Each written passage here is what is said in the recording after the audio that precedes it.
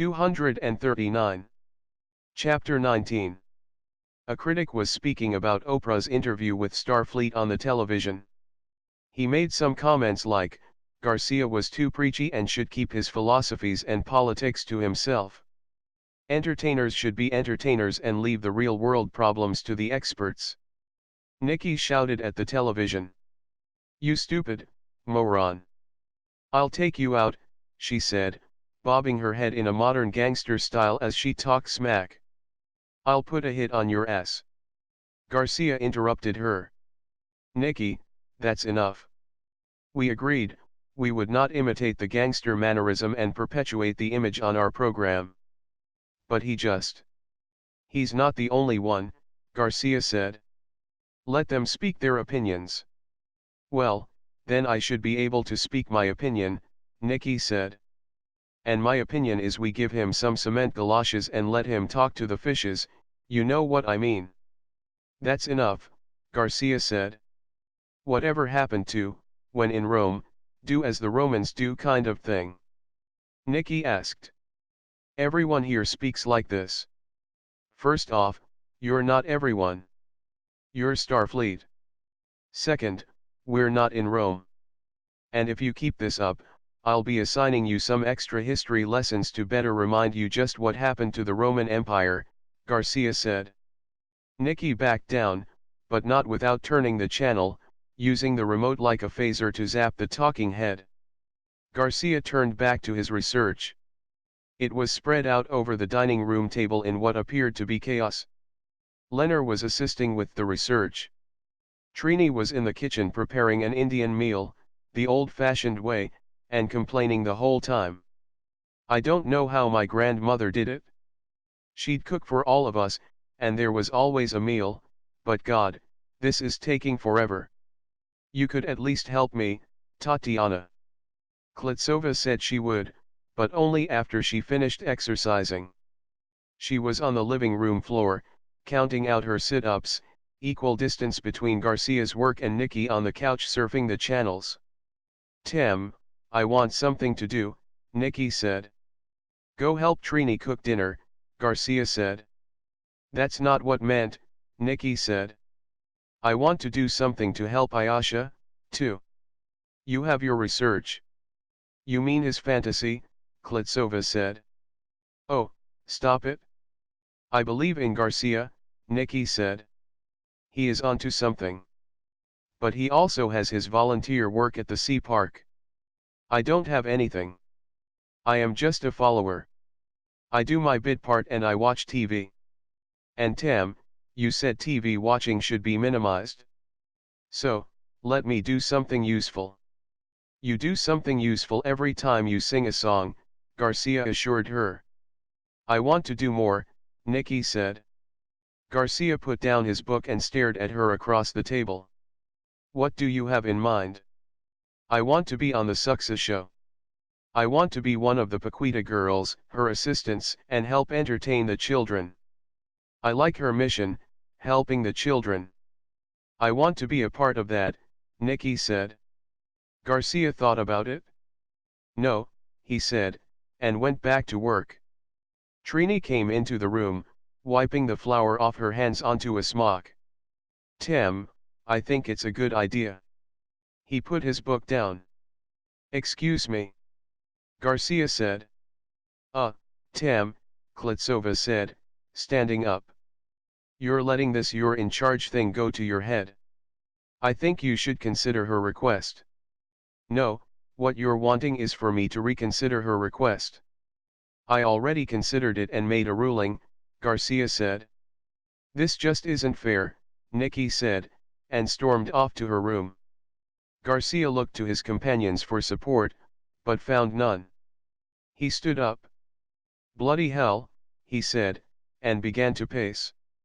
Apparently none of you seem to appreciate the lengths I am going through to keep us all safe, and letting her run off on her own is hardly compatible with that goal. 240. She would be in the studio across the street, Trini said. And I could accompany her, and stand off backstage, as well as hire some bodyguards. Do you guys not recall that earlier this week someone tried to off us? Garcia snapped. And before that the car chase and shootout. No, Klitsova said. We have not forgotten. Sure, you stole the show like you do everywhere else we go, but you can't be everywhere, and you can't protect us 100% of the time. Life is inherently unsafe. We measure the risks and we do the best we can. Not on my watch, Garcia said. I cannot justify. What, letting her out of your sight? Klitsova said. You're not her mother. And that is why I have to work twice as hard to ensure her safety, Garcia said. He resumed pacing. Make me out to look like the bad guy. Indeed. Do you think all of this is easy? Do you think this is fun and games? We are not here on vacation. I said no, and that's final. You got that? Trini, I think you're burning something. My roti, Trini said and ran back to the kitchen. Garcia paced for a little more, went back to his chair, sat down, started to read, and then slammed the book shut. He stared at the table. I'm not the bad guy here, he mumbled. I didn't say anything, Leonard said. Nikki returned to the living room, approaching Garcia, head down. Tim, I am sorry. I was out of line. You have treated me more like an adult than anyone in my life, and given me much more responsibilities than I have ever been challenged with before. I owe you better. I won't bring it up again. Forgive me. Garcia hugged her. There's nothing to forgive, he said. Nikki went back to the couch and turned the television channel. Klitsova returned to her exercise. Garcia returned to his work, a research focused on the UFO phenomena on Iota. Newspapers and magazine articles related to UFO sightings and/or abductions, reports that Captain Eggers had somehow managed to get to him, as well as fan letters who also claimed to have been abducted or seen a UFO, all littered the table in several stacks. Leonard tore out a page from his magazine and handed it to Garcia. The page contained a photo of a crop circle, which Garcia cut out, labeled the date and location, and then tacked it to the wall behind him, and he placed a pin in global map. He stepped back to study the arrangement. A collage of clippings of crop circles covered a good portion of the wall. I really think your obsessive-compulsive disorder is getting worse, Klitsova said, taking a break from her sit-ups. She rested her elbows on her knees. There's a pattern here, Garcia said, unconsciously squeezing a stress ball. And I'm going to find it? Like there is a pattern with the celebrities, Klitsova said. There's a pattern there, too, Garcia said. And I'll find it? Why don't you just mind meld with one and see what that turns up, Klitsova said. I've thought about it, but for now, I'll just keep doing interviews, Garcia said, turning the image of the crop circle over. You know, I'm okay with you reading the papers and such, and your interviews with the stars, but you shouldn't have asked people to send stuff to you, Klitsova said. The amount of material the kooks are sending us is becoming obscene. It was bad enough when people were just sending us their songs and poems for you to review and girls sending you pictures of themselves and marriage proposals. It's just too much, Tim. We had to turn the floor downstairs into a post office. People love us, Leonard said. It's only natural that they should want to contact us. Most of these people don't have much else in their lives. Little hope of improving their condition in this sort of free market environment, other than selling themselves to corporations, which is little better than being in a sweatshop. Not everyone can be a successful business person. That's my point, Klitsova said. Tim, when you talk about this hypothesis of yours on national television, you put ideas in people's heads, and they invent these stories because they want to belong to something bigger than themselves. 241. First of all, there's no way I could keep my interest a secret, seeing how everything we do or say ends up on television, Garcia said, waving his hands at several of the cameras to make his point. Second of all, No one wants to be a victim of a UFO encounter, and not just because it's not fun being probed and violated, but because the amount of ridicule and stigma associated with coming forward as a witness to something unusual is debilitating.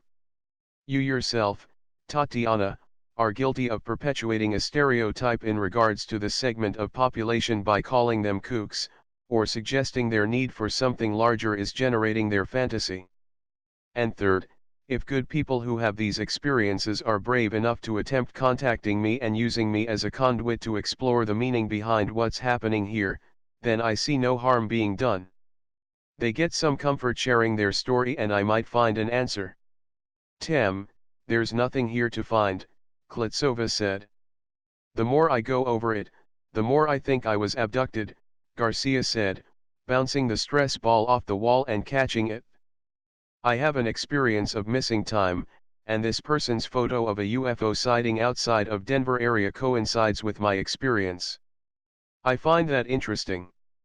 Was it a pink UFO like the one Suxa comes out of on her show De Suxa?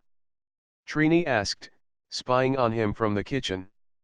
No, it was not a pink Suxa UFO, Garcia grumbled, bouncing the ball off the wall again.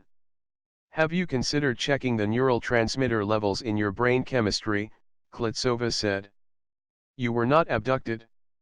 You may have hit your head on something, or your oxygen supply was reduced due to the extended duration of time spent in your life belt, or you may have even had a blackout from all the stress. Klitsova stopped herself, realizing too late that she shouldn't have mentioned the life belt. The last thing they needed was someone from the government trying to steal one of their 4 belts. Ever since the car chase and shootout, they had forced Nikki to wear one of their life belts every time they went into public, intending to protect her against bullets. She continued without much of a pause, "We've been under. I just find it highly unlikely that you were abducted. It just doesn't make sense. Why would aliens abduct you? And even if you were abducted, what are the odds of an alien picking you up, assuming random abductions, in a population you just joined? And why would they put you back after going through all that trouble of capturing you in the first place?" Well, that one might be easy to explain, Leonard said. Have you ever tried working with him? True that, Klitsova laughed. But it also doesn't make sense that the national press would not cover a story of a UFO sighting. Really? Garcia said. Earth, March 13, 1997, Phoenix, Arizona. 20,000 plus people observed a UFO. The event lasted 106 minutes and was captured with video and still photos by both professional and amateur photographers. It appeared to be a mile long, hovered approximately 6,000 feet off the ground, and even interrupted approaching flights to Phoenix International Airport. Approaching aircraft saw it, radioed the tower, and asked for a heads up. The tower responded that though they had a visual on the object, it did not show up on radar. That's fact. That's interesting. But guess what? It did not get national news coverage until June 18, 1997, nearly 3 months after the event, and it got a total of 1 minute airtime, and one article in the USA Today, a national newspaper. Phoenix local government refused to investigate the sighting because they believed it fell under the military's jurisdiction. The military refused to investigate it because they said it fell under the local government's jurisdiction. Consequently, nothing got done. The people that tried to make reports were dismissed, or flat out ignored, and to this day it still reeks of a government conspiracy to hide the truth. Nice story, Tam, but it has no relevance in this day and age, and on this planet, Klitsova said. And our show is not about Project Blue Book. It's about music, and our time might be better spent if we were to prepare for our next guest. I think it's kind of cool, Nikki said. It gives us something to do, other than sit around waiting for my mom to show up. Tam, can we go and talk to some of these people? Maybe, Garcia said. Definitely if any of these people reside in a town where we're scheduled to give a concert. Wouldn't it be like so cool if we could solve a mystery or something? Nikki went on. Maybe we can go ghost hunting, too. And then we could do a song to accompany a video of us all running from monsters in a 242. Long hallway going through doors and returning to the hall from doors on the opposite side in some kind of weird bending of the space-time continuum. We don't have a dog, Klitsova said. See what you've started, Tam. And don't start talking Valley, Nikki, or you'll start a new fad on this planet. Tam, Leonard said. Let's assume you're right. Aliens are here and are influencing this culture. That means the people inserted into this culture are either complicit in the alien activities or they are somehow controlled. Either way, there would have to be some sort of communication going on between aliens and the human agents, more sophisticated than crop circles. It would have to be telepathic in nature. Or subliminal, perhaps, Garcia said, his eyes glancing to the television. A subliminal trigger that causes someone to remember something or to act.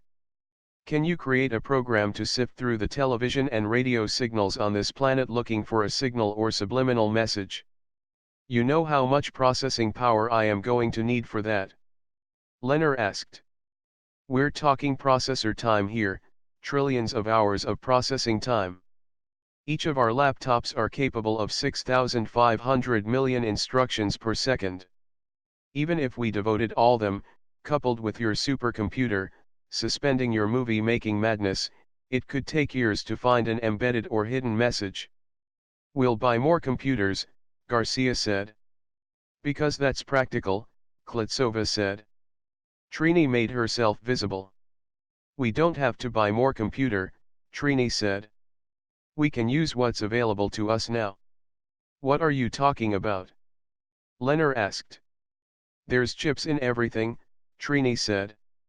There's a computer chip in the microwave, the washer and dryer, the dishwasher, the stove, the toaster, the blender, the coffee maker, and the refrigerator.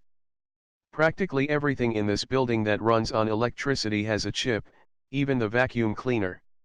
All of these chips have more processing power than are being utilized by the device holding them, and if we could tap into them we could more than quadruple our processing ability. The modern house probably has 50,000 MIPS available, if you connected all the chips in tandem. But that's the trick, Trini. How do you connect them all together? Klitsova asked. They don't have wireless abilities. All the equipment is plugged in, Garcia said, scratching his goatee. If we could send a signal via the electrical outlets, we could access everything that is plugged in and reprogram the chips to process our information. We could theoretically access and take over the functions of every chip on this floor, or the whole building, or, hell, even a city block. There might be a simpler way, Nikki said. Design a fancy screensaver and distribute it for free on the internet and ask people to join us in the search for an alien signal in their spare time. They did that on Earth, didn't they? The SETI project. There you go. Garcia said. Good thinking, Nikki. That's two options for you, Leonard.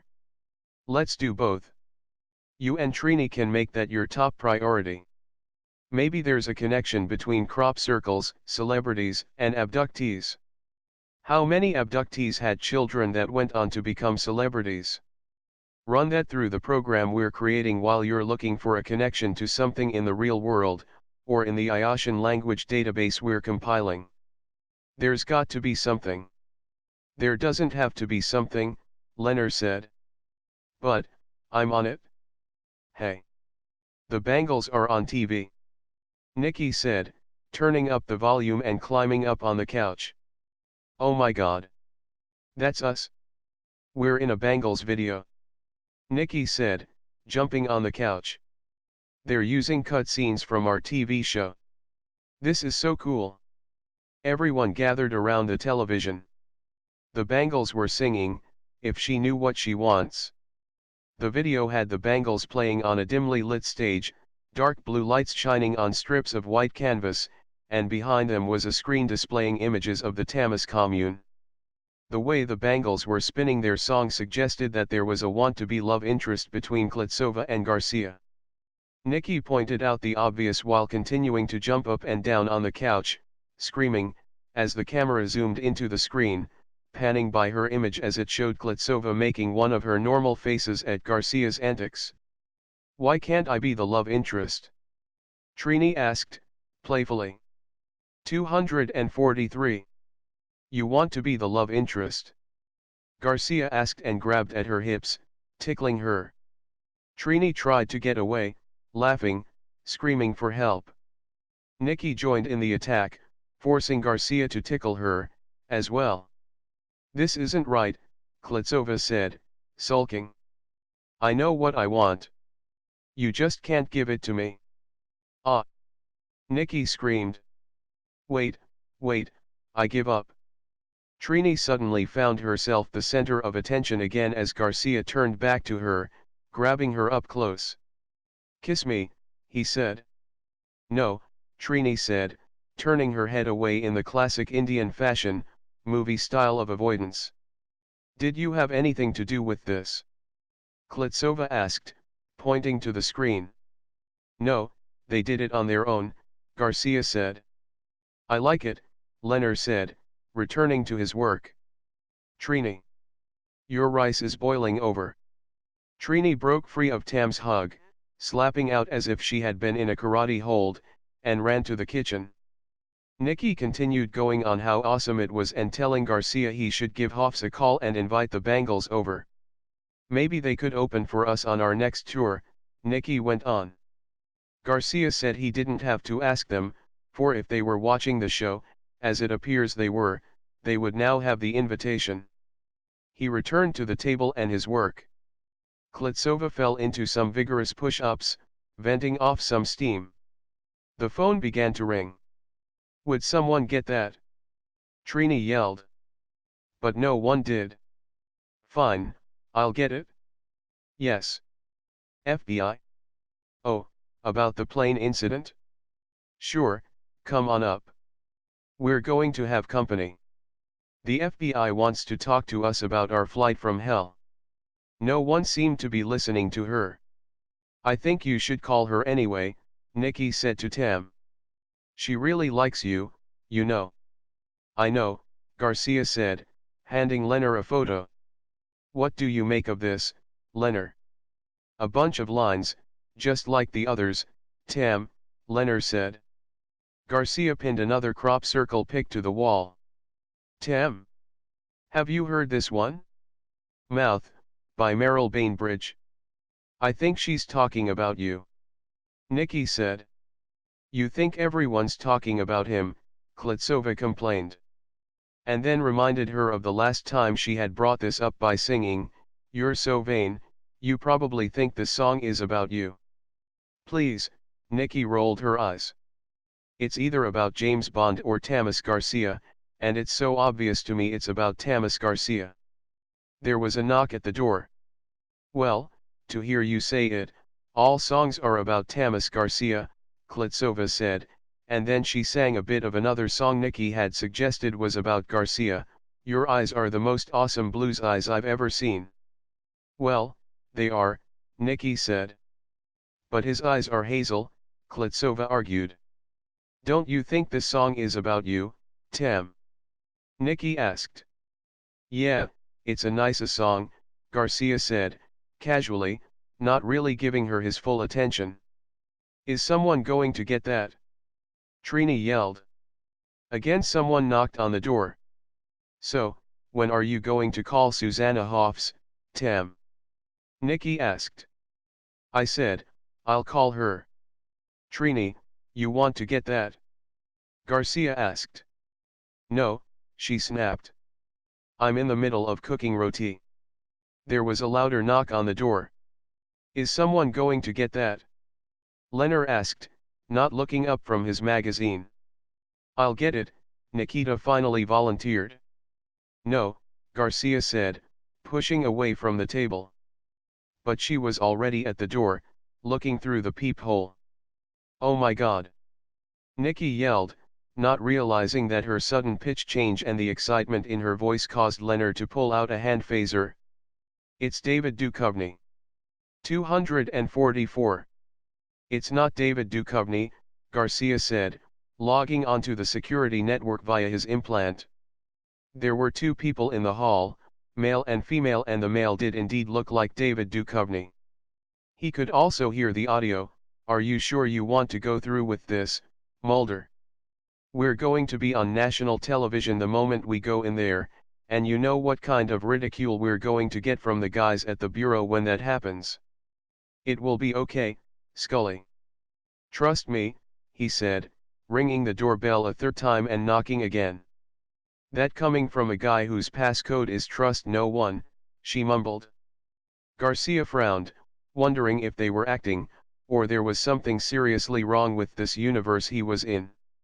He hoped they were acting, looking for a little push for their TV series, because otherwise, he would have to revise some of his hypotheses about the 20th century Earth icons on Iotia. Leonard, add 2 names to my alien list. David Duchovny and Gillian Anderson, Garcia said, and then told Nikki to back up so he could open the door. Klitsova stood up. Nikki screamed and jumped up and down. I told you it's David Duchovny. I know my 20th century entertainment history.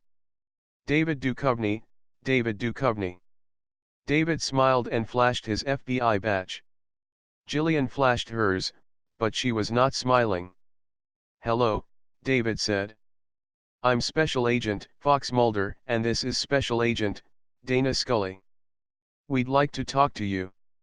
He would like to talk to you, Gillian corrected, emphasizing he. Of course. Come in, Garcia said.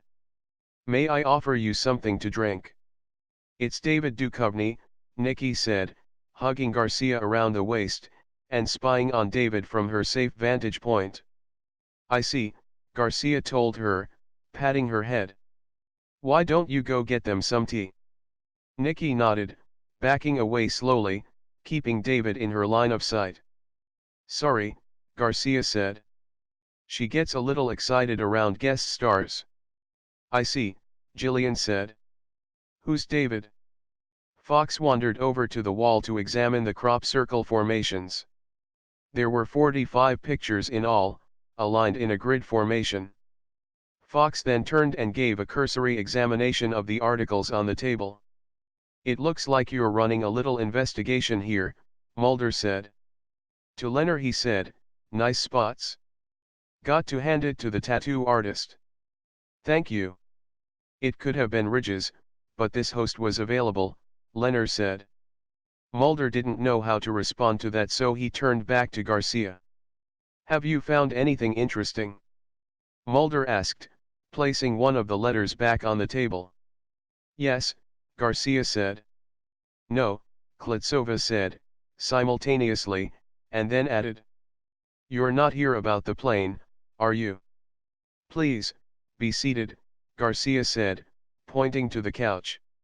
He rolled his exercise ball over and sat on the opposite side of the coffee table, across from the guests. I would be happy to share my findings with you. What do you want to bet Garcia kisses Scully in this episode? Leonard whispered to Klitsova as Mulder said he would indeed appreciate seeing anything Garcia had. Klitsova responded by hitting Leonard in the arm. I wish I was Tam, he whispered, rubbing his arm. Trini hit him in the other arm. We're going to be having lunch soon, Trini offered. Roti and spinach, rice and beans, and shark bake. Would you be interested? No, thank you, David said, acknowledging Nikki with a smile as she placed the tea on the coffee table. She bit her lip and withdrew behind Garcia. So, I hear you were abducted, Mulder said. I believe so, yes, Garcia said. And what evidence do you have to support this belief? Scully asked. Nothing tangible, Garcia said. Mulder, we're wasting our time here, Scully insisted. Dana, I want to hear what he has to say, Mulder said. He gave his attention back to Garcia. Have you seen an alien? We are aliens, Nikki said. 245. Mulder. They're in a band called Starfleet. Do you really expect him to say he hasn't? Scully asked, high on the sarcasm. Look, Garcia said. I know you think I've watched too many Star Conqueror episodes, but I know some things. I believe that a race of aliens is experimenting with the social order on this planet. You believe this? Scully asked. Garcia briefed them on a little preserver history. Scully heard it as trivia. You're talking old episodes of Star Conquerors, Scully pointed out. The ones recently found in the archives that the studios have released. The lost episodes? Miramee, planet I think they called it. I know it's hard to believe, but sometimes fiction is based on actual historical and scientific events. Garcia said. Leonard, would you bring me that list of aliens? Dana rubbed her forehead. Headache? Garcia asked. Scully nodded. Garcia instantly got up, pressed a pressure point on her shoulder, and then massaged the point for 15 seconds, watching as she visibly relaxed. How's that? Better. Yes, actually, Scully admitted, her hand going to her shoulder. Garcia nodded, took the list from Leonard and handed it to Mulder. This is a list of alien personalities that have been inserted into this culture. Scully looked at the list Mulder was holding. It's a list of celebrities, Scully said. It makes sense, Mulder said. I always thought Barbra Streisand was from another planet. The last two names on the list are yours, Garcia said. Ours? Mulder asked, looking at the list. Your real names are David Duchovny and Gillian Anderson. You come from Earth, 20th century. Garcia explained. I can assure you, Scully said, that though Mulder is out there, neither he, nor I, are aliens. And these are the only names we have ever had. I know it sounds ludicrous, but everyone on that list, including the two of you, have counterparts that were living on Earth during the 20th century. You are not really FBI agents. You only played FBI agents on a successful TV show, called The X-Files, where you investigated the paranormal, Garcia said. The only mistakes you made were the movies. So, because the movies were bad, we had to be brought back to life in this incarnation as punishment. Mulder asked. Or as an encore. Mulder, don't humor him, Scully said. He's telling you the truth, Nikki said. What, Vulcans can't lie? Scully asked. He's only a quarter Vulcan, Klitsova pointed out. So, it's only a quarter of the truth, Scully offered. I don't think you can handle the truth, Leonard mumbled. I've studied entertainment from the 20th century, and I've watched you two on your show, Nikki said. My favorite was the Roach episode. Mulder shivered. How do you know about the Roach incident? He asked. We know a great deal, Garcia said. Did you know that your government is making secret deals with a member of the Ferengi Alliance, who wants nothing more than to enslave you through economic means? Well, one can interpret the Kirk encounter as the Federation's taking over the planet, Mulder said. Perhaps the Ferengi will offer a better deal than the whole New World Order conspiracy gig. Kirk was only trying to restore order to a system that became chaotic due to an earlier encounter with aliens, Klitsova argued. You'd be better off making a deal with the devil, or a bad interest credit card company, Leonard said. He handed him a sketch of a Ferengi. His name is Brock. And how did you come by this information? Scully asked. We have our sources, Garcia said. Right. And do you have a spaceship? Scully asked. I might find that convincing. 246. No, Garcia said. So, that doesn't leave us much to go on, does it? Scully said. We did have a ship, Nikki said. Garcia gave her a warning look. Well, we did until Garcia the Great, here, blew it up, Klitsova said. Why would you blow up your own ship? Mulder asked. I couldn't allow Starfleet technology to fall into the wrong hands, Garcia said. The Iotian government, and to some extent, the population at large, may not be ready to handle the kind of technology Starfleet has to offer. Convenient out. It's a plot contrivance if you ask me, Scully said. So, tell me, Mulder asked. Why would anyone want to infiltrate our world with personalities from old Earth? I don't know, Garcia said. I'm still working on that one. It could just be experiments of some bizarre kind, but if I were to hazard a guess, they seem to want to see what combinations of cultures produce the most successful human populations. This planet had already had a dose of Earth's gangster past, which probably would have self-destruct 100 years ago except Kirk intervened. Now the powers that be seem to be attempting to offset some of the violence that comes with the gangster mentality by offering you some of the better parts of Earth, such as entertainment, music, stories, and art. All very nice, but you still have no proof, Scully said. Surely the two of you have seen some strange things and have no proof, Nikki offered. And it's not like you aren't aware of the existence of aliens, since you openly admit that you have been visited at least twice, once by the Horizon, and then once by the Enterprise. So, since we agree that there are aliens, then all we have to do is decide which aliens are here and determine what they are doing. Garcia patted Nikki's shoulder, applauding her analysis. I will give you aliens, Scully agreed. But I don't believe in government conspiracies and cover-ups. And I don't believe Garcia is any more alien than I am. Garcia brought his hands together, index fingers touching, as he considered a leap of faith equation. I am prepared to give you absolute proof, Dana, Garcia said.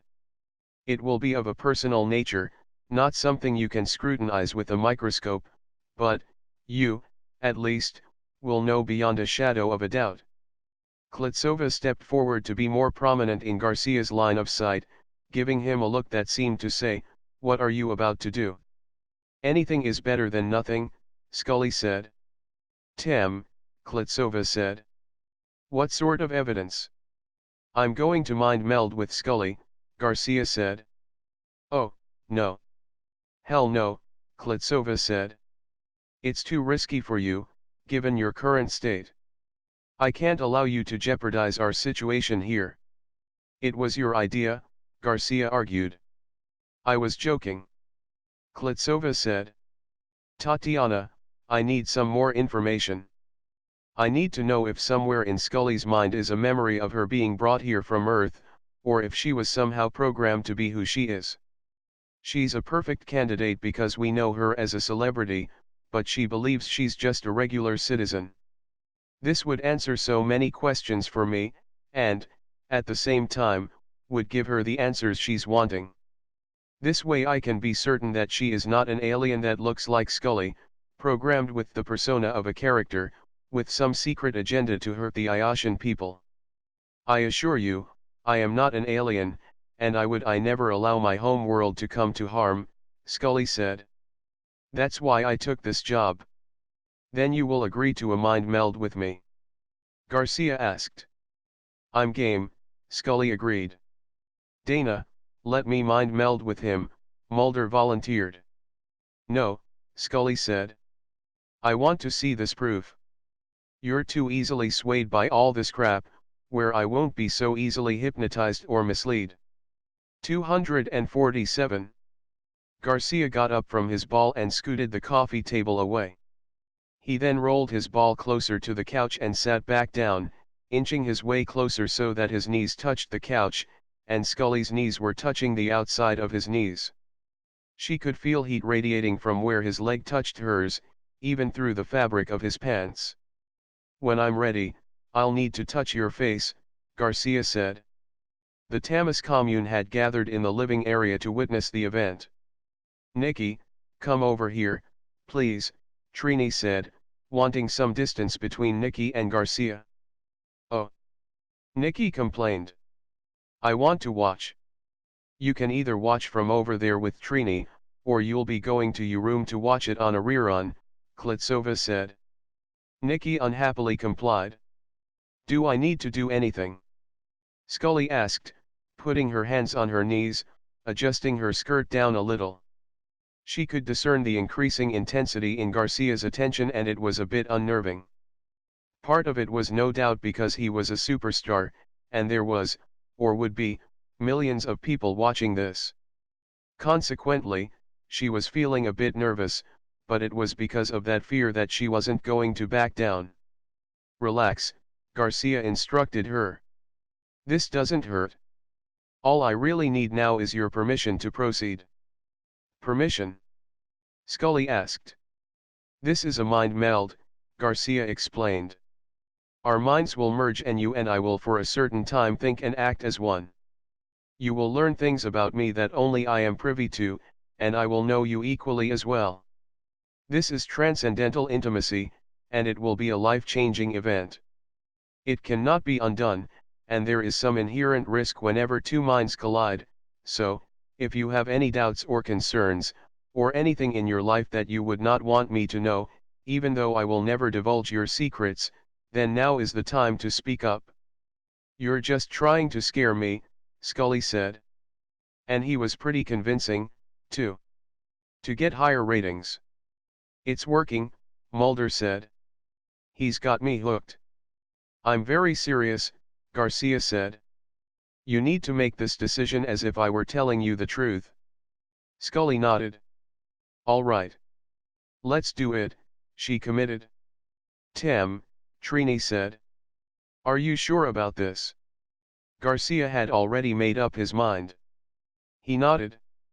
"I believe it will help answer some question," Garcia said. And, he was secretly hoping that these two federal agents might be able to help him with his mission. He could use some inside help. "Dana?" Mulder asked. "Same question." "Oh, please, let's just get this over with," Scully said. Garcia lifted his left hand and touched the right side of Scully's face, touching her gently. He blushed as he suppressed an inappropriate thought, but pushed forward with the meld. His fingers sought out positions that would link him to her through her temporal, zygomatic, buccal, mandibular, and cervical nerves that line the face. Once he found them, his fingers gently pressed deeper into her skin and Dana took a sudden, sharp breath in. Mulder reached out to her but Klitsova grabbed his hand back. "Don't," Klitsova warned. "With this particular trance, he might not be able to handle both of you simultaneously." Scully and Garcia's breathing and heart rates began to synchronize. Their eyes locked. "Our minds are one mind," Garcia said. "Our thoughts are one thought. One body, one mind, one Kutra," he went on, and her voice joined in the chorus. "Your thoughts, my thoughts, our thoughts." Scully reached up with her left hand and touched Garcia's face, her fingers mirroring his finger position. Together they stood up and Klitsova rolled the ball away so that Garcia wouldn't accidentally step back and trip over it. Scully and Garcia stepped in closer to each other, their bodies touching, his right hand moving to the small of her back, and her right hand going to his shoulder. It looked as if they were about to start slow dancing. Tears began to roll down Scully's face. 248. "Music," Scully said. Garcia's mouth moved but no words came out. Apparently, her mind had been the dominant one in this merger. Mystery. Beauty. Love. The two of them couldn't get any closer, but they tried. Scully pressed her lips against Garcia's lips, and they both surrendered to the passion, still of one mind, one thought. Garcia was the one that finally broke off the kiss. Scully tried to pursue, but he turned his face and she kissed his cheek. His right hand came up, tracing her spine, to finally rest on her shoulder. He forced some space between them. His free hand followed the arm up to her hand, and he gently pried it away from his face. "No," Scully said. "Please." Removing his left hand took more effort, but he did so. "No," Scully cried. "Don't leave me here alone in the light. Please. They might come back. They might come back." Garcia staggered. Klitsova stepped in front of Garcia and shook him by the shoulders. Let go, she yelled in his face. Break contact. No, Scully said. Garcia echoed it. Klitsova slapped Garcia hard across the face. Scully's head turned rapidly as if she were hit. Tanya! Nikki screamed, moving as if to protect Garcia from Klitsova. Trini held her back. Klitsova hit Garcia again and then a third time. She was about to hit him a fourth time, but he suddenly blocked, grabbing her wrist and bringing his other fist in to punch her, stopping himself a centimeter from her nose. His eyes focused on hers and he nodded. He was now free. Scully collapsed into Mulder's arms and he sat her down on the couch. Garcia let Klitsova go and went to Scully's side. I think you enjoyed that a little too much, Leonard told Klitsova, but she ignored him. Are you okay? Garcia asked Scully, taking a napkin and wiping the perspiration from her brow. Scully nodded, sipping from the iced tea Mulder was holding for her. She pushed it away and turned to Garcia, taking his hand. I believe, Scully said. Garcia was embarrassed at some of the things they had exchanged. He averted his gaze, and was instantly reminded of why he shouldn't have looked down, and turned his head. Scully gently turned his face back towards her. It's okay, she said, softly. I understand. She kissed him lightly on the lips, a friendly kiss, less passionate than what they had earlier shared. Understand what? Mulder and Klitsova asked simultaneously. They did a double take off each other. Anything Mulder and I can do to assist you, we will, Scully said. We will. Mulder asked.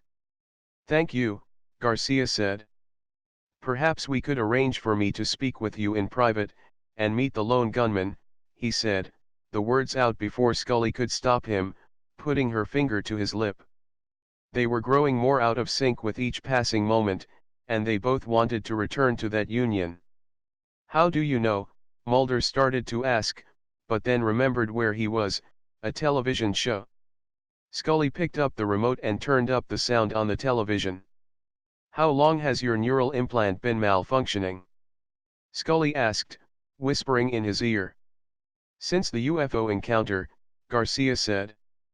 There was now no doubt in his mind that she knew what he knew, and he had the benefit of knowing that her medical knowledge helped her to assess his situation. Can it be reset? Scully asked. Not with the technology we have available, Garcia said. Scully touched his face, brushing his hair out of his eyes, concerned. What if we took the power supply out and then put it back in? Right. And who would I get to do the surgery? Garcia asked. I will, Scully said. Garcia squeezed her hand and imposed a thought on her. We'd have to do it off camera. The studio thinks this is all a gimmick. Too much evidence might blow our cover and the safety of my friends is paramount. We can work this out, Scully said, triggering a Beatles song in Garcia's head. She actually heard the chorus going off in her own. No, Garcia said, aloud, shaking his head, and patting her hand. He imposed another thought on her. I just can't risk it at this time. I can't risk losing contact with Brittany. 249. Scully nodded. Can you still hear me? She asked, trying to push her thoughts through her hand and into his, not knowing if the mental imagery helped any. A little, Garcia said. Like a whisper. I'm yelling, Scully said, smiling. I know. It's a loud whisper, Garcia assured her. If your condition gets worse, let me know, Scully said. Mind melding with you gave me an infusion of strength, Garcia said, standing up. It'll keep me stable a little longer. Scully stood up as well, not letting go of his hand. I want to be alone with you, she said. Garcia nodded, kissed her one more time. Let some time pass, Garcia said. The feelings will fade. I don't want them to, Scully said. Hello. Klitsova said. We're on TV? You have to talk and say stuff for the audience. Like, get a room? Mulder asked. I've got to go and rest, Garcia said. Will you please excuse me? Scully reluctantly let go of Garcia's hands, then thought better of it, hugged him, and then headed for the door. Come on, Mulder. We got work to do. We do. Mulder asked, starting to follow, and then paused to shake Garcia's hand, reconsidered, and brought his hand back. I think we'll be seeing you again. Most definitely, Garcia said. Garcia turned and went right to his room, the closing of the door synchronized with Scully closing the front door. She leaned back against the door, indifferent to the fact that Mulder was appraising her. What was all that? Mulder asked her. Are you all right? I'm so all right, Scully said, unconsciously smiling as she considered her new insights into Garcia. And then she thought about it again and how she was now alone, her smile fading. And so not. Inside the Tamas commune, Nikki shook her head in amazement. This is going to be our best episode ever. What makes you say that? Leonard asked. Nothing new. Tam sees girl. Tam kisses girl. Seen one episode, you've seen them all. The only thing that didn't happen was Garcia loosing his shirt.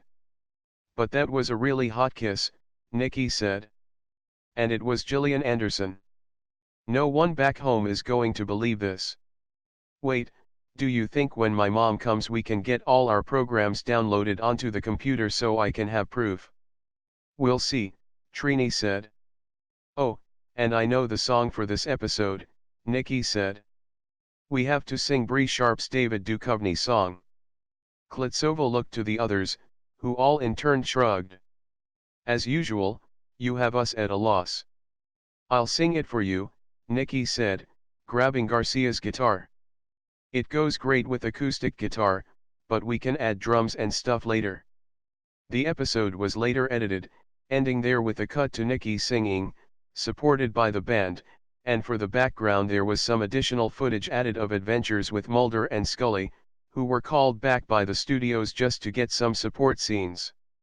Garcia commented that he really liked the still photo of Scully holding her weapon at ready as she leaned against a wall, ready to come around the corner, and the photo of him and Mulder in dimly lit warehouse, their weapons drawn, looking official, and another with Scully between Garcia and Mulder. There was also a scene with the three of them in a car, Mulder telling a story, and Scully rolling her eyes, Garcia sleeping in the passenger seat, as the three of them drove to interview abductees, and then again as they spoke to a person who claimed to have been abducted, standing in the sun as the alleged abductee was watering the tree in his front lawn, telling his story. Bree Sharp's David Duchovny, sung by Nikki. It's Sunday night, I am curled up in my room. The TV light fills my heart like a balloon. I hold it in as best I can. I know I'm just another fan. But I can't help feeling I could love this secret agent man. And I can't wait any more for him to discover me. I got it bad for David Duchovny. David Duchovny, why won't you love me? My friends all tell me, girl, you know it's just a 250 show, but deep within his eyes I see me wrapped up like a bow, watching the sky for a sign. The FBI is on my mind. I'm waiting for the day when my lucky stars align. In the form of David Duchovny floating above me in the alien light of the spaceship of love. I need David Duchovny hovering above me, American Heathcliff, brooding and comely.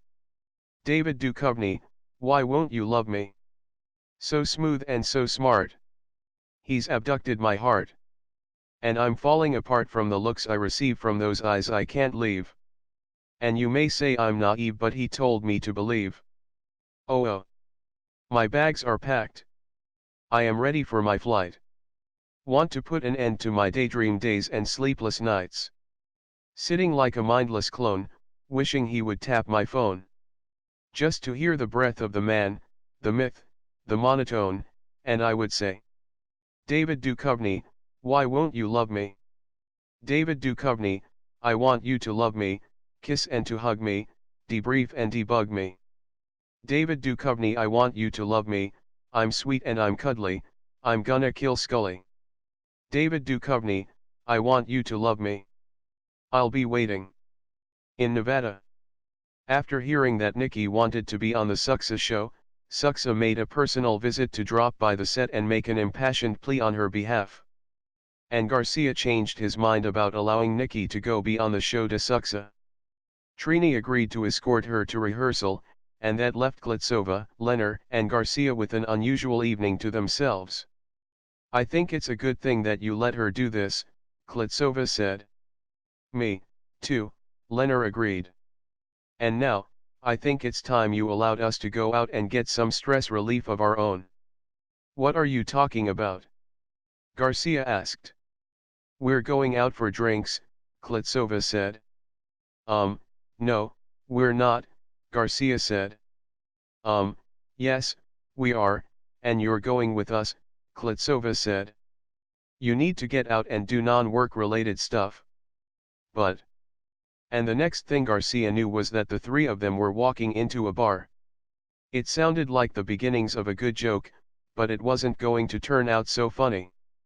It was a famous Irish pub down the street from their building that offered dancing, billiards, live entertainment, and had the reputation for holding some of the best bar fights this side of New York. The waitress brought a beer for Klitsova and Leonard, and Garcia had a regular, no cocaine, Coke. See, Klitsova said. This is nice. The people here appreciate that stars just want to come and have a drink and be normal for a while. Two men that had been playing pool approached Garcia. You're that Admiral guy on the Next Generation, aren't you? The first asked. Yes, Garcia said. I got $20 here that says me and my friend here can take you, the second said. Garcia said. You should sell that $20 on eBay and see if you get anything for talking money. You playing us stupid or something, the first said. No, I would never do that, Garcia said. Stand up, the second said. I think I will just sit here and drink my drink, Garcia said. Look guys, Klitsova began. We're not talking to you, wench. We're talking to the man. He likes to fight, we like to fight, said the first. You really don't want to do this, Leonard said, putting an arm on Klitsova's shoulder to keep her seated and calm. Not talking to you, either, Spot, said the other. So, what's it going to be? You gonna stand up and take it like a man, or are you gonna sit there like a girl? I'm going to sit here like a girl, Garcia said. No, you're not, the second said.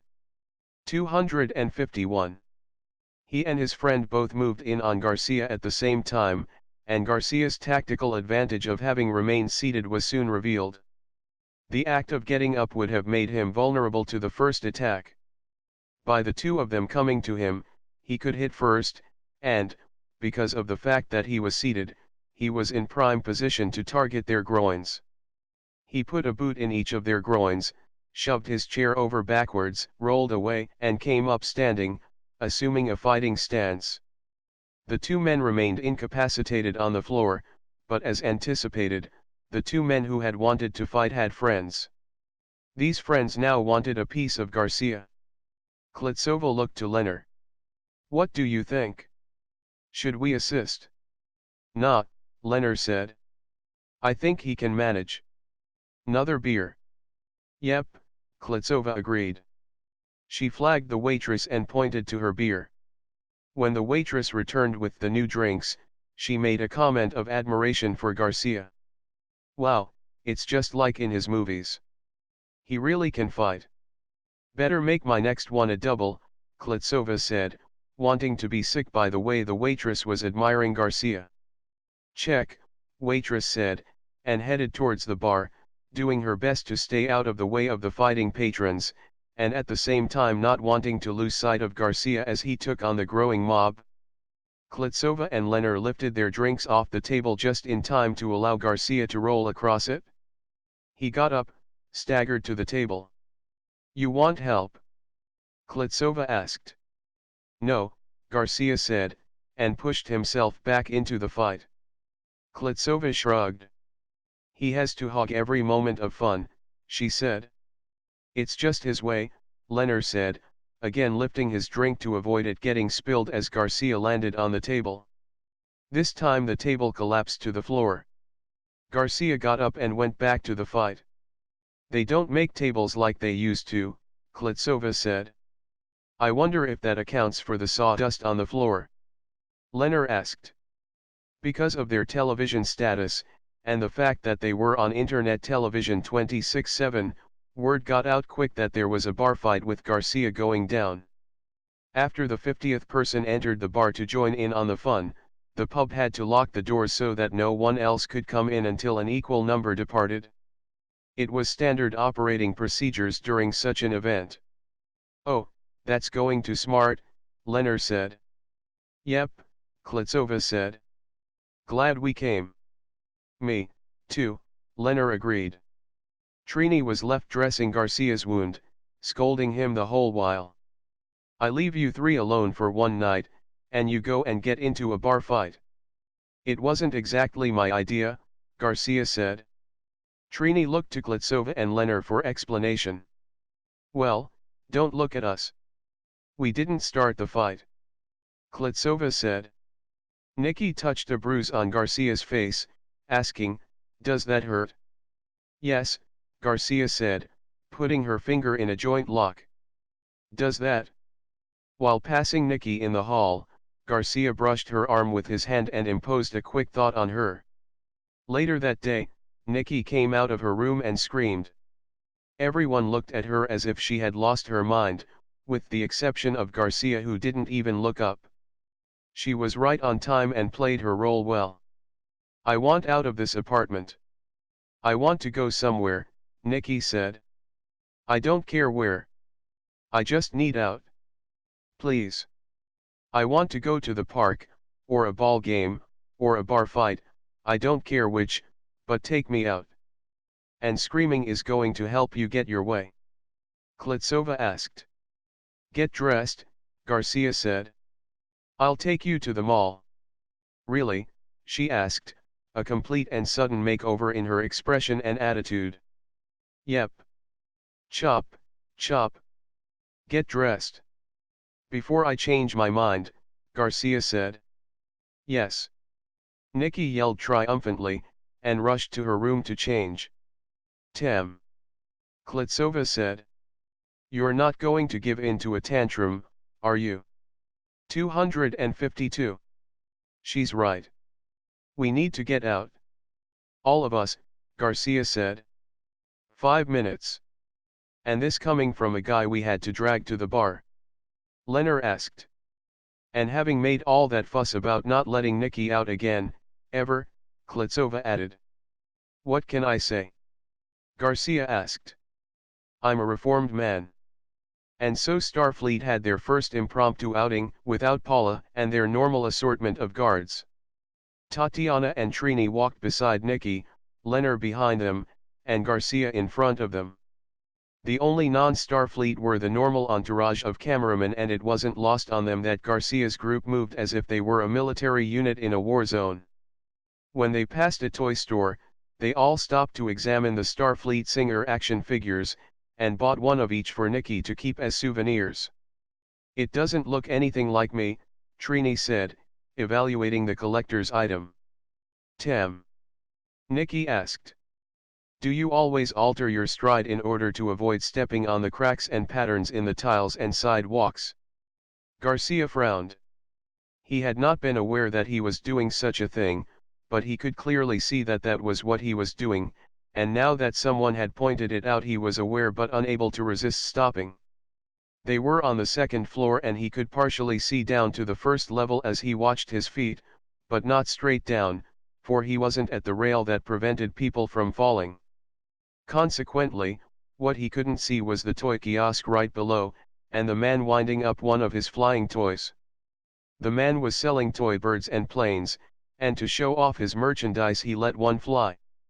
The toy rose above the second level and Garcia reacted instantly, turning towards it, drawing a phaser, hitting it dead on. His weapon was set for stun, but it melted the delicate wings and sent the whole thing crashing to the ground. Klitsova was suddenly on him, trying to take the weapon out of his hand. "You just killed a toy," Klitsova said. "It startled me," Garcia said. "I thought it was an alien." "Never mind. Give me the phaser," Klitsova said, holding out her hand.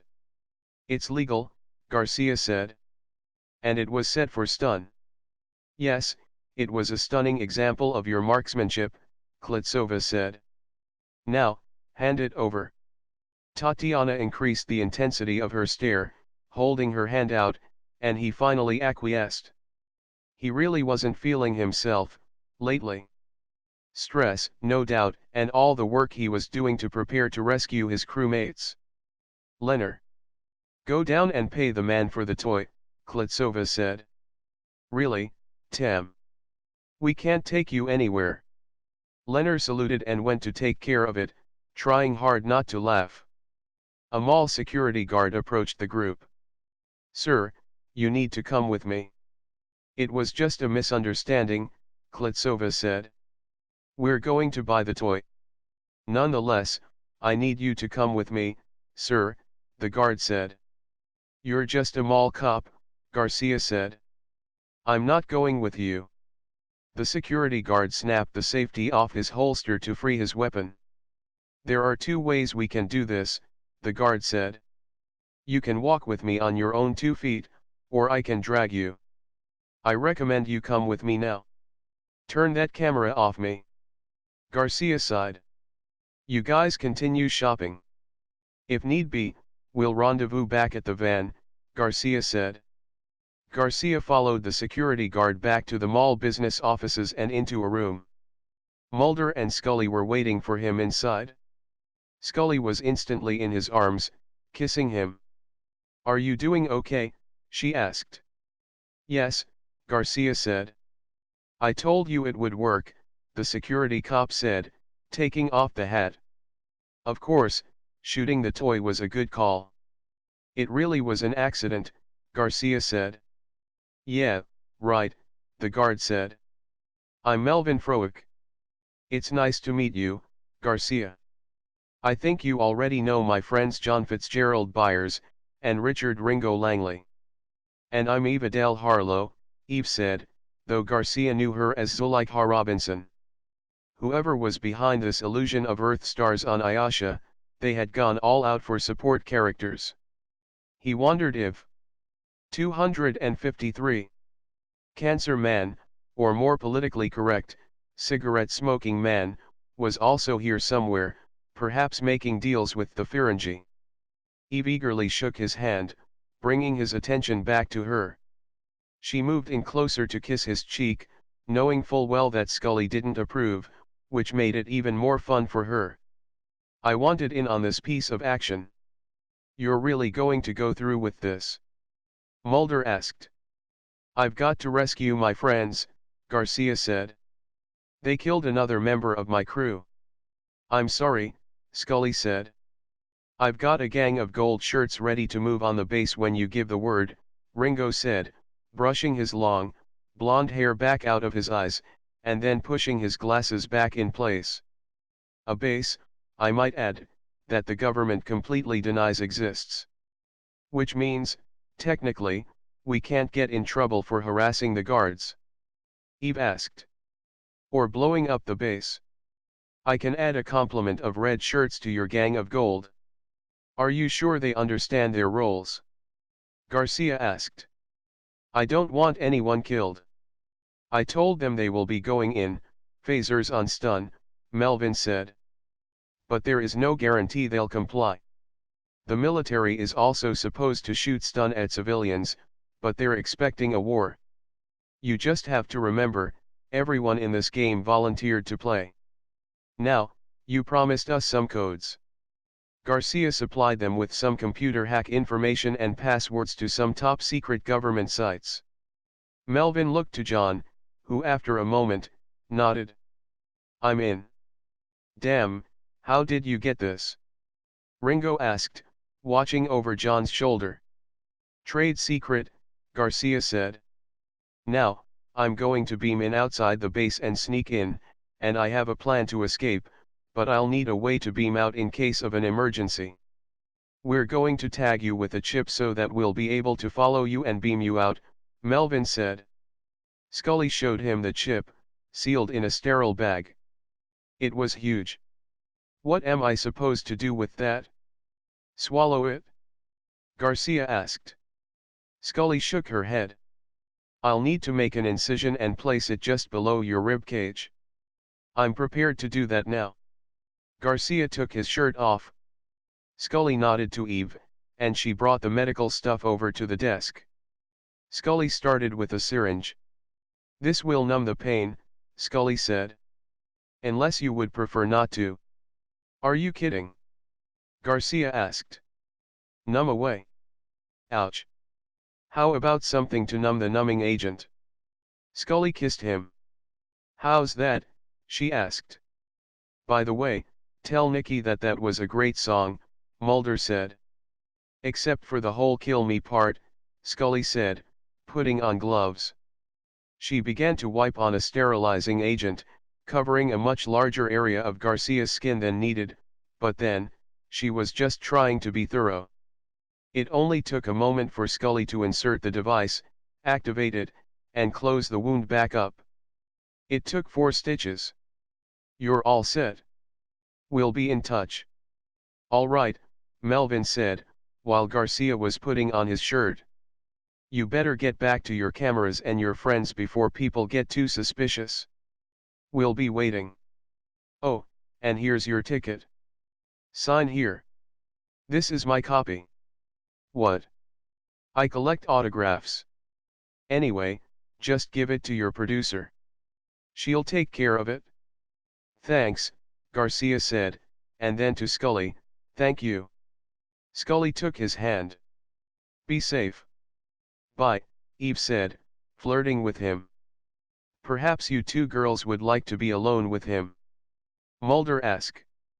You'd like that, Eve said. Of course. Especially if you got it on film, Mulder said. Scully hit him. It's okay. I know about his collection, Garcia said, winking, before departing. Who told you about my collection? Mulder asked, but Garcia was gone. Scully. 254. The Garcia and 7 clones made it to the portal, but not without trouble. The number of Borg inside the artifact had increased, almost exponentially, and some were following them. 7 laid down a suppressing fire while Garcia played with the controls to the portal. Tell me you know how to operate that, 7 said. I watched the princess do it, Garcia said. 7 was not happy about the answer, but there was little she could do. She had no information on this technology, so Garcia was their only hope to getting out alive. The inner dial on the arch rotated, clicked into position, and the portal came to life. Looking through the portal was a serene setting, grassy plains, and blue skies. That did it, 7 said. No, that's not San Francisco, Garcia said. Give me a minute. We don't have a minute, 7 said, grabbing him by the arm and shoving him towards the portal. Wait. Garcia said. 7 followed him through the portal just as the first rumblings of destruction began to echo beneath her feet. On the other side, it was pure country with no visible clues to where the portal was and no evidence of a civilization. Acting instinctively, she forced Garcia to the ground and covered him with her body. A sudden, short burst of debris and a plume of superheated plasma jetted through the portal, passing just over their heads, before the portal died on the other side, preventing any further destruction from following them through. When she was sure they were safe, she inspected Garcia's face for damage. Do you know what you've done? Garcia asked. I saved us, 7 said. We don't have a clue where we are. We're alive, 7 said. We can work with that. Deanna appeared and stared down at Garcia. I was unsuccessful. Great, Garcia said. Is that intended as sarcasm? I saved our lives, Seven said, unaware of Garcia's multiple personality issues. So, are you going to tell her about us? Ilona asked, stepping up alongside of Deanna. Duana approached from somewhere behind Seven, pointed at her and gave Garcia a conspiratory thumbs up and a wink. Lal knelt down to examine a flower. Or are we just going to sit here and watch the two of you bicker? Once the Ferengi life pod was inside the Horizon's shuttle bay, Charlo closed the shuttle bay doors, pressurized the bay, and entered. She was very relieved to see Carter and Thomas alive. Carter began instantly rambling about their situation and the Borg and that Garcia had returned to destroy the artifact. Whoa, hold it. Thomas Garcia? Charlo asked. Is there any other? Carter said. But Garcia is on Ayasha. I've seen the videos, Charlo said. In order to preserve the best specimens, the Omegans like to make copies of their victims, Gary said. And who are you? Charlo asked. Thomas started to come around, his groaning bringing everyone to his aid. I want you to arrest Garcia, Thomas said, sitting up. Which one? Charlo asked. The one that used the Vulcan nerve pinch on me, Thomas said, standing, and rubbing his forehead. What do you mean which one? We really don't have time for this, Gary said. We need to destroy the Ferengi vessel to prevent the Borg from going to Ayasha. Again with the Borg? What Borg? Charlo asked. Burke to Charlo. You're needed on the bridge, ASAP, Burke called over the intercom. I'll head to engineering and see if I can't get you any power to the phasers, Carter said. After I make a quick pit stop to the restroom. And I'm starving. Is there anything to eat on board? 255. Yeah, go, Charlo said. Thomas. Get into a spacesuit, and take this Ferengi life pod and see if you can't recover the Darwin. I think we're going to need it. Thomas said. Isis mewed and Gary patted her as he followed Charlo out of the shuttle bay. Charlo seemed a little disconcerted about the fact that he was talking to his cat. I am sure they are doing everything they can, Gary tried to soothe Isis. Isis mewed again. I'll ask, Gary said. Excuse me, LT. Do you have communications available? I have a fellow agent on Ayasha that may be able to assist us. She was expecting me to contact her some time ago. I don't know who you are or what your intentions are, Charlo said. And I don't have time to babysit. Will you please, just stay out of the way? And don't touch anything. This vessel is 200 plus years old and it's falling apart around us. Now, if you'll excuse me.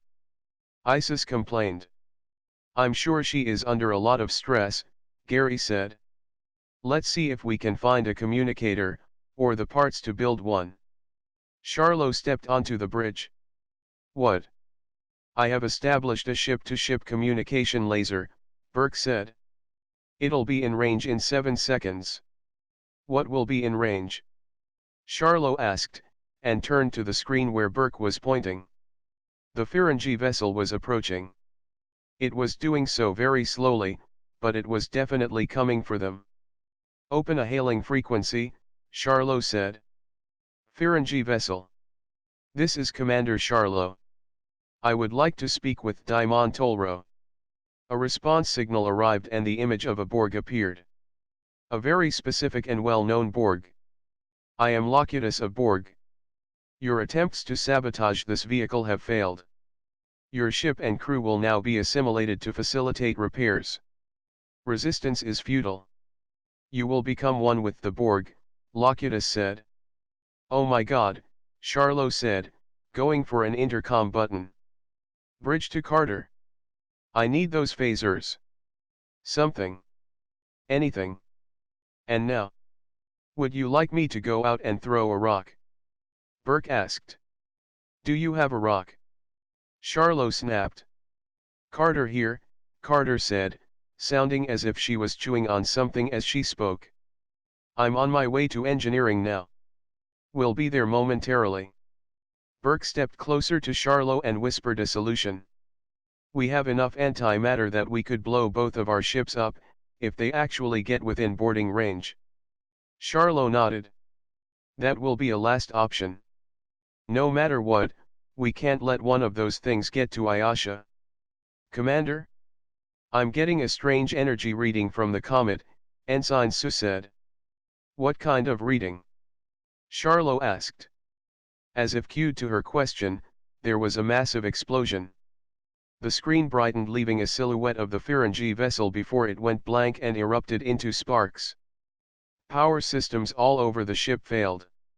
Artificial gravity went off for 3 seconds, came back on, but at a higher setting due to a surge through its systems. By the time artificial gravity returned to normal, the damage had been done.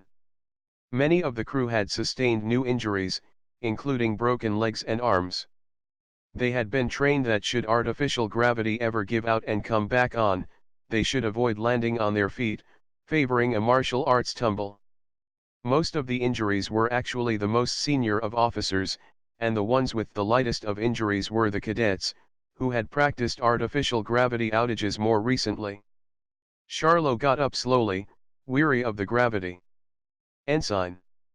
I'm okay, he said. I'm going to need a medic, Burke said. Try not to move, Charlot said and turned to Ensign Su. Can you tell me what happened? 256. The last bit of information I got before the sensors went offline was that the artifact blew up, disintegrating the comet, the ensign said. What about the Ferengi vessel? Charlot asked. It's reasonable to assume that they took on damage, the ensign surmised. They were closer than we were. Then again, they are in a newer ship, less likely to be affected by EMPs and random feedback and energy surges. Charlot tried the COMM system, but it was offline. She performed a cursory medical evaluation of Burke and determined he had a broken leg, which fortunately was not a compound fracture. He would live. Ensign, go to medical and fetch a team up here to retrieve Burke. Assist them where needed, for there are probably more injuries. His are light, so use your best judgment, Charlot said. Light? I'm in pain here. Burke protested. I know, but stiff upper lip, Charlot said to Burke. She turned to an ensign that was coming on the bridge. I'm going forward to the observation blister to see if I can ascertain what happened to the Ferengi ship, if anything. We may have to defend against a boarding. Pass the word, I want everyone carrying arms. Go. Charlot knew for sure that the weapons available on the horizon were going to be no match for the Borg if they were boarded, but it would give them a little courage to face what was to come. The only guarantee they would have of actually stopping the Borg would be releasing the antimatter and blowing up their ship. It was the very thing she was determined to do herself if she looked out the observation blister and saw the Ferengi ship still coming for them. 257. Chapter 20. The local news showed a group of people demonstrating in front of the building where Garcia's commune lived. They were mostly protesting about his comments that Kirk was not coming back, but a few of them were protesting his sponsoring of dolphin-friendly tuna nets, which would drive some of the local fishermen out of business because they couldn't compete with the larger fishing vessels. Klitsova drank some tea and stared out the window. She could see the crowds gathered on the opposite side of the street and the police force keeping the peace, but they were too far away to identify anyone specific. She discerned how cold it was by the fact that almost everyone was bundled up in winter clothing, steam rising from street vents. You know, Tam, Klitsova said, as she returned to her seat at her desk. I think it was unwise to disclose your belief that Kirk isn't coming back. Oh, not you, too, Garcia said. You're messing with the fundamental belief system of this planet, Klitsova pointed out. We're in a precarious enough situation as it is without you starting a civil war. First and foremost, your comments were a violation of the Prime Directive. Second, stating your opinion could adversely affect our living arrangements on this planet. You don't know who in power you might tick off. Third, it could have an adverse effect on our immediate health, especially if they start throwing rocks. It can't be against the Prime Directive to correct a misperception brought about by someone who was operating under the Prime Directive, Garcia said. You're not Kirk, Tam, Klitsova pointed out. And you don't have the authority to do what you did, nor the rank necessary to make that decision in the absence of said authority. How dare you? Garcia snapped, pivoting his chair about. He faced her directly. I'm here to help these people. So am I, Klitsova returned with equal intensity. And even though I am just a cadet, I would be remiss in my duties not to inform you that you've overstepped your boundaries. Our job here is to blend in, make observations, and wait for rescue, not to go poking holes in the social fabric of this community. A fabric, I would like to remind you, which has the consistency of wet toilet paper and is just tenuously holding together, perhaps out of sheer luck. Your words, not mine. They're grasping at straws here, Tam. If deifying Kirk provides them with the hope to get through the day, or the peace of mind to just function, minimally or not, who are you to rob them of this psychological security blanket? Garcia stood up and walked over to her desk, his anger in check but visible. He pointed a finger at her, thought about his words, and said, You're right. My opinion on the matter of Kirk's return is irrelevant and I was wrong to share that opinion in a public forum. Further, I should no doubt apologize for coming on so strong and perhaps for sounding condescending about the said belief system. I can't retract the statement, because I can't condone believing in myths and ghosts and the likes, but I do understand that there is a time and a place, and that wasn't the time or the place. Trini entered the office. Tam, there are a couple of police officers on their way up. They want to speak with you. Garcia followed Trini back into the main living area to find Leonard answering the door and allowing the officers entrance. Klitsova stood in the hallway, visible, and when Nikki tried to pass her, she put her arm out and blocked her egress. Stay behind me. Leonard led the two officers to the living room. Mr. Garcia, the officer said. He looked like a man who had spent too many years behind a desk, with one too many donuts and cups of coffee. I'm Lt. James Ford, truancy officer for the state of New York, and this is Janet Helms, from Child Protective Services. Garcia didn't shake the officer's hand. How may I help you? Lt. Ford left his proffered handshake out there. There's no need to be adversarial. Are you here on official state business? Garcia asked. Yes, Ford answered. Then there is also no need to be cordial, Garcia said. Please state the nature of your visit. Lt. Ford withdrew his hand. Janet Helms stepped forwards. She had the appearance about her of the stereotypical Russian orphanage caretaker. A bit pear-shape, no muscle tone, dark circles under her eyes, the 258 hint of cigarette smoke on her clothes, and her hair pulled back tightly into a bun, so tightly that the wrinkles in her forehead were pulled smooth. It has come to our attention that Nikki is not in school. She is homeschooled, Garcia said. That may be, but you have failed to file the proper paperwork designating her as a homeschooled person, and she has not taken any tests or provided any information to the state for us to ascertain whether or not she is in conformity with the state's minimum standards. I assure you, she exceeds all of your standards, Garcia said. Until I see the proof on my desk, she is delinquent, and you, sir, are subject to fines and penalties, including jail time, if you do not correct this error, Helms said. You can't do that, Nikki said. Klitsova motioned her to be quiet. If you will provide me with the necessary paperwork to correct this error, I will make sure that it is completed and returned to you as soon as possible, Garcia said. That won't be good enough, Helms said. Now that this matter has come to my desk, I am obligated to assess her situation, and quite frankly, My concerns go beyond the fact that she isn't in school. I am also concerned about how much you work her. She is a child, and you appear to be in violation of our state's child labor laws. Nikki started to say something, but Klitsova merely glanced at her and she kept her peace. I appreciate your concerns, but it is my obligation to see to Nikki's well-being, not the state's. Given the fact that you can see us throughout our entire day via the net, I doubt you can prove that I am remiss in my duties in regards to either her mental or physical health. We work, yes, but we play, and we exercise, and we eat healthy.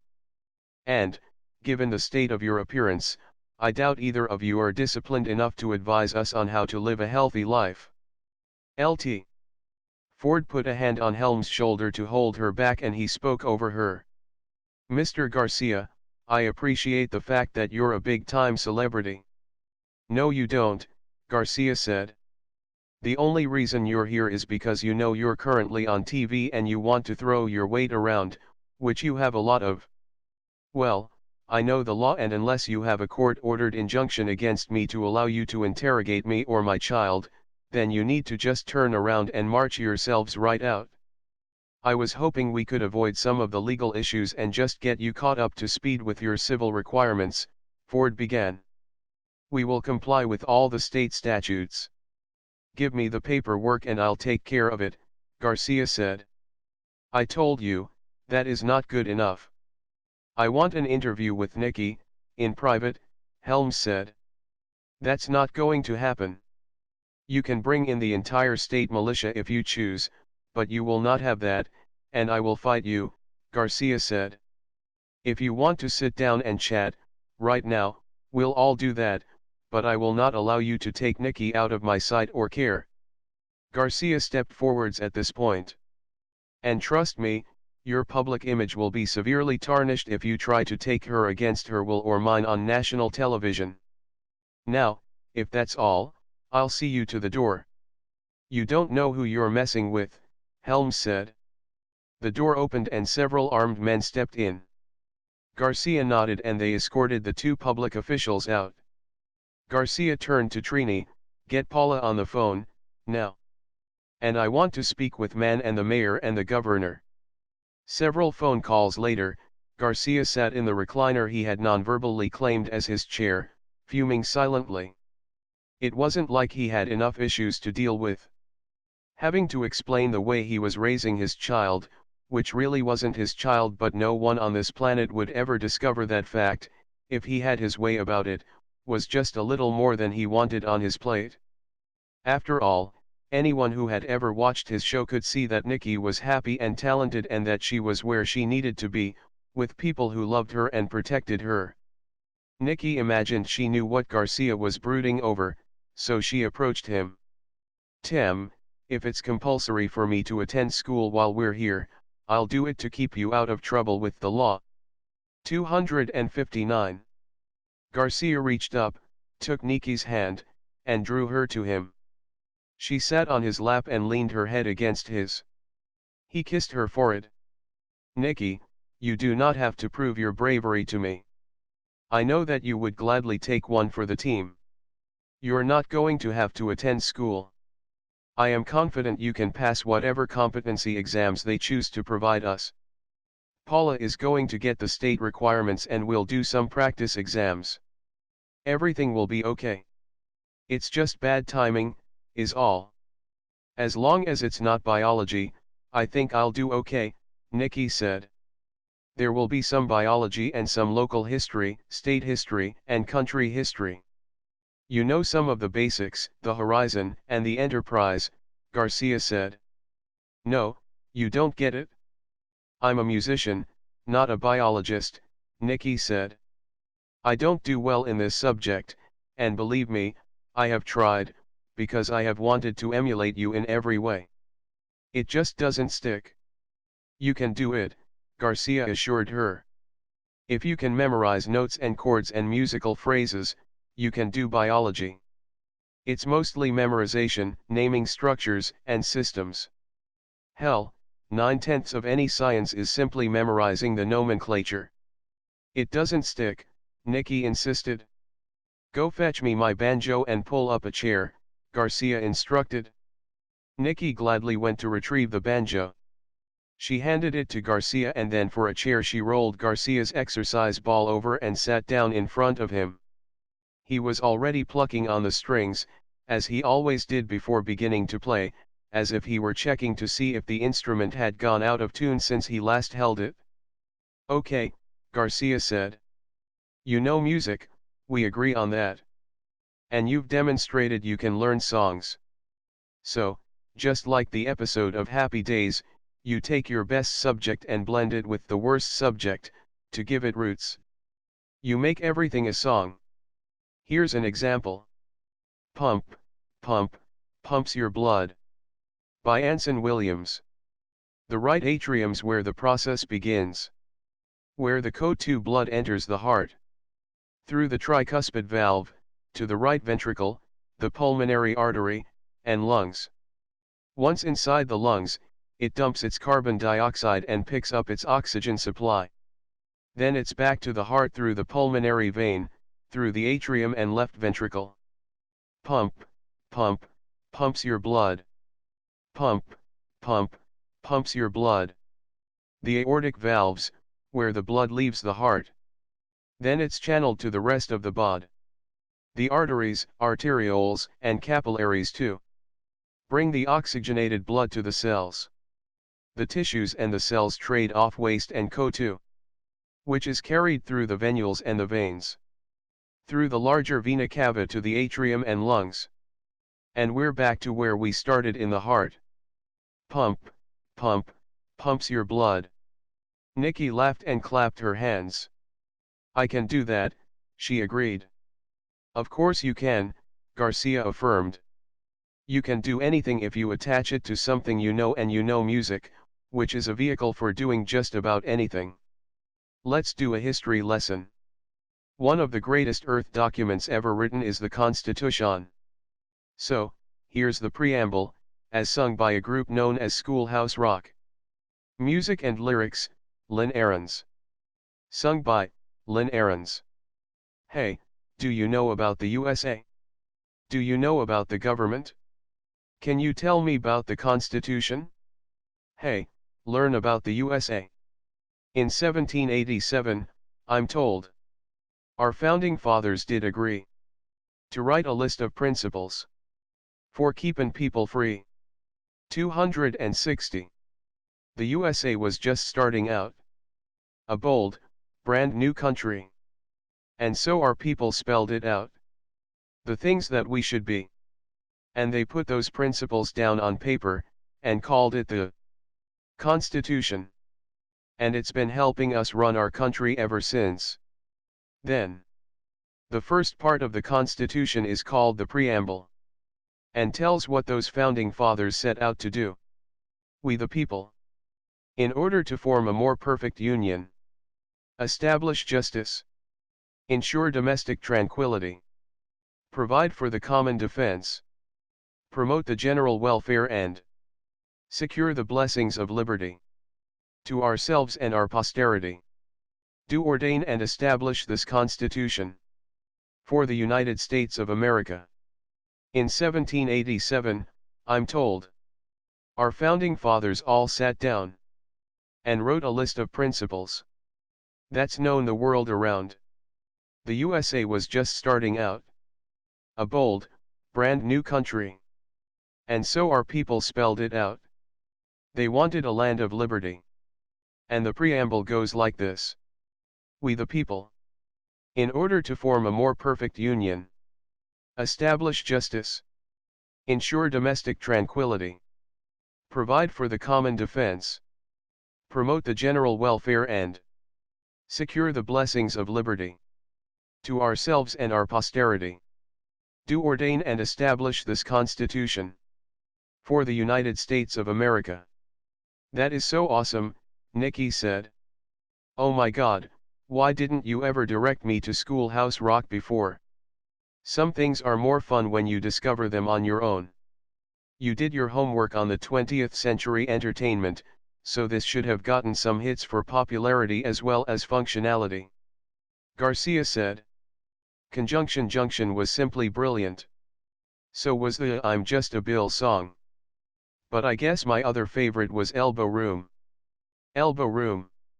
Nikki asked. Will you sing it for me? Elbow Room, sung by Lynn Ahrens. One thing you will discover when you get next to one another is everybody needs some elbow room, elbow room.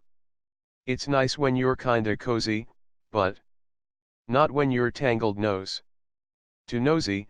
Oh, everybody needs some needs a little elbow room. That's how it was in the early days of the USA. The people kept coming to settle though. The East was the only place there was to go. The president was Thomas Jefferson. He made a deal with Napoleon. How'd you like to sell a mile or two, or 3, or 100 or 1,000? And so, in 1803 the Louisiana Territory was sold to us. 261. Without a fuss. And gave us lots of elbow room. Oh, elbow room, elbow room. Got to get us some elbow room. It's the West or bust. In God we trust. There's a new land out there. Lewis and Clark volunteered to go. Goodbye, good luck, wear your overcoat. They prepared for good times and for bad, They hired a Sakegawan to be their guide. She led them all across the countryside. Reached the coast. And found the most elbow room we've ever had. The way was opened up for folks with bravery. There were plenty of fights to win land rights. But the West was meant to be. It was our manifest destiny. The trappers, traders, and the peddlers. The politicians and the settlers. They got there by any way they could, any way they could. The gold rush trampled down the wilderness. The railroads spread across from east to west. And soon the rest was opened up for good. And now we jet from east to west. Goodbye New York, hello LA. But it took those early folks to open up the way. Now we've got a lot of room to be growing from sea to shining sea. Guess that we have got our elbow room, elbow room. But if there should ever come a time when we're crowded up together, I'm sure we'll find some elbow room, up on the moon. Oh, elbow room, elbow room. Got to get us some elbow room. It's the moon or bust. In God we trust. There's a new land up there. I love you, Tam, Nikki said. I love you, Garcia echoed. Will you answer a question for me and be honest? Nikki asked. May I hear the question first? Garcia asked. Nikki giggled. Are you saying you wouldn't be honest on all questions? Nikki asked. I will endeavor to be direct, but there are some things I can't or won't be able to answer, for a number of different reasons, Garcia said. Nikki nodded. I appreciate you telling me that part. I understand, I think, she said. What's on your mind, Nikki? Garcia asked. It's just that it's been so long and I would have thought we would have heard from my mom by now, Nikki said. Garcia set the banjo on the floor to pull Nikki to him again, taking her in his arms to comfort her.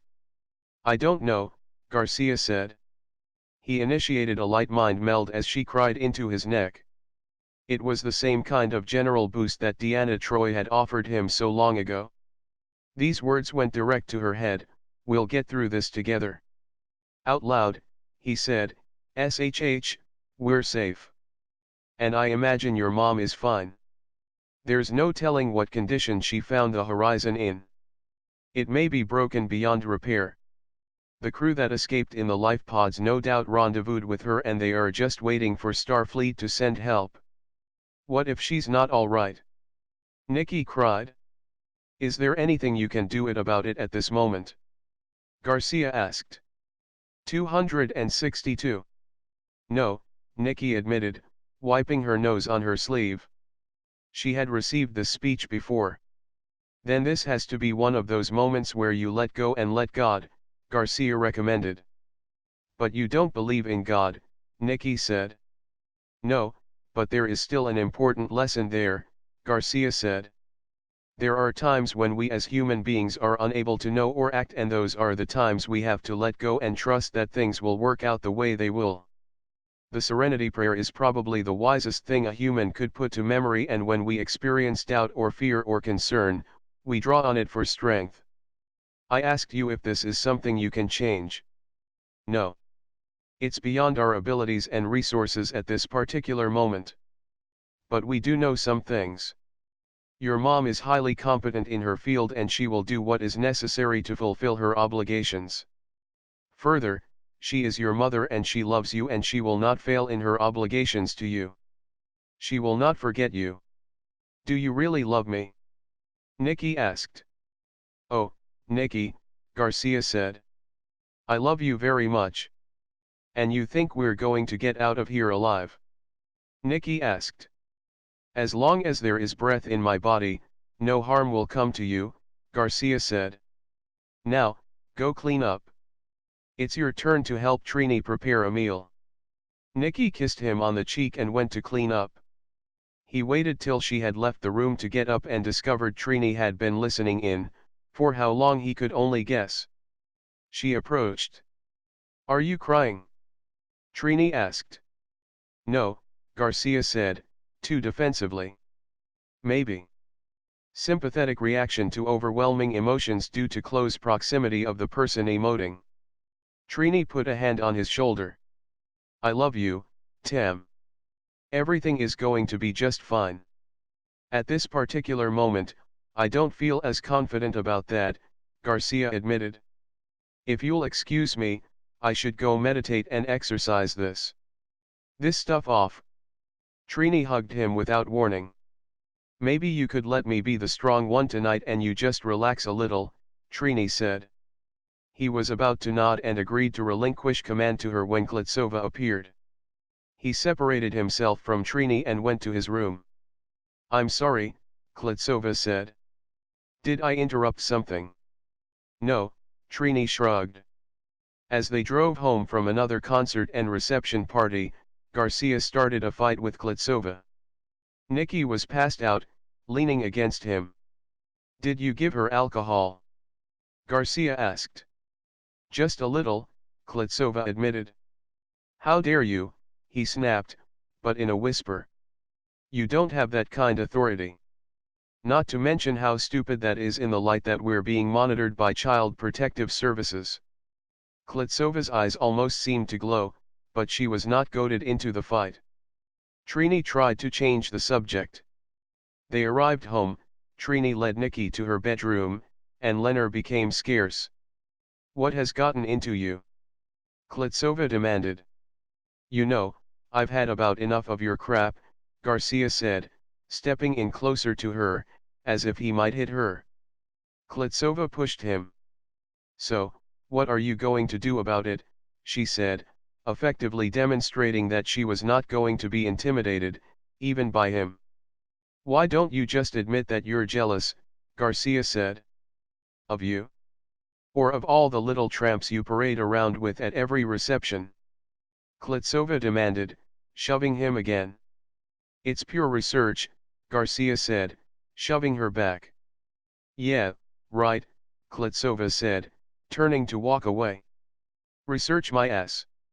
Garcia caught her, pulled her in close and kissed her hard. She struggled to get loose, but he pinned her against the wall. Her resistance faded and soon she was returning the kiss with equal passion. Tell me you love me, Garcia demanded, as he came up for air. 263.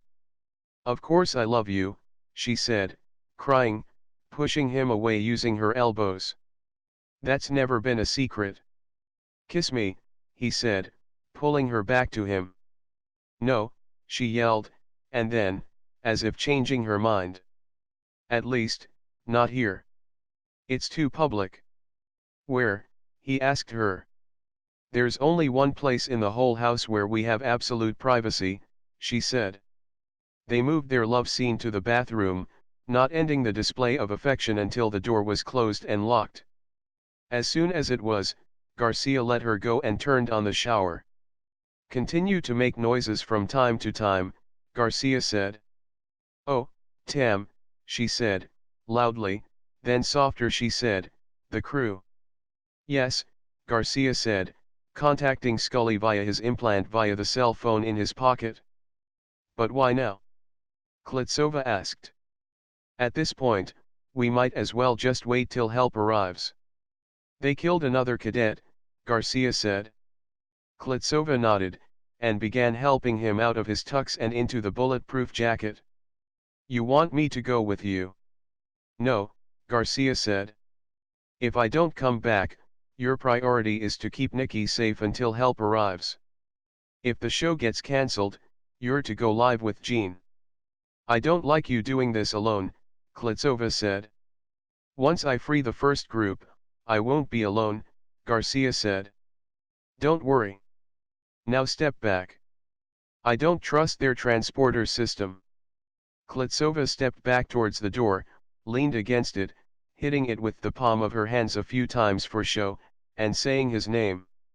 Garcia signaled Scully and her lone gunman to proceed. Being ripped apart by the Iotian transporter was the most painful thing Garcia had ever experienced in his life, a pain that seemed to start in every bone at once, radiating outwards.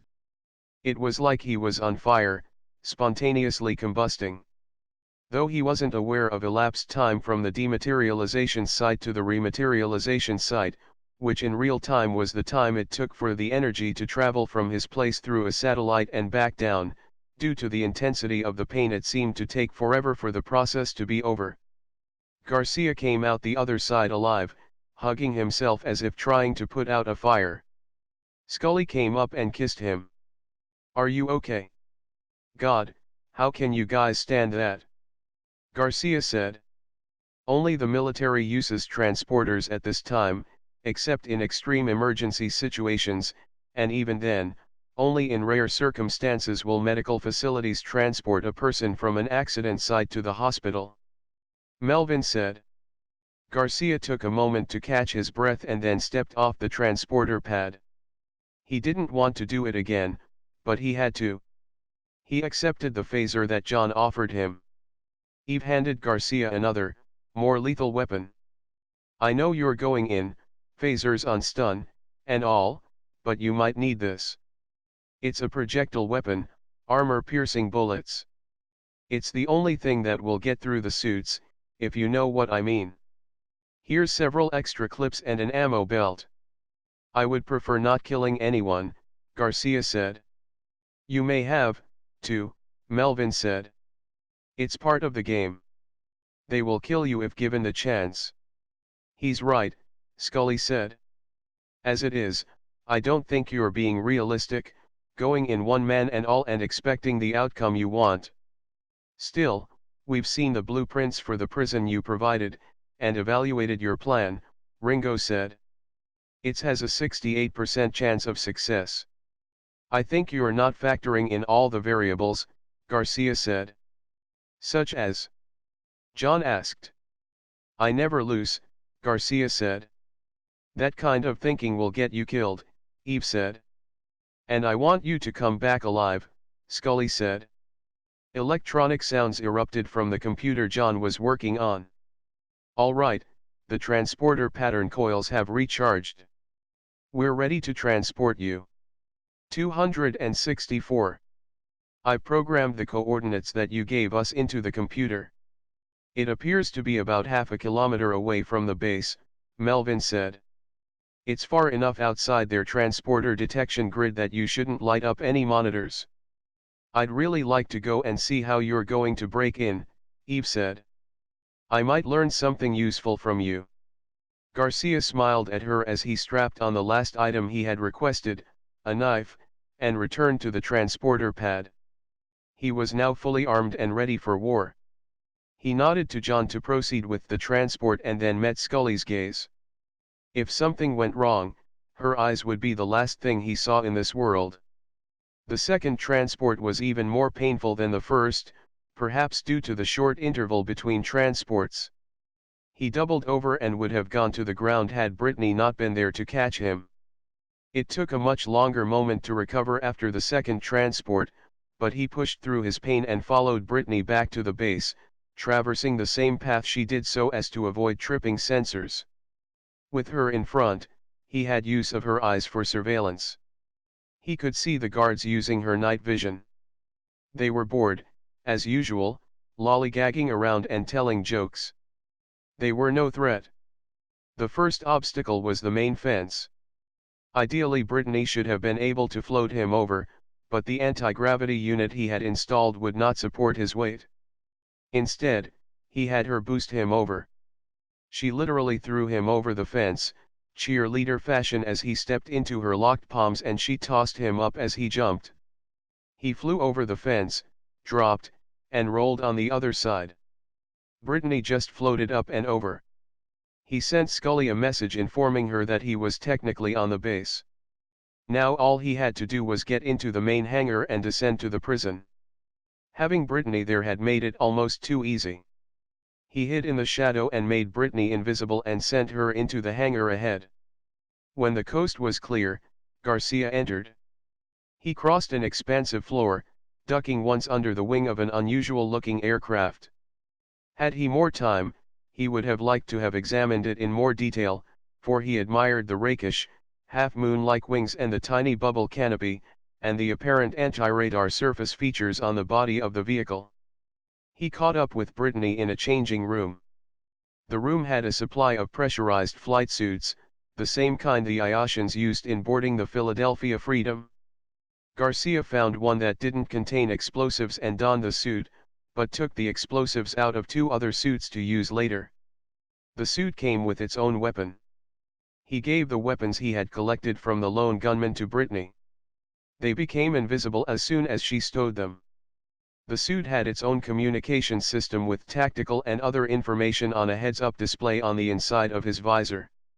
He activated this and familiarized himself with the information display.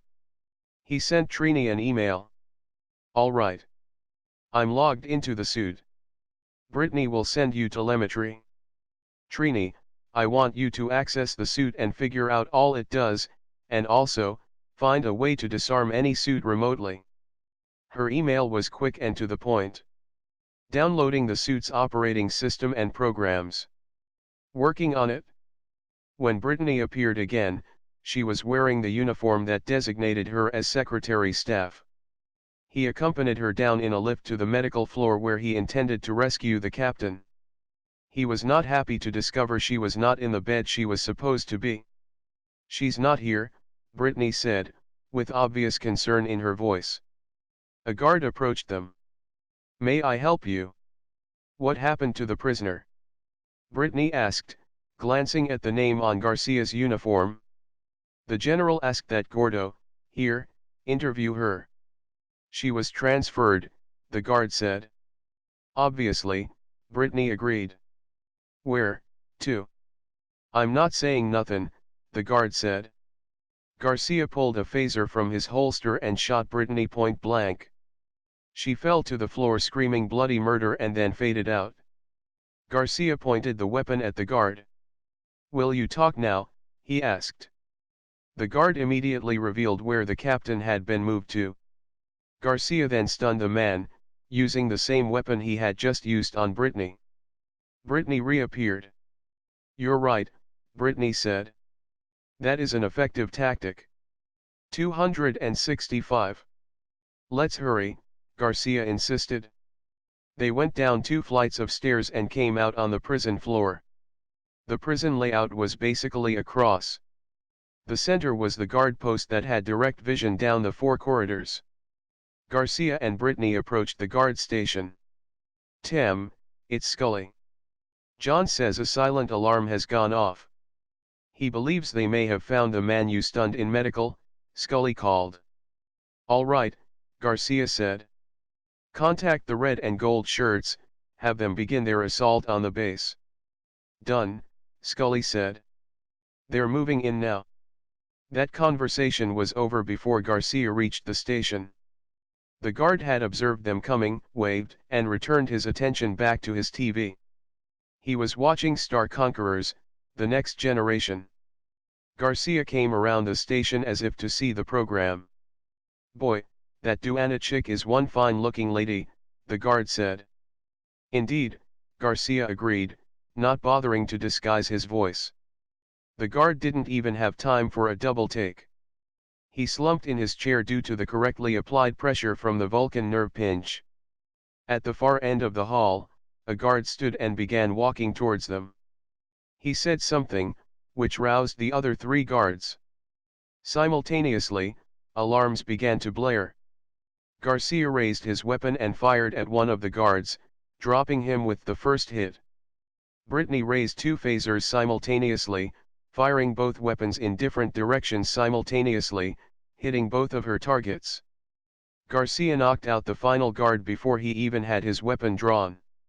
"Unlock the cells," Garcia instructed as he ran down the hall. He sent a message to Scully. "Have John disabled the lifts now." "Lifts? You mean elevators?" "The base is at full alert," Scully announced, over the backdrop noise of cell doors opening. "The Reds are attacking their assigned targets. Gold Team is moving in for their attack on the opposite side of the base." "Great," Garcia emailed her back. As Garcia approached the end of the hall, Osaka stopped him. "What's going on?" he asked, thinking the suit was an Iotian. "I'm breaking you out," Garcia said. "Go to the center, round everyone up." "I'll explain in a moment." "Garcia?" Osaka asked. "Yes, go, quick, while I still have time to rescue the captain," Garcia said. "She's alive?" Osaka asked. "Yes, go, quick," Garcia said. "Who authorized this rescue?" Osaka demanded. "You're going to get us killed." "No, your delaying is going to get us killed." "Now, to the center, quick," Garcia said. "I'll be right behind you." Osaka complied and rallied the crew at the main guard post of the detention center, trying to explain that Garcia was in the process of rescuing them, to hang tight. Garcia joined the group and told everyone to duck and cover. "Why?" Osaka asked. Garcia didn't explain with words, he simply fired at the explosives he had placed, blowing a hole in the floor at the end of the corridor. Everyone ducked, some covering their ears, but only after the fact. "Are you crazy?" Osaka yelled. "Just using the same tactics they used on us, and yes, I'm crazy," Garcia admitted. "But not as crazy as you apparently. Do you not want to be rescued? How can you, one man, rescue us? Where are we going to go that they aren't going to pursue us? Have you been contacted by Starfleet?" Osaka demanded. "Who authorized you to rescue us? You are going to get people killed." "Oh bloody hell," Garcia snapped. "Are you really mad that I am rescuing you, or just feeling bad because you couldn't escape on your own initiative? Now listen up, the captain wants me to get you all to safety, and by God, I am going to do that. Now, you can either cooperate, or I'll render you unconscious and 266. Carry you out. I would much rather you cooperate so that I can still have time to rescue the captain. Now, which option do you want?" It didn't go beyond anyone's notice that Garcia was armed. And so was Brittany, who was taking position behind and to the right of Osaka so that her weapon could be in play if need be. "What do you want us to do?" Osaka said, obviously biting back on what he really wanted to say. "The only way out is via transporter," Garcia said, and quite a few began to protest. "I know it's not pleasant. Trust me, I know, but it's the only way. Follow Brittany, she'll take you to it, and then start getting everyone out. I'm going to get the captain, I should be with you before the last of you beams out. Go. Time is of the essence." With that, the crew followed Brittany. Except Osaka, who grabbed Garcia's arm. "You're going alone." "I'm wearing the uniform. I think I'll blend in." The captain wants you rescued before she will even think of leaving. So, the sooner we get the crew to safety, the sooner we're all out of here, Garcia said. Fine, Osaka said. Just remember, this isn't a movie. These are real lives you're playing with. I won't forget, Garcia said. And if it's any consolation, Brittany is recording everything that's happening here and downloading the data back to my base. You can use any of that material you want should you wish to court marital me. Until then, your job is to keep your crew safe. I know my job. Osaka snapped. It's you who doesn't seem to know his job or his place. We'll talk later, Garcia said. I've closed down the lifts to this floor. The only other way in is through the emergency fire exit. Don't go there. I'm about to take it out with explosives to ensure you have enough time to get everyone out before the guards come hunting you. Osaka nodded. Go, and good luck. Garcia headed for the stairwell. He used the last of the explosive he had removed from the suit lockers, set them, and ran up the stairs. He made it 3 floors up before leaving the stairwell, and closed the door just in time to hear the explosives go off, collapsing a good portion of the stairway. Now, the only way to get to the detention center, and the floor below, was the lift, and hopefully, it would take the base security some time to figure out why the lifts were offline. Using the map in his implant and the tactical information on the heads-up display of his suit, he navigated around the enemy on his way to get the captain. Tolro, Rico, and Brock were lounging around, each of them being personally pampered by a secretary, when the first explosion rocked the base. Brock screamed, clinging to his favorite secretary for support. What's going on? Sounds like we're under attack, Jill said. Aren't you supposed to be protecting me? I'm a brain, sweetheart, not a hired gun, Brock said. I thought this was a secret base? How could anyone attack a secret base? Tolro asked. Disgusted by the Ferengi's sudden display of fear, Jill shrugged Brock off and signaled to her companions that they were leaving. They didn't need much convincing. The manic fear part of the fight or flight response had the Ferengi huddling together like wild meerkats, their eyes wide and their ears focused in hyper-alert mode searching for a threat. Their knowledge of the base was limited and so they were confused to which was the best way to flee. You can't leave, Jill, Brock protested. You're assigned to take care of me. I mean us. You've got to get us out of here. Jill smiled.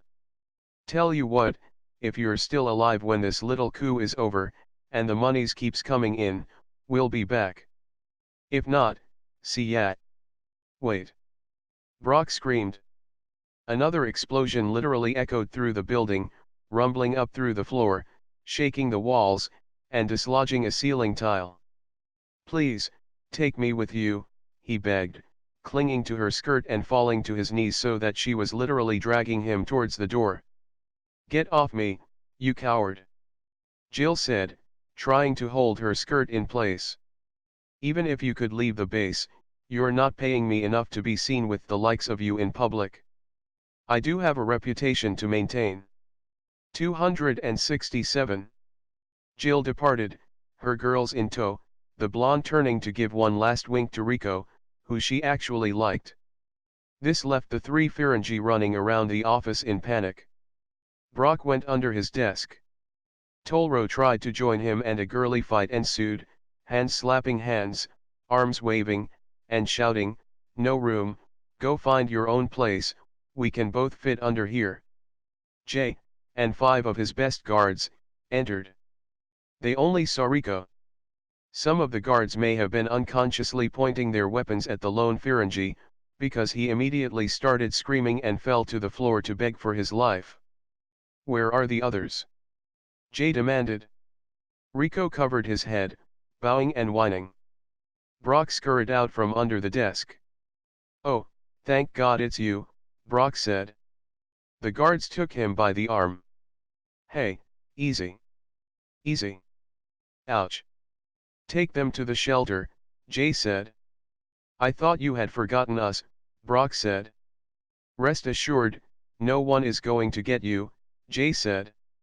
Alive. Why would anyone want to get us? Brock asked. Say that last part again. Tolro asked. An army of red shirts is attacking the base in an effort to take you hostage, Jay said. Red shirts? Tolro asked. How do you know it's us they want? Why us? Because they told us, give you up or die, Jay said. And then they started their attack. Stand by, he said, as he took a private call inside his suit. The admiral informed him that a contingent of gold shirts were now attacking the opposite side of the base. I understand. I'm on it. Carlito. Get these Ferengi to the shelter and lock it down. And keep them there until you hear from me or the admiral. If you'll return my life pod, we could leave and be out of your hair, Tolro said. Jay turned to the Ferengi, and the only thing that they lacked was seeing the humor on his face. The only way you will leave this base is in a coffin. Get used to your new lives. And don't even think about escaping. My guards have orders to kill you to prevent the enemy from getting access to your knowledge. Now, let's go. Before I decide it's too risky to keep you alive any further. The solitary confinement ward had only one guard. The guard barely acknowledged Garcia as he approached, for he was too preoccupied with watching an episode of Star Conquerors, the lost episode on his portable viewer, his earplug inserts playing so loudly that Garcia could hear it down the hall over the alarms. Get lost, mutant, the guard said, when Garcia stopped at his post. He had to take his headset off to hear Garcia's response, but even then he hadn't really listened, or he would have heard the blaring alarms. No one's on the schedule to be experimented on tonight, so, why don't you just go and play some more with your transporter, see if they can't mutate you back to something more human. Garcia was so taken aback by this guard's lack of respect, he momentarily forgot his mission. He grabbed the guard up out of his chair and pulled him across the desk. I don't think I heard you quite right. Easy, easy, the guard said. You see the rank on my uniform? Garcia asked. I outrank you and you will respect my authority. Regardless of what your opinion is about people who have had their physiology changed due to transporter resequencing errors. I am still a human being. Now, do you want me to kick your ass, or are you going to open cell 214? I'm going to open cell 214, the guard said, enthusiastically. Garcia released the guard. The guard collected himself and went through the security protocols for opening the door. As soon as Garcia heard the door click open, he pulled a phaser out and stunned the man. In entertainment media, the guard would have been thrown back, but in real life, he simply melted out of his chair to become a useless pile on the floor. Dumbass, Garcia remarked, as he passed the guard's station. Garcia got a quick peek down the corridor and saw the 14 soldiers that had been ordered to guard the captain. Not wanting to waste any more energy, he reached into a pocket and pulled out the electric metronome that he had taken back from Nikki. He turned it on, setting the device to 92 beats per 268 minute, and watched the light flashing as he sang a little dirge to the beat. He then stepped out, purposely drawing attention to himself, and then slid the metronome down the hallway towards the soldiers, singing out loud, "Let the bodies hit the floor." The soldiers saw the blinking red light, assumed the device was a bomb, and immediately fled the area through the back emergency door. Garcia simply walked up, retrieved the bomb of a metronome, turned it off, pocketed it, and then opened the cell door. The captain was still alive, but weak. He tried to wake her, but she didn't respond to his voice. He gave her a quick examination and she started to come around as he was removing the four. "What's going on?" she asked. "I'm getting you out of here," Garcia said. "Tem?" Munoz asked, wanting to sit up. "Easy," Garcia said, helping. "Can you walk?" "Not so well," Munoz said. "And if I stand up, I feel nauseous." We might make better time if I could carry you, Garcia said. Would you be offended? The others. Munoz asked. The last of the crew, including Osaka, was just successfully transported off the base, Garcia announced. Brittany is waiting for us at the transporter. Munoz put an arm around Garcia's neck and locked her hands, facilitating herself into Garcia's arms. He stood, watching her for signs of stress as he lifted her from the bed. She appeared to have experienced a moment of vertigo, but it passed and she opened her eyes and smiled faintly at the reflection of her own image in the visor. How am I supposed to kiss you when you're wearing a mask? Munoz asked. Excuse me? Garcia asked, taken aback. Munoz chuckled. Isn't this the stereotypical scene from a Garcia escape novel? Munoz was unable to see that he was smiling, but it didn't matter. Her attempt at humor was short-lived as she resisted being sick. She closed her eyes and rested her head on his shoulders. Garcia quickened his pace, wishing he could do something for her. Fortunately, they made it to the end of the hall and to the lift doors without any hassles. Garcia communicated via his implant with John to open the lift doors. The doors opened and they went in. And then the power went dead, fortunately with the doors still open. What's wrong? Munoz asked. Apparently, they're onto us, Garcia said. And when they discovered that they were locked out of the base computers, they cut the power to the base. Backup generators? Munoz asked. Stand by, Garcia said, carrying Munoz towards the emergency stairwell. He requested a report from Scully as he started up the stairs. No, they blew them up. I've instructed Brittany to destroy the transporter so that they can't get the coordinates to our secret base when they reboot the system. Good, Munoz said. I wasn't looking forward to using their transporter anyway. So, what's plan B? I'm working on it, Garcia said, climbing the stairs. He did have a plan B, but Scully was just telling him that plan B, locking onto him with the implant that he was wearing in order to beam him out, was no longer an option. The Iotian transporter system relied heavily on the use of military satellites to direct and redirect energy beams, and they had all been shut down in an effort to prevent anyone from transporting on or off the base in this emergency. That's a bit cliché, Munoz complained, unaware of the conversations going on in his head. Surely you have a contingency plan. Garcia kicked the handle on a door with sufficient force to start the door swinging outwards, and then pushed it with his back to enter the corridor. One of the guards waiting in ambush fired his weapon prematurely, hitting the door and drawing a line across it as he adjusted during firing. Garcia dove into the recess across the hall. He didn't have time to apologize to Munoz as he hurriedly sat her down, slid her further into the recess, drew his weapons, and returned fire. The contingent of guards had flipped desks over. 269. To use as shields. The door to the stairwell opened and Garcia fired point blank into the first soldier coming through. When the door closed, he adjusted the setting on his phaser and spot welded the door shut. Brittany. I need you, Garcia shouted through his implant. She was, of course, already on her way. Situation?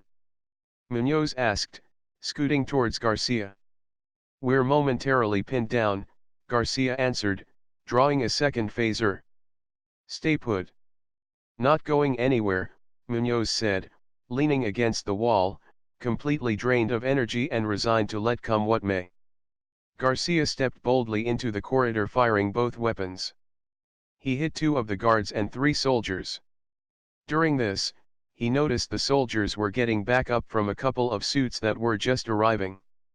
He scored a phaser shot against one, but it was a wasted shot since the suit was designed to make them impervious to the stun setting.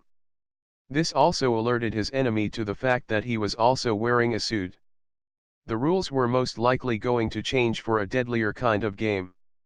Garcia returned to the protective covering of the recess, kneeling. Intruder, one of the suits called. Garcia was sure it was the suit because of the amplification of the voice through the suit's external speaker system.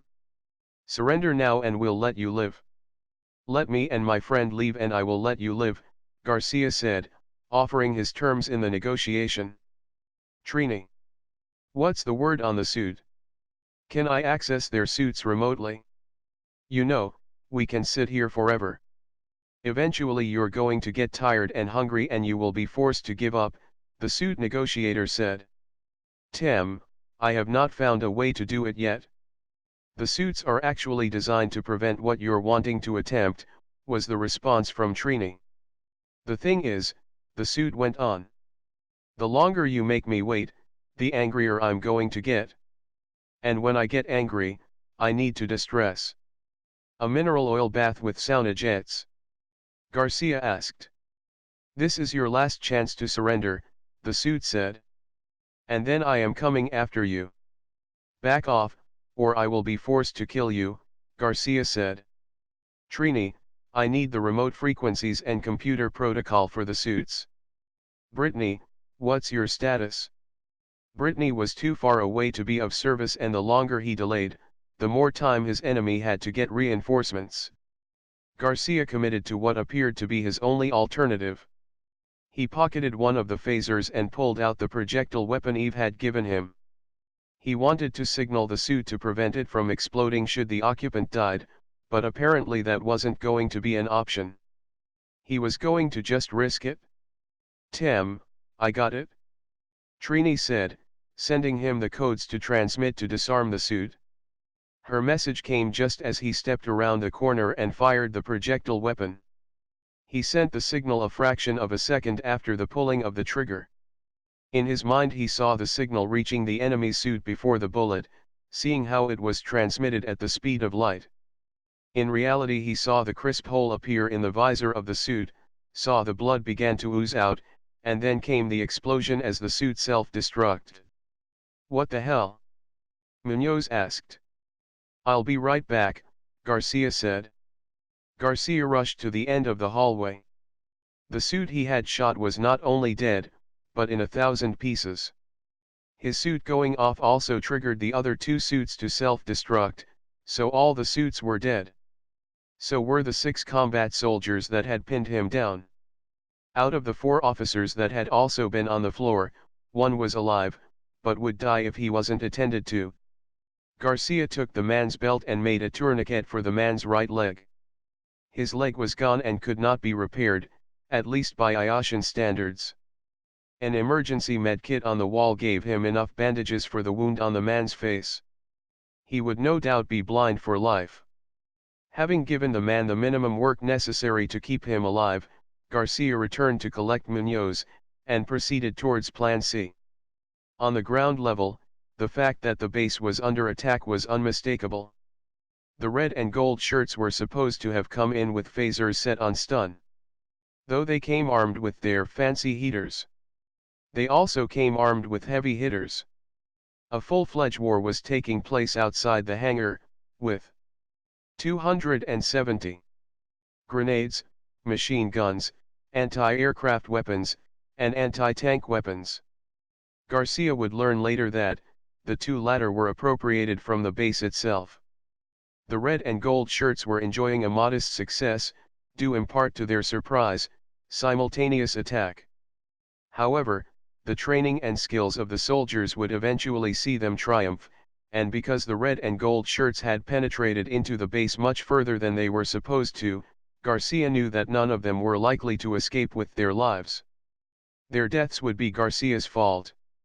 His fault for underestimating their abilities in temporarily taking over a portion of the base and trusting they would follow orders and fall back. It was his fault for not clearly defining their roles as a diversionary tactic only, not a suicide run on the base itself. He had less sympathy for the soldiers, mostly because they were trained, and, by wearing the uniform they understood the rules of the game.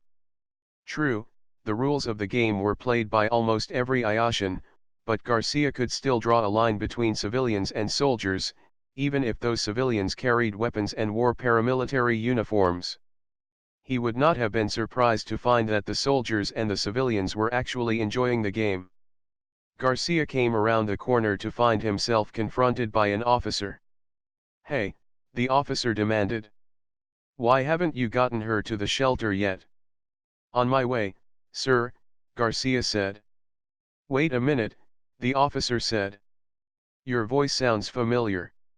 Garcia thrust Munoz into the officer's hand, and instinctively the man held her firm as opposed to letting her drop to the floor.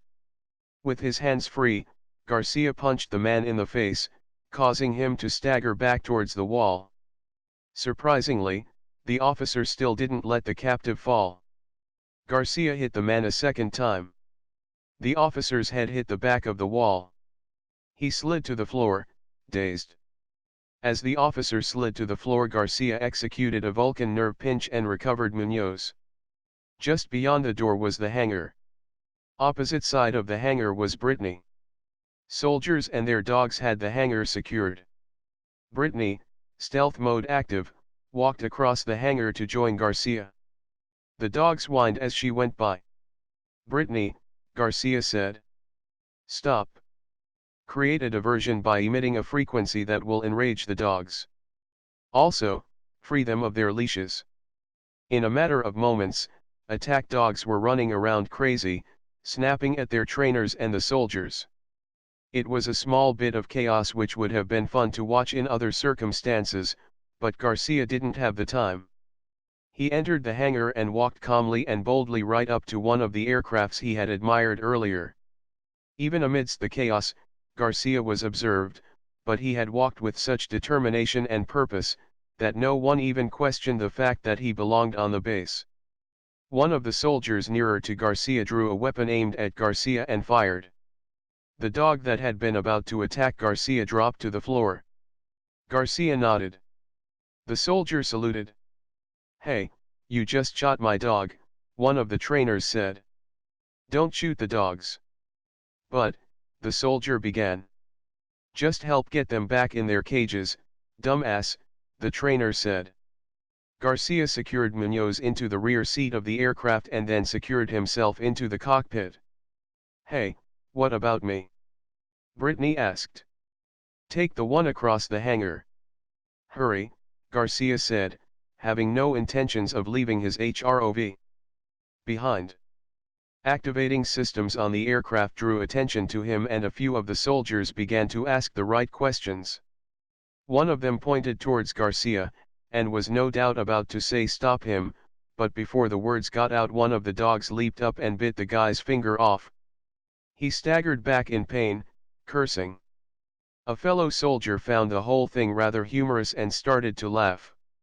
The soldier with the missing finger turned and slugged the mirthful soldier.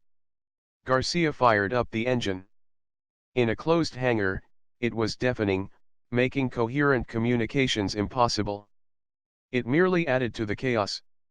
Someone opened fire with a projectile weapon and a soldier next to him hit him, tried explaining something about shooting at suits, but the comment was all lost in the cacophony erupting.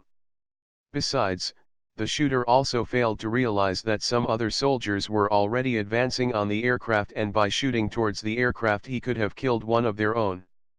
271.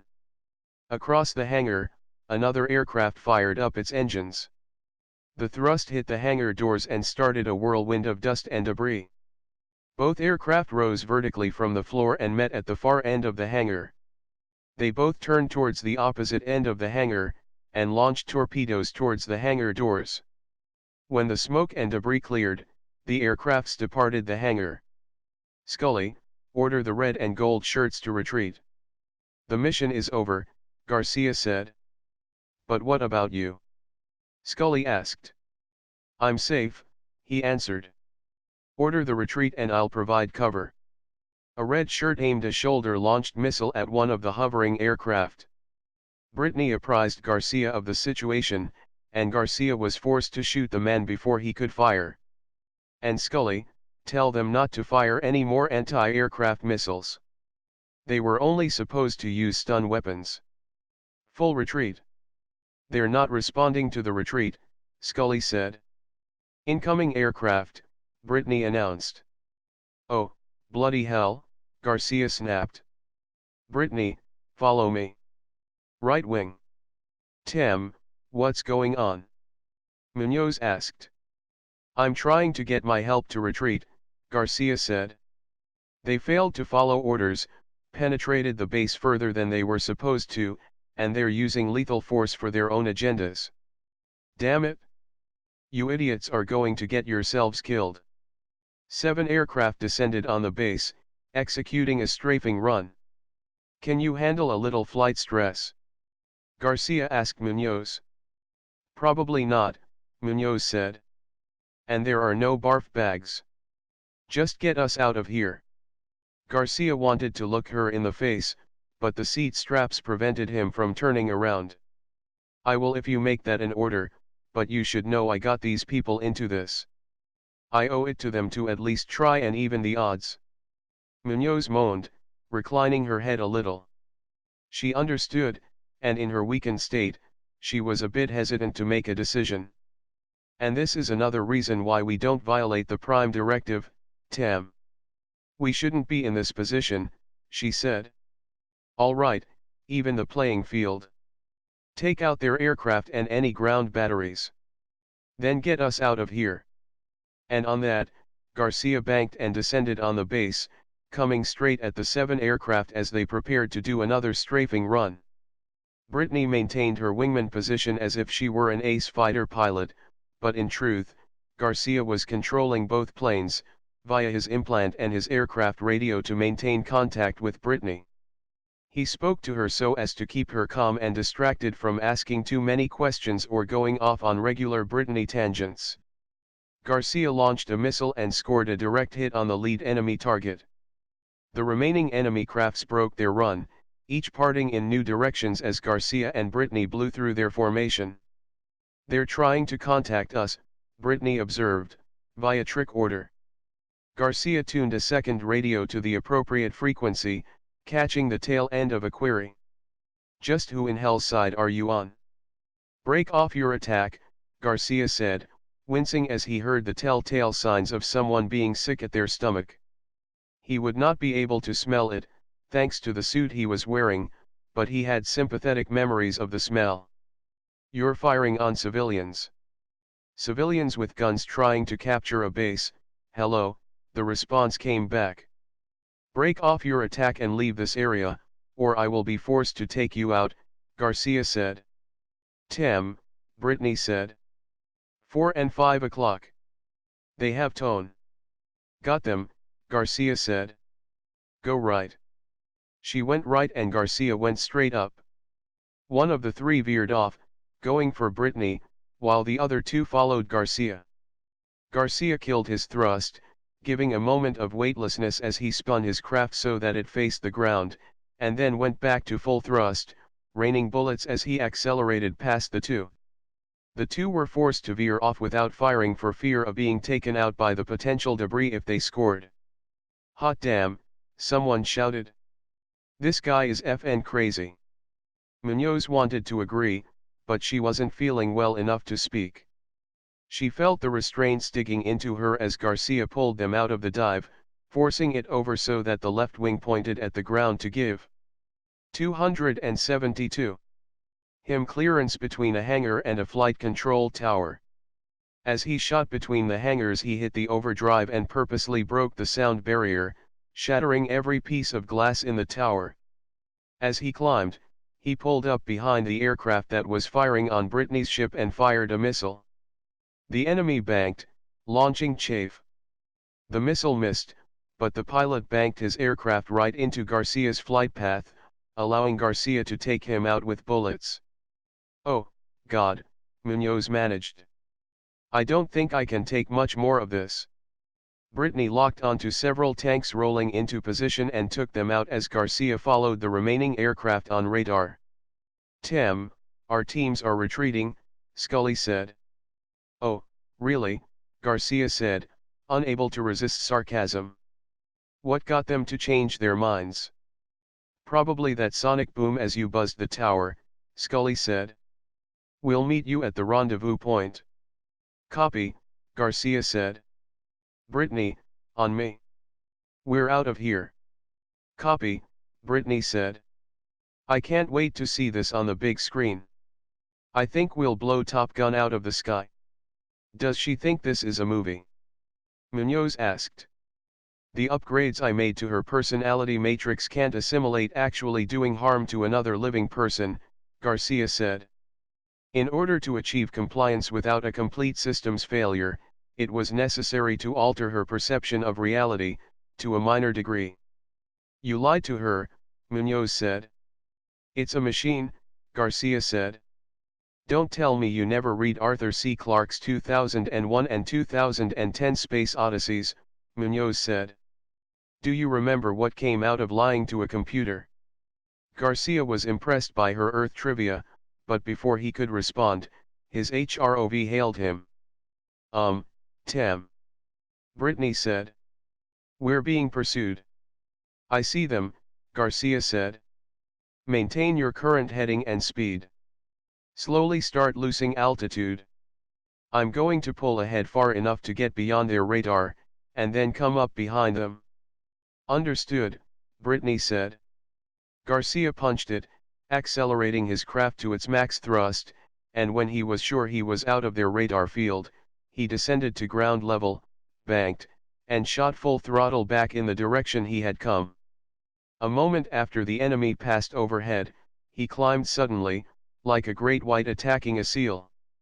He established tone, fired a missile and then moved to the next target in line, firing bullets. The missile struck, just as they were about to break formation. Sheer luck caused the target to veer into a second target as the target's flight controls failed. Both went spiraling to their end. One of the pilots managed to eject the canopy. Garcias doggedly pursued his second choice, firing constantly until it finally burst into flames and fell out of the sky. Meanwhile, Brittany had circled back to join the fight and managed to score another hit. The remaining enemy fighter had managed to get behind Garcia and was pursuing with a fierceness that suggested revenge was at hand. Garcia's evasive maneuvers were doing a number on Munoz. She was in pain, coughing severely, probably from trying not to vomit more, which only caused her coughs to erupt into gags. He had tremendous sympathy for her condition, but there was little he could do. Brittany pulled in behind the enemy only to discover she was out of ammo. Garcia cursed.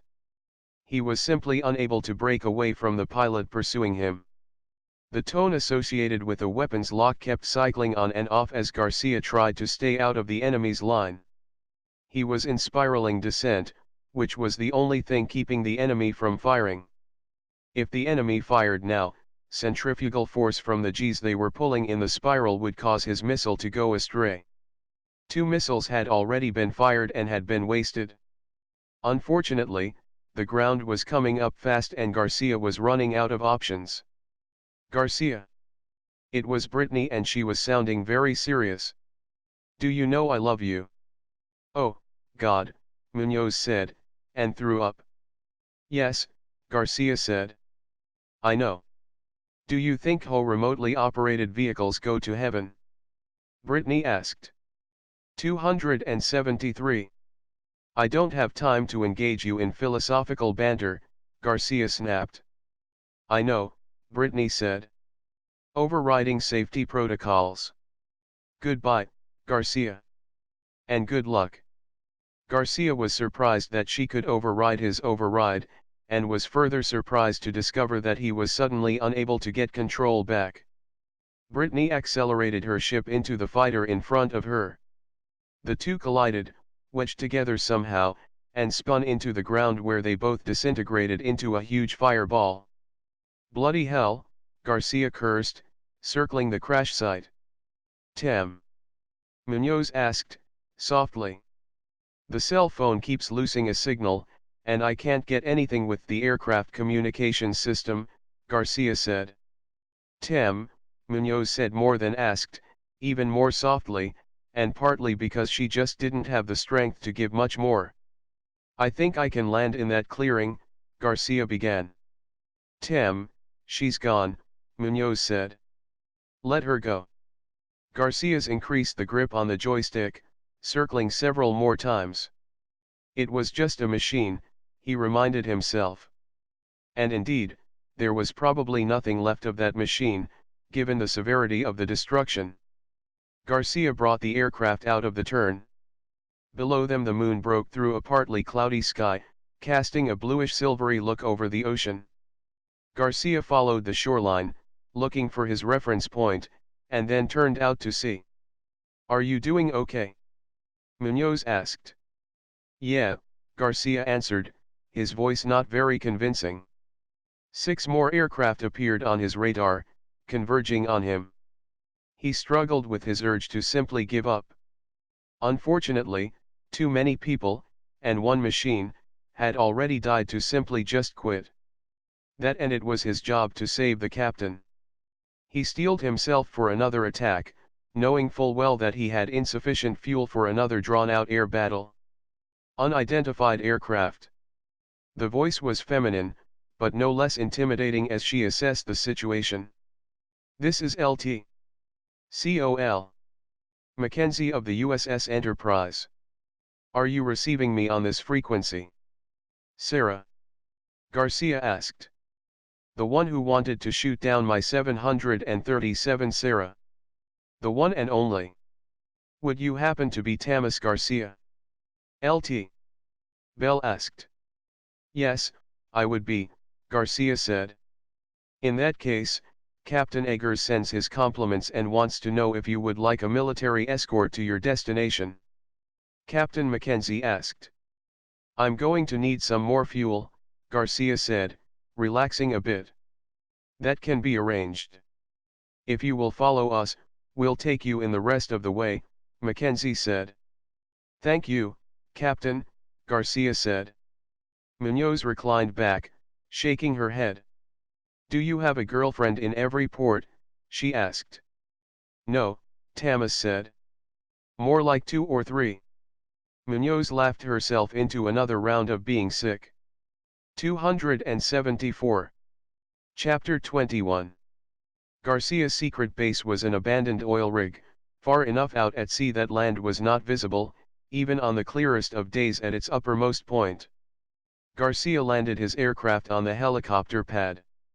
As soon as the canopy opened, Osaka was there, along with the doctor and several officers to help carry the stretcher they had brought to take the captain away.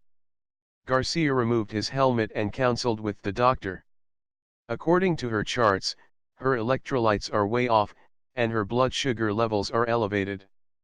I suspect that the Iotian transporter may have altered some of her genes, but without a medical trick order, I can't confirm it. Well, if that's so, there are obviously enough healthy cells remaining to keep her alive, the doctor said. Many of the symptoms suggest it might be transporter-induced diabetes, coupled with an inner ear issue.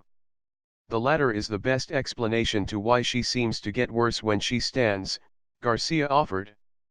I'll monitor it from here, the doctor said. Thank you, Ensign. The doctor and his assistants took the captain away. Garcia removed the gloves to his suit and tossed them into the aircraft. Osaka, and the remaining officers, turned to Garcia. I'm placing you under arrest, Osaka said. Come with me. I really need to get back to my commune, Garcia said. Any further delay in keeping me off camera brings my group under suspicion, and they would be subject to retaliation. You should have thought about that before violating the Prime Directive and then rescuing us, Osaka said. You are a complete menace to society, theirs and ours, and I'm not letting you go back. Just how many people died in this little mad operation of yours? I haven't calculated the total number of deaths indirectly linked to the rescue, Garcia said. However, I am fairly confident that I am directly responsible for the deaths of 23 people and a minimum of 120 casualties. I will need to analyze Brittany's data downloaded to the supercomputer to give you a more accurate count. You say it like you're just garbling out statistics? Osaka said. Don't you have any feeling for the people you killed and injured? Your question called for a citation of known facts, not for an emotional appeal or philosophical rationalization for what I've done, Garcia said, simply. You're a complete monster, Osaka said. You should have left well enough alone and waited for Starfleet to come and beam us out, or negotiate our release. 23 dead and 100 plus injured. Again, that's just me directly, without taking into account the death toll that the red and gold shirts inflicted on the soldiers, or the number of red and gold shirts killed while attacking the base, Garcia reminded him. I am responsible for that as well, seeing how I ordered the attack as a diversion. Osaka fumed, unable to comment right away. We don't have a brig, so I expect you to comply with our imposed confinement out of respect for my authority. Come with us. I cannot comply at this time, Garcia said. There are two ways we can do this, my way, or the hard way. You know this routine, don't you? Osaka asked. Garcia fumed, his fists clenching. I believe, if you talk to the captain, you will find that she supports my mission. The captain appears to be incapacitated, Osaka said. That means I'm in charge and I'm losing patience with you. I have to go back, at least to get Nikki and make sure she's safe, Garcia said. You shouldn't have brought her down here in the first place, you moron. Osaka snapped. And how dare you put her on local television? Not only have you further jeopardized her safety, but you've made her out to be your little whore, and for what? Rating and profits. You just crossed the line, Garcia said. You're going to be lucky if you don't do jail time after this court-martial, Osaka said. You don't understand, Garcia said. 275. Osaka's chosen officers spread out. I understand completely. You want to do this the hard way. It will be my pleasure to kick your ass, you pompous piece of shit. Or, should I just call you Admiral? Commander, you're a reasonable person, Garcia said, his hands going up into the I surrender gesture, which is also the best defense posture to ward off a punch. Let's negotiate this. Surely you can see the logic in me returning to the post I set up, in order to maintain the appearance of normalcy until which time Starfleet is able to rescue us. Garcia, this is your last chance to stand down and surrender peacefully, Osaka said. Good, cause I'm tiring of your idle threats. Bring it on, Garcia said, his open hands curving into fists. Osaka nodded and the fight commenced and all four engaged at once. The fight stopped at the sound of Captain Munoz's voice. The men, all injured except Garcia, wearily backed away from what could have appeared to have been just a simple sparring match amongst friends, Klingon friends in a fight to the death. I called you all to attention. Munoz snapped, leaning on Dr. Simmons. And I expect your compliance or you'll all be on report. They all lined up according to rank, eyes forward. We have enough problems without fighting within the ranks. And I'm too damn tired to put up with this crap, Munoz said. Garcia, you will be returning to your Starfleet singers.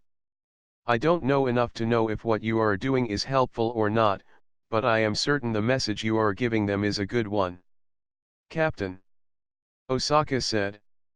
He's clearly violated the Prime Directive, and no doubt violated 16 rules of conduct and protocol, from blowing up our ship to this unsanctioned rescue operation, and just now assaulting 3 officers, myself included.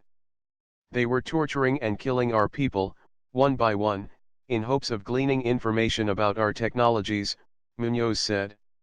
I sanctioned the rescue so that there would still be someone to rescue. As for the rest, we'll worry about cleaning up this mess once we're rescued. For now, he needs to keep up the illusion and we need to stay hidden. Is that clear? Osaka said. And Garcia, Captain Munoz turned to him. You were out of line not complying with Osaka's request. This whole matter could have easily been resolved by discussing it with me. That behavior is inexcusable and treasonous, and tantamount to mutiny. This will go on your file. You will follow orders or I'll have you drummed out of fleet so fast you will set a new warp speed record. Do you hear me? Captain, Garcia said, lightly. What? Munoz said. I said, Captain, Garcia repeated, louder. Captain Munoz shrugged off the doctor's assistants and stepped forward to Garcia. Make sure you understand this. There has been enough death on this planet and I expect you to go out of your way to make sure no more deaths can be pointed at Starfleet. Are we clear?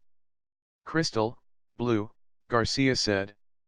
Garcia landed his aircraft on the Enterprise, changed clothes, met for a moment with Captain Eggers and Lt. Bell to thank them, and then was beamed via Iotian military back to his place in New York. Klitsova, roused by the noise of the Iotian transporter beam, stood and greeted Garcia affectionately. More affectionately than he was used to from her, but it did help ease the pain of the Iotian transport. I was beginning to get worried, Klitsova said, kissing him again. When he didn't return the affection, or even resist it, she examined him for injuries. What's wrong? I'm just tired, Garcia said, stepping directly into the shower and drenching himself. He wondered if he even needed the ruse of coming out of the bathroom wet. Did the president and military know it was he that rescued the hostages? No, he convinced himself, or they would already have him in custody. But then again, they had Brock somewhere, and knowing him, Brock would have sold out his own mother to save his neck.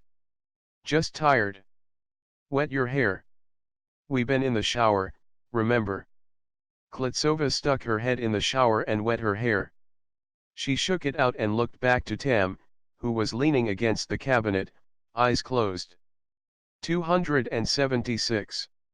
Well, come on. Let's get you out of this and into something more appropriate, Klitsova said. Garcia complied by stripping out of the clothes Captain Eggers had given him in exchange for the suit he had commandeered. There were very few soldiers that were promoted to suit status, Eggers had explained. That was partly due to the fact that the suits were the best of the best, but also because they had reached a threshold of transporter use, meaning there was irreparable damage done to their physiology, damage that forced them to live out their days in the suit. This was how Eggers had explained the bravery of the suits, even the flat-out suicidal tendencies. These men were already dead, they just wanted one more piece of the action before they were taken completely out of the game. Thanks to the suit, and the bulletproof vest, Garcia had avoided several fatal injuries. But he didn't get away without bruises. He had several bruises over his chest, back, and one on the back of his thigh. Oh, Tam, Klitsova began. It's all right, Garcia said. I'm coping. The crew is safe. Couldn't locate Brock, though. He slipped a towel around him, intending to return to his room to put on fresh clothes. Then he decided to wash his hands. He tied the towel into place and started lathering his hands up. Oh, I'm sure Brock is fine. Living it up on some franchise he just opened, Tatiana said. Garcia washed his hands and his face, turned off the water. He accepted the towel Klitsova offered him to dry his hands and face. He set the towel down, turned on the water and started to repeat the process. Tam? Klitsova asked. Garcia forced himself to stop. He opened the door and went to his room, started to go to the dresser, but instead took the 10 paces to his bed and fell into it, face down. Klitsova sat next to him on the bed, massaging his shoulders. Garcia heard the knock on the door and couldn't even remember if he had left it open or not. Come. Garcia said. Trini and Leonard entered. I've made breakfast. Do you feel like eating? The two of you must be starving after last night, Trini said, a mischievous smile on her face. I think I should probably get some rest now, Garcia told them. Are you kicking us out? Leonard asked. No, I suppose if you want, you could stand there while I sleep, Garcia said. With the aid of Klitsova's massage, Garcia was instantly out. When she was certain that he was asleep, she got up and went to her room to get some sleep as well. Garcia slept a good 14 hours before they saw him up and about again. Garcia stumbled into the kitchen and was greeted by Trini with a hug. "Do you want some breakfast?" "Yes, please," Garcia said, sitting down at the table. "Where is everyone?" "Lenner and Tatiana are in the study, and Nikki is still in her bed," Trini said. "She's not feeling well this morning." Garcia was up in an instant and went to Nikki's room. He knocked and entered when he heard her call. Nikki looked up from her pillow and offered a faint smile. A book lay open face down beside her. Garcia sat beside her on the bed, touching her forehead. Klitsova and Lenner heard the knocking from the study and joined Trini by Nikki's door. "What's going on?" Garcia asked. "I just don't feel well," Nikki said. "I'm sure it's nothing. My stomach has kinda been unsettled for a couple days now. Figured it's stress."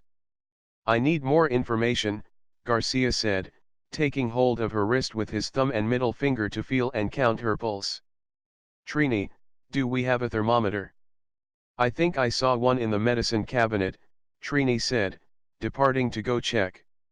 "My stomach hurts," Nikki said. "How does it hurt? Is this normal monthly cycle hurt, or something new?" Garcia asked. "It's not that time of the month," Nikki said, blushing, looking away. "I'm a doctor, Nikki," Garcia said. "Don't be embarrassed to tell me anything. When did you first notice discomfort?" 277. Trini returned with the thermometer, opening the package for the first time. She removed it from the box and aimed it at Nikki and pulled the trigger. "I don't think it's working," Trini said. Garcia took the device and examined it. "Does it come with instructions?" "Oh," Trini said, laughing. She found the instruction insert from the box and read it. "Put plastic cover over the tip, insert into ear canal, and then pulled the trigger." "The ear canal?" Lenner asked. "Why would you check the temperature of the ear canal? It will give us a sufficient reading to discern if she has a fever." "Where are the plastic tips?" Garcia asked. "I don't know," Trini said, shaking the box to confirm it was empty. "Maybe they're sold separately?" Klitsova asked. "Damn merchandising crazy people," Garcia complained. He placed the thermometer in Nikki's ear and pulled the trigger. 101 Fahrenheit. "How do we know that's accurate?" Klitsova said. "If the plastic tips are compulsory, you could be getting an erroneous reading." Garcia stuck the thermometer in his own ear, pulled the trigger, and read the thermometer. He compared the reading with the temperature reading his neural implant offered him. "It's accurate," Garcia said. "So, you have a fever, too?" Lenner asked, reading the number on the thermometer. "No, that's my normal temp," Garcia said. "So, what are the plastic tips for?" Klitsova asked. "Perhaps to keep from passing germs from ear to ear," Garcia said. "So, if she had an ear infection, you now have it," Trini said. "That was smart. Nonetheless, we confirmed that her temperature is above normal," Garcia said. "Trini, bring her some water, or any clear liquids, with ice and a straw. Lenner, bring me a bowl of cool water and a washcloth." "Do you think it's something I ate?" Nikki asked. "If it was just an upset stomach, maybe," Garcia said. "Your body is obviously fighting something off." The doorbell rang. "I got it," Klitsova said and departed to get the door. "Sit up for a moment," Garcia said. He put his ear to her chest and asked her to breathe. He repeated this, placing his ear in various places on her chest and then on her back, and then had her lay down. He then asked permission to touch her stomach. He lowered the blanket and did a cursory exam, but she made no complaints.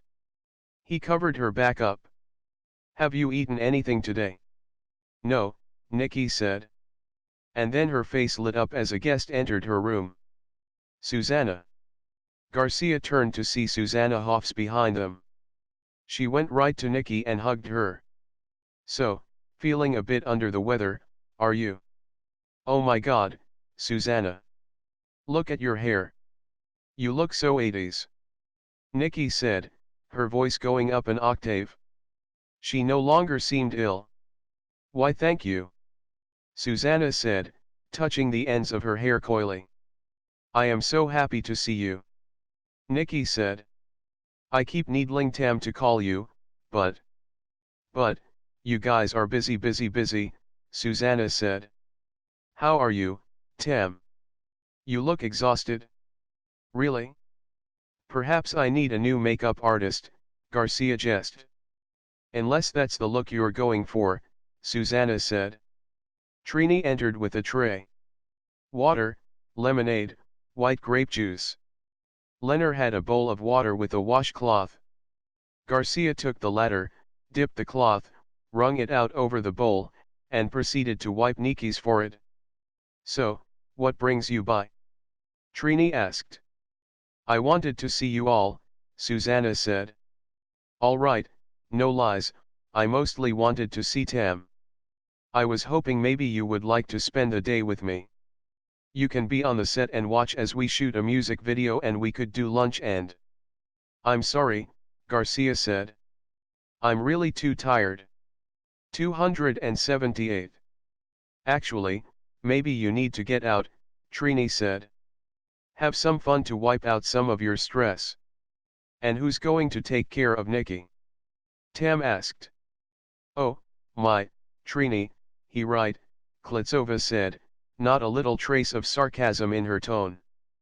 Because Lord knows none of us have ever been around sick people, or been minimally trained in first aid. Why, we're so lucky to have you here, Tam. Or, should I call you Atlas, because you're holding the whole world up all by yourself. Garcia nearly unleashed on Klitsova, but Nikki touched his arm. Tam, I'll be okay. Really, I want you to go spend the day with Susanna. I want you to have a good adventure so you can tell me about it and I can live vicariously through you. And when you get back, maybe you will read that story to me again. The Princess Bride, again. Klitsova moaned. But it's the best story ever told. Nikki declared. At least it is when Garcia reads it. I put it on video for you, Garcia said. It's archived, and you can access it with your portable. I think you'll like this remake. You and I are the leads. Nikki sat up and hugged Garcia. I love you, Nikki said. I love you, too. Now, stay in bed, rest up. Trini, bring her some toast, lightly buttered, and if she holds that down, later on, bring her a bowl of tomato soup, and a grilled cheese sandwich, Garcia instructed. He kissed Nikki's forehead and stood. Wow, Susanna said. If I ever get sick, I know who I want as my doctor. So, Tam, are you with me? Yes, Garcia said, taking her hand. He wasn't sleepy tired, just restless tired, and he knew the best thing for him would be to get out and walk and just be. Should I change? You're fine, Susanna said. I was hoping you might take me on a tour of your starship, but we're a bit pressed for time. We need to get to the studio. All right, let's go, Garcia said. To Klitsova he said, call me if any of you need anything or her condition changes. Go, the commune said, practically pushing him out the door. The chauffeur's face fills most of the screen. He is wearing dark shades, perhaps going for the Men in Black look, or maybe a farce of the Blues Brothers. The shades cover his eyes and eyebrows, but there is something about the face that can't be disguised. Familiar frown lines draw the attention of any who gaze upon the face, giving each person pause as if the face echoed something deep within their psyche, as if the face had touched us with telepathy, a sharing of peace, logic, and love. The camera cuts to the chauffeur's hands. We see him engage the radio. Music immediate begins to play. We see the rear-view mirror. Garcia is distracted by Susanna, a coy smile aimed at him. Is it for him, he wondered, or would anyone in the audience be instantly drawn to her? Close up on the chauffeur again. He dramatically removes the shades, removing all doubt from Garcia's mind. Spock! Garcia shouts. Cut, the director yells. Would someone get him off the set? This is a closed set, isn't it? He's with me, Susanna says. Can you give me a moment? Everyone take 10, the director says, and storms off. The set exploded with activity as the director departed the set in a huff. Cameramen took time to adjust their lighting, makeup artist moved in on the bangles, and the boom operator raised the mic. Susanna sidestepped around her assigned makeup artist heading for Garcia. Garcia was trying to get around security to get to Spock before he left the set. Garcia grabbed his arm. Wait. Spock, please, Garcia said. The man playing the bangles chauffeur turned and looked Garcia right in the face. I am not Spock. He snapped. I just played him on TV. Can you not separate the two concepts in your head? Garcia withdrew his hand and reined in on his emotions. I am so sorry, Garcia said. I was out of line. Susanna was suddenly beside Garcia, taking him by the arm. Tam, this is Leonard Nimoy. Mr. Nimoy, this is Tamas Garcia. 279. Ms. Hoffs, Nimoy said. I appreciate the fact that you want to bring your boyfriend to work with you, but our agreement was that I would do this video only if this was a closed set. No Star Conquerors fanatics allowed. Again, I am sorry about the outburst, Garcia said. I saw you. I was reminded of home. I'm sorry. Garcia pulled free of Susanna and walked away. That was rather rude, Susanna snapped at Nimoy. He's probably one of your greatest fans, and he has single-handedly revitalized everything about you and that clumsy old show of yours, putting a humanitarian spin on it that Gene so long ago tried to show the world but was denied by the corporations, who I might add, are still reaping a profit off your show that you will never see a penny of because they didn't write you in on the syndication rights. For you to go and just stomp on him like that is horrible. In fact, if it wasn't for his admiration of your work, I wouldn't have specifically asked for you to be in this video. Don't you get the message we're trying to send? You're a part of that. He's a part of that. You two are a lot alike, and if you would just take a moment and listen to him, you would see that you two have so much in common. Reading poetry about whales to classical music. That's you. That's him. Only, he really swims with the whales, doesn't just read poems to them. And with that, Susanna stormed off in search of Garcia. Debbie knew who Susanna was looking for, and reached out to touch her arm as she passed by. Debbie pointed to the dressing room. Susanna nodded. The dressing room door was slightly ajar, so she pushed her way in without knocking. She watched Garcia wash his hands with a bar of soap. He dried his hands, opened up another fresh bar of soap, and began washing his hands again. After she had watched him unwrapping a third bar of soap, Susanna approached him. Are you okay? Susanna asked. Yes, Garcia said. Just tired. Maybe it wasn't a good idea that I came with you today. Nonsense, Susanna said, touching his arm. I did this for you. I knew you have been looking for him and I really thought the two of you would hit off. I'm sorry. I should have told you. Garcia dried his hands and reached for another bar of soap. Susanna interrupted him by taking his hands into hers. Tim, what are you doing? Garcia began, and actually broke down into tears. I'm out of control. I don't know what to do. He doesn't know it, but it is him. I'm not crazy. I know it's him. And at the same time it's not him. None of this makes any sense. But I'm not crazy. SHHH, Susanna said, pulling him to her. Of course you're not crazy. Hey, it's okay. I'm okay, you're okay, and everything is going to be okay. We'll figure this out together. You and I are going to be okay. Now, do you think you can suffer hearing my song one more time while we try to get a few of these takes in? Garcia nodded, and she beamed happily up at him, kissing him lightly. Good. As soon as the director's satisfied, we'll sneak away from your cameraman, and go get some food. Just you and me. The rest of the world will just have to spend one night without Tamas Garcia. Okay. Okay, Garcia said, wanting to let go and allow someone else be in charge for a while. I'm sorry.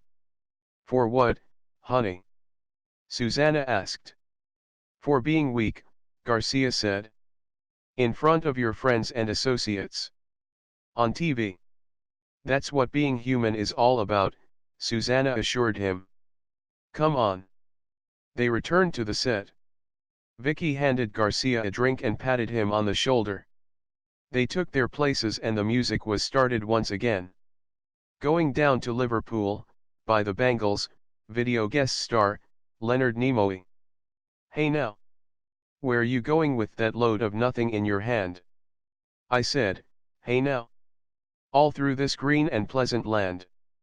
I'm going down to Liverpool to do nothing. I'm going down to Liverpool to do nothing. 280. I'm going down to Liverpool to do nothing. All the days of my life. All the days of my life. Hey there. Where you going with that UB40 in your hand? I said, hey there. All through this green and pleasant land. I'm going down to Liverpool to do nothing. I'm going down to Liverpool to do nothing. I'm going down to Liverpool to do nothing. All the days of my life. All the days of my life. Hey now. Where you going with that UB40 in your hand? I said, hey now. All through this green and pleasant land. I'm going down to Liverpool to do nothing. I'm going down to Liverpool to do nothing. All the days of my life.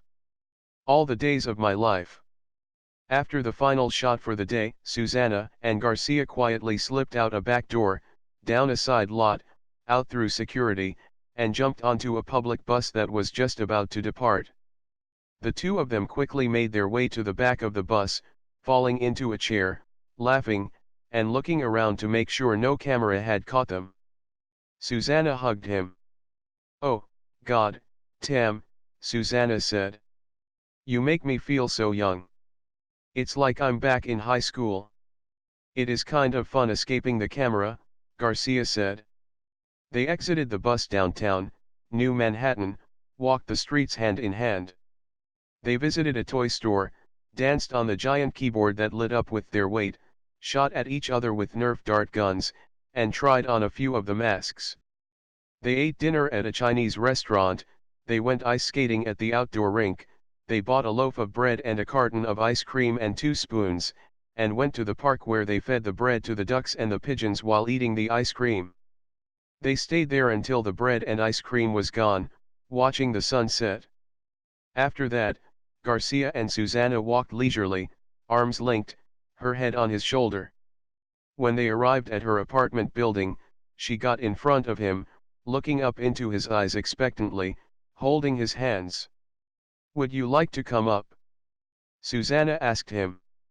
I would like to, Garcia said, but he resisted as she took his arm to lead him up.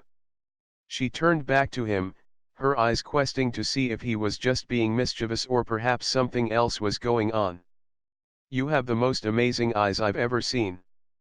Hazel, but every now and then, there's like a hint of glitter, sparkles. But what's going on behind those eyes is a mystery. I see you looking at me, sometimes through me, and I think if you declared your intentions towards me I might just be overwhelmed and disappear into you. I am afraid of it and wanting it at the same time. I do all of that to you, eh? Garcia asked, pushing his palm against hers, mirroring her fingers with his. And more, Susanna said, letting her fingers fall between his, gripping his hand, pulling on him playfully to tease him off balance. Tim, why haven't you called me? It's complicated, Garcia said. But I assure you, it isn't from a lack of feelings for you. Okay, that's good to know. So I am not misreading you, Susanna said. But, then, why are you hesitating now? You need to know some things about me if we're to take this to the next level, Garcia said. 281. She smiled. Close your eyes, she said, and waited for him to comply. Give me your hand, darling. You don't have to call me darling, Garcia said. You're being silly, Susanna said, taking his other hand and directing it to her heart. Don't you feel my heart beating? Don't you feel the same? You say my name and the sun shines through the rain. You better write this down, Garcia said. It'll make a hit song one day. Be serious, she said. I'm always serious, Garcia said. Susanna laughed and fell into him. You are, aren't you, she said, hugging him. What do you want to tell me about you that I don't already know? I really am from outer space, Garcia said. I'm okay with that, Susanna said. No, really, Garcia said, moving her back just enough that he could look into her eyes. You need to go into this knowing that this isn't my home world and I won't be here forever. Then you'll take me with you? Susanna asked. Wherever you go, I'll go. Is that what you want? Garcia asked. No, not really. This is my home, Susanna said. I love New York. Give me a chance to make you happy. I'll help you see that what we have right here and right now is better than any fantasy you might have about being out there or being in the future. Right now, Tam, this moment, this is us and all we have. Nothing else exists. Though I have many fantasies, my being an alien is not one of them. I'm not delusional. I have other obligations, Garcia said. Susanna stepped back. You're married? She asked. Technically, I think so, but, Garcia began, and then grabbed Susanna's arm as she started to storm off. I made no secret that my life is complicated. If you're not interested in me, just say so. Stop playing this game, Susanna demanded. Garcia pulled her closer to him. I am more than interested.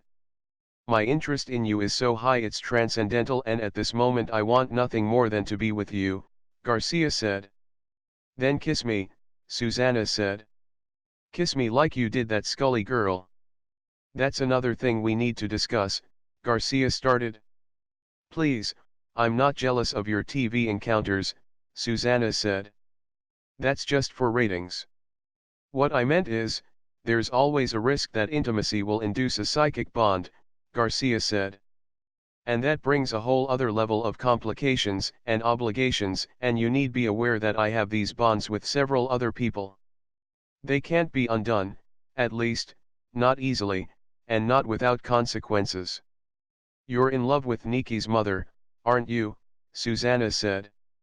No, Garcia said, confused. I don't understand what you're telling me, Susanna said. What? You can't be monogamous? You have a thing for green aliens. What? Let's just stay with the easy ones first, Garcia said. Do you believe me when I say I'm from Earth? According to you, so am I, Susanna said. You are, Garcia said. Damn it, Tam. I was born here. I know my mother and father, and I know my grandparents, and there is no way you can convince me that I am an alien, Susanna said. I am willing to buy into the fact that you may be psychic, because you know some things about me that no one else seems to know, and you have this power over me, but I am not an alien. I have no power over you, Garcia said. You're free to make choices. All right, then I choose to be with you, Susanna said. Come upstairs with me. I can't, Garcia said. Not tonight. And not until I'm convinced you're making this decision with both eyes opened. Fine, Susanna said. Prove to me what you're saying. 282. Good night, Susanna, Garcia said. What, you can prove it to that Scully chick and not to me? Susanna said. You knew her all of 2 minutes and you jumped her mind, but you won't give me the same opportunity? Prove that what you're saying to me is true. Good night, Garcia said, and turned and walked away. I can't believe you're walking away from me, Susanna said, pursuing him. This doesn't make any sense. You're crazy. We'll talk again later, Garcia said, struggling to stay calm. No, there is no later. You either come with me now, or say goodbye forever, Susanna said. Goodbye, Garcia said and walked away. Susanna screamed, fist clenched, and then she ran up the flight of stairs, ran back down as if she were going to pursue Garcia, changed her mind, ran back up the stairs, struggled with her keys, tried to force the door, and then rang all the doorbells until someone buzzed her in. She went immediately to her apartment. After several blocks, Garcia's anger dissolved and he slowed his pace. He started a walking meditation to help sort through his frustration, and tried to reconcile himself that Susanna's unreasonableness came from a lack of understanding. His life was indeed complicated. He recognized he had feelings for her. He also recognized that he didn't have to act on those feelings. Had it just been a playful fling, Garcia wouldn't have had a problem with it, but like Trini, he recognized that Susanna had greater expectations than just a mere fling, and he since had no intentions of staying on this planet, and he wasn't Captain Kirk, he reminded himself, then he had responsibilities to be completely honest. A car pulled closer to the curb and a window came down. It was Susanna. Get in, Susanna said. I need to walk, Garcia said. Tim, get in the car, now, Susanna said. Garcia just kept walking. Tim, Susanna said, softer. Your friends have been trying to get a hold of us.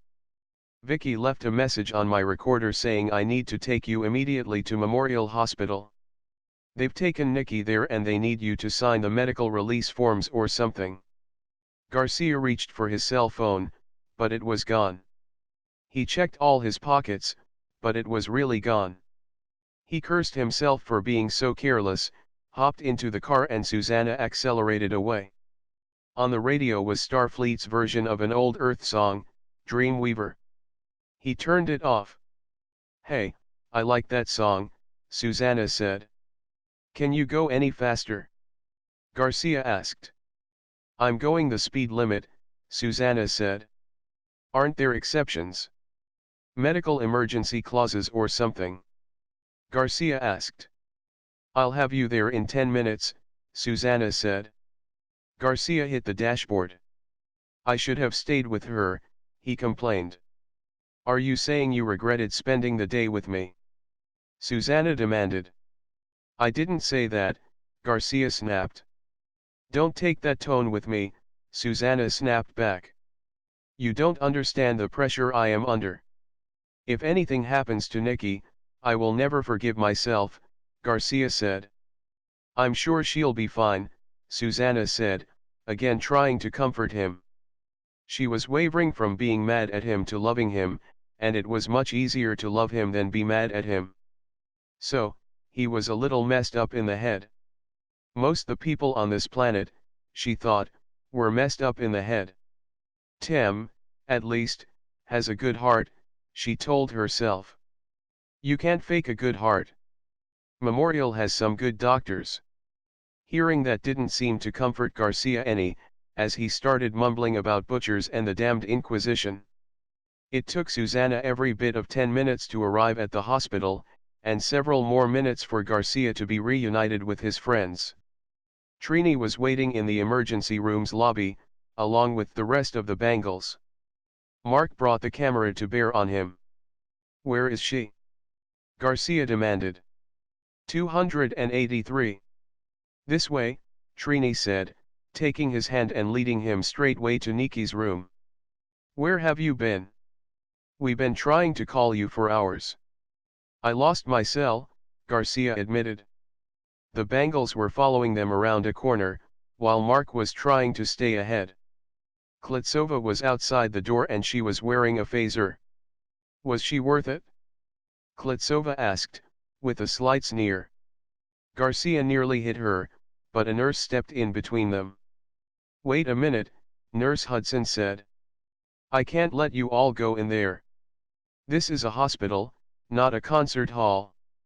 What have you done to Nikki? Garcia asked the nurse.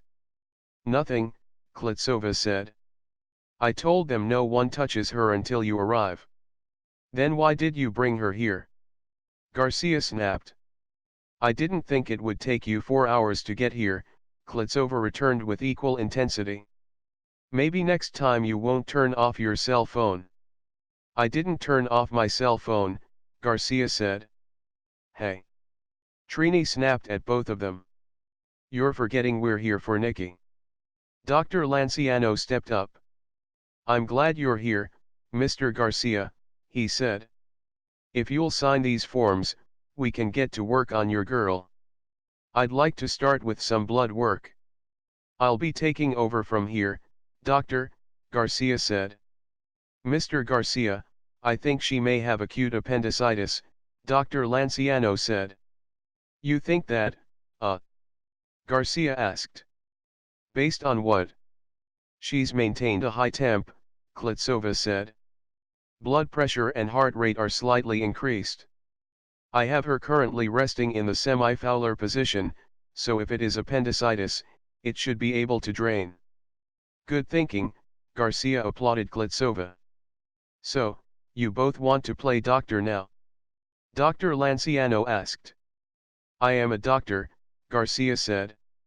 Right, and, let me guess, you went to medical school on Earth, Dr. Lanciano said, sarcastically. No, actually, I attended school at the Vulcan Academy of Science, Garcia said. Look, she has pain in the epigastric and periumbilical area, which is symptomatic of appendicitis.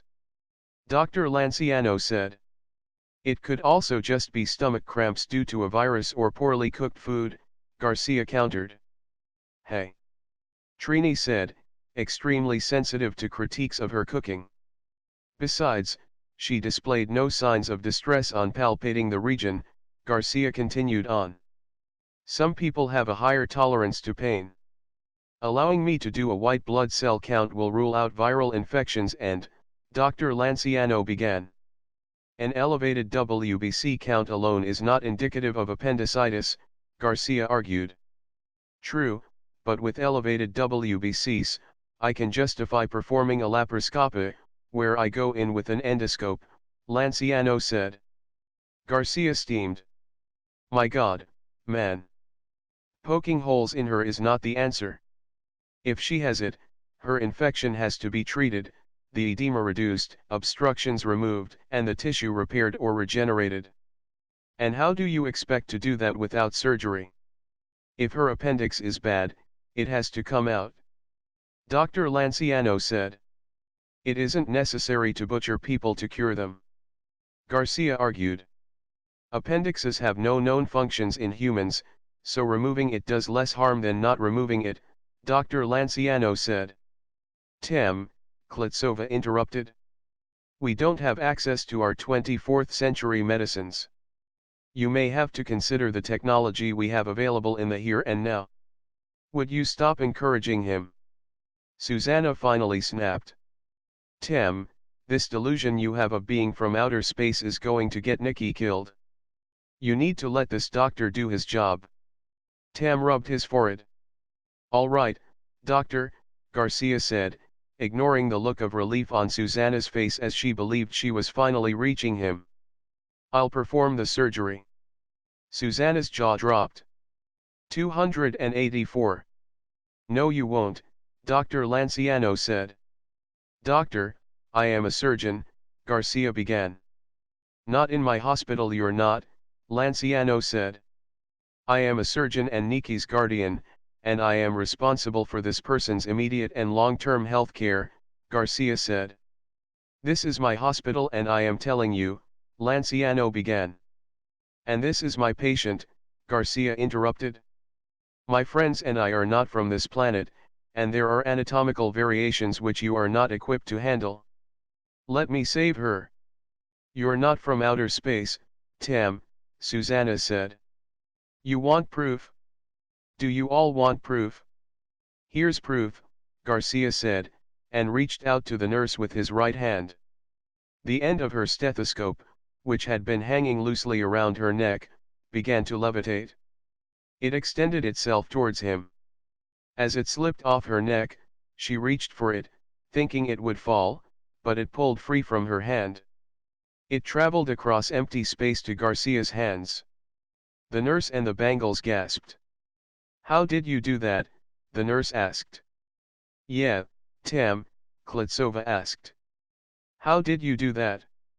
I have some psionic abilities, one of which is limited telekinesis, Garcia said. Please, any magician can do that, Lanciano said. Garcia lifted his pants leg and removed a knife he had concealed in his boot. Before anyone knew what he was going to do with it, he cut a line in his arm. Tam! Susanna cried out, at first moving towards him and then quickly backing up. She bumped into her friends, watching in confusion as green blood started to flow. I'm 1/4 Vulcan, Garcia said. And the gene for green blood is dominant. Do you want to inspect this wound to determine if I'm telling the truth? Dr. Lanciano examined the wound. Oh my God, you're really an alien. I am the son of the alien you know as Dr. Leonard H. McCoy, Garcia said, and fell into an impromptu speech, using many of the mannerism Captain James T. Kirk might have used. And I am here to evaluate how to best help your society get to the next stage of development. McCoy left his communicator here and you developed technology that your society wasn't ready to handle. In truth, you weren't prepared to handle the technology that the Horizon left you. My people have been trying to help prepare you for the things to come, marvelous, wonderful things, but you keep getting it wrong, and because you have free will, and our society respects freedom more than any other individual quality, the way we're allowed to interact with you is limited. Right now, though, you are in a position to help me save my friend and that sort of thing does not go unnoticed or even unrewarded. Help me save her. Dr. Lanciano nodded. May I at least assist? Garcia nodded his head. Yes, I would actually appreciate that. Now, I'll want to speak to the surgical tech, the anesthesiologist, and any other people who will be in the surgery room. Nurse, I am going to want to start an 4-lactic ringer, and I am going to want to see a list of the best antibiotics, including a map of their molecular structure, stat. Doctor, why don't you go ahead and bandage this, Garcia said, pointing to the cut on his arm. And, Mark, get that damn camera out of my face. Are you kidding? Mark asked. This is the best stuff ever. Better than the landing of the airplane. Just back off a little, Garcia said. Come on, Klitsova said, herding the bangles towards the waiting room.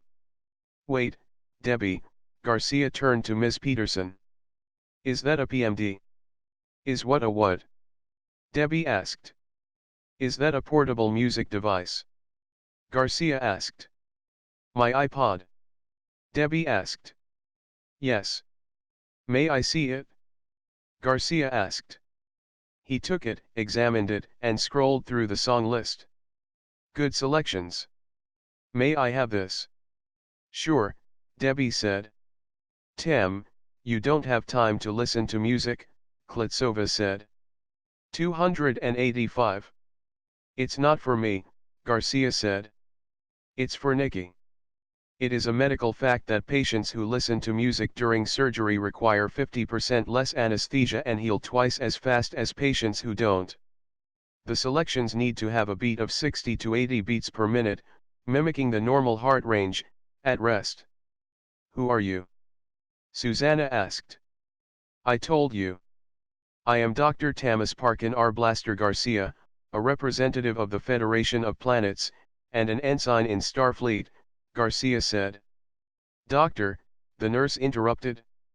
Here is a list of those antibiotics you asked for. Would you like me to start the 4? No, I'll do it, Garcia said, looking over the list. He took the nurse's pen and marked 3 antibiotics. Bring me those 2, 4 push, and the other will be PO starting tomorrow. PO was medical slang for by mouth. Garcia entered the room and approached Nikki.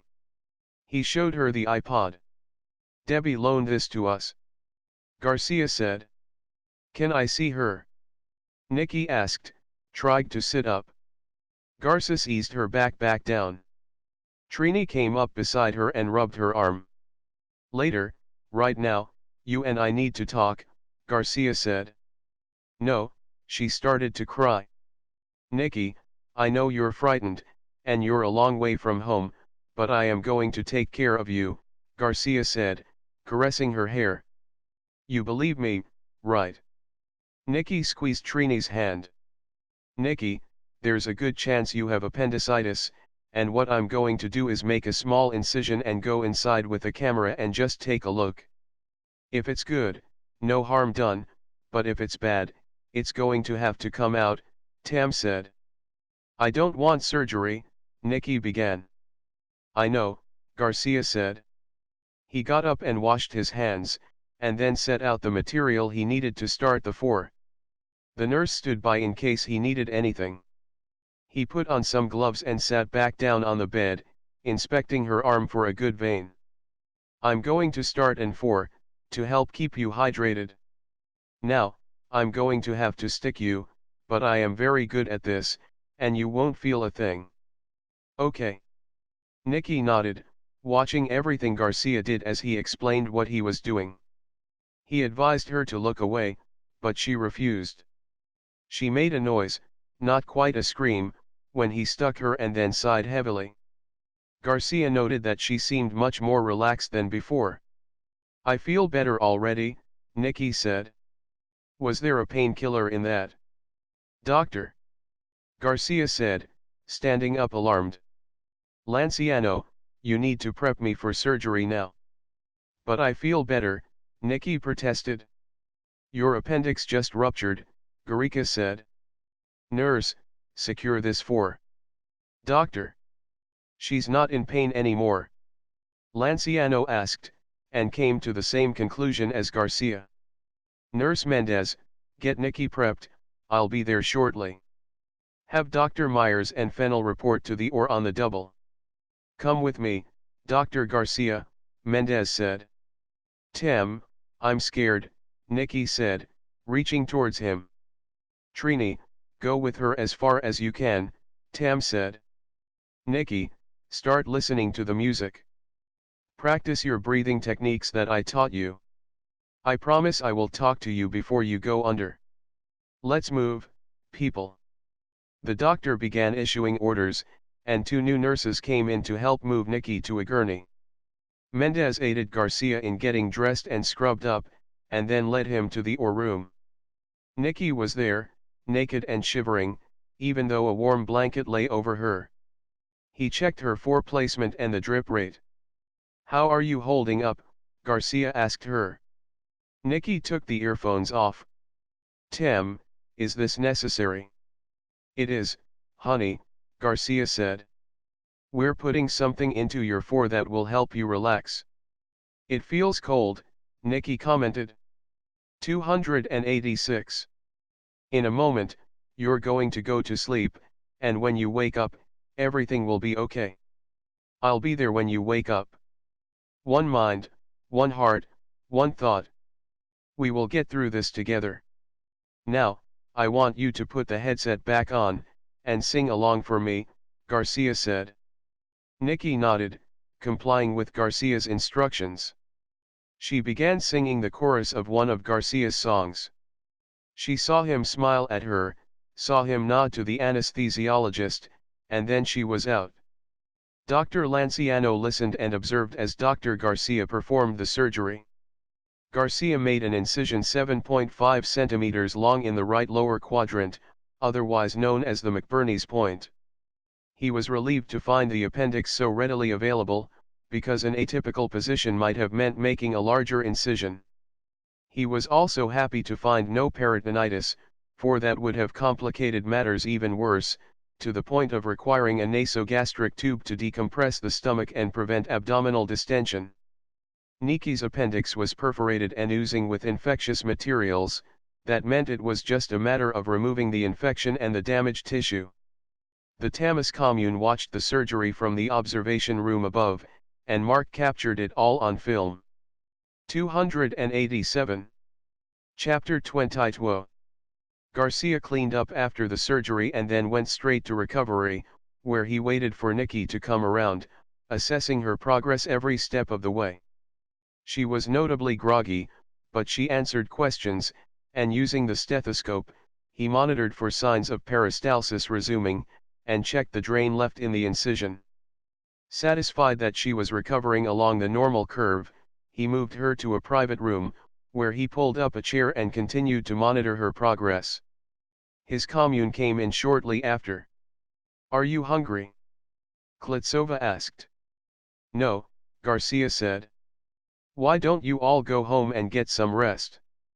"I'm not leaving." Trini put her hands on his shoulders, massaging him lightly. She could see that no one was going to talk him out of leaving. "Tim, you've had a really long day. Long couple of days. At least let us bring you something to eat," Trini said. "My spinach roti perhaps." "No, thank you," Garcia said. "Coffee?" Leonard tried. Garcia consented. "Black," Garcia said. "Everything is okay?" Klitsova asked. It sounded like there were no complications.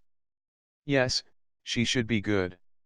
Maybe out of here in 2 or 3 days," Garcia said. "Susanna." "The Bangles went home," Klitsova said. Garcia nodded, accepting the coffee Leonard brought him. "Now, all of you go home and get some sleep. You can relieve me tomorrow morning about 10. Trini kissed him good night. Everyone left but Mark, who was setting up a tripod. "Is that really necessary?" Garcia asked. "Are you kidding? Your show just broke all records in ratings," Mark said. "We're not going to miss a thing." "Fine, but do me a favor, keep the camera on me, and give my patient some privacy," Garcia said. "Fair enough," Mark said.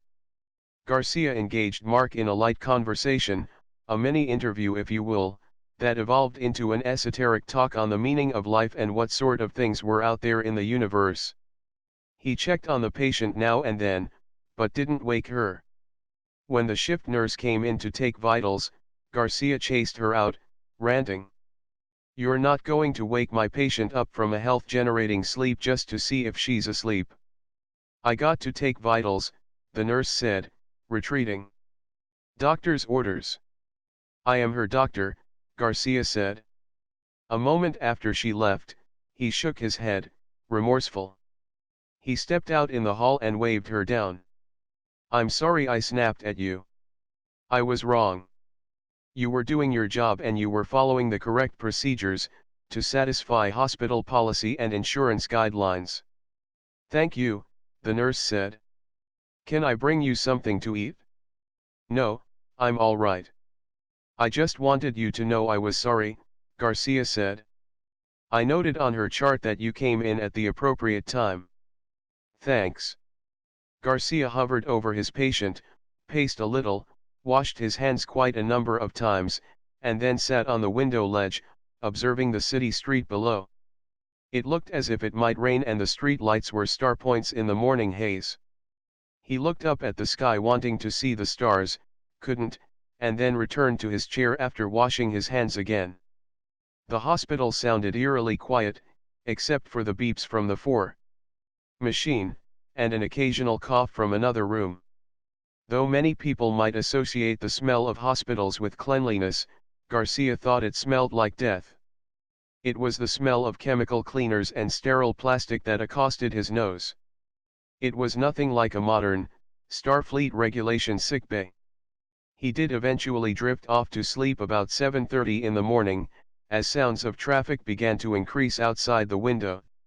It was a monotonous, dull roar of moving vehicles that would have been better for the nerves if it had been ocean waves, but it still lulled Garcia into sleep.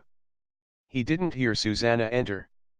She approached him, memorized the features of his face, wanting to touch him, so peaceful compared to the day before.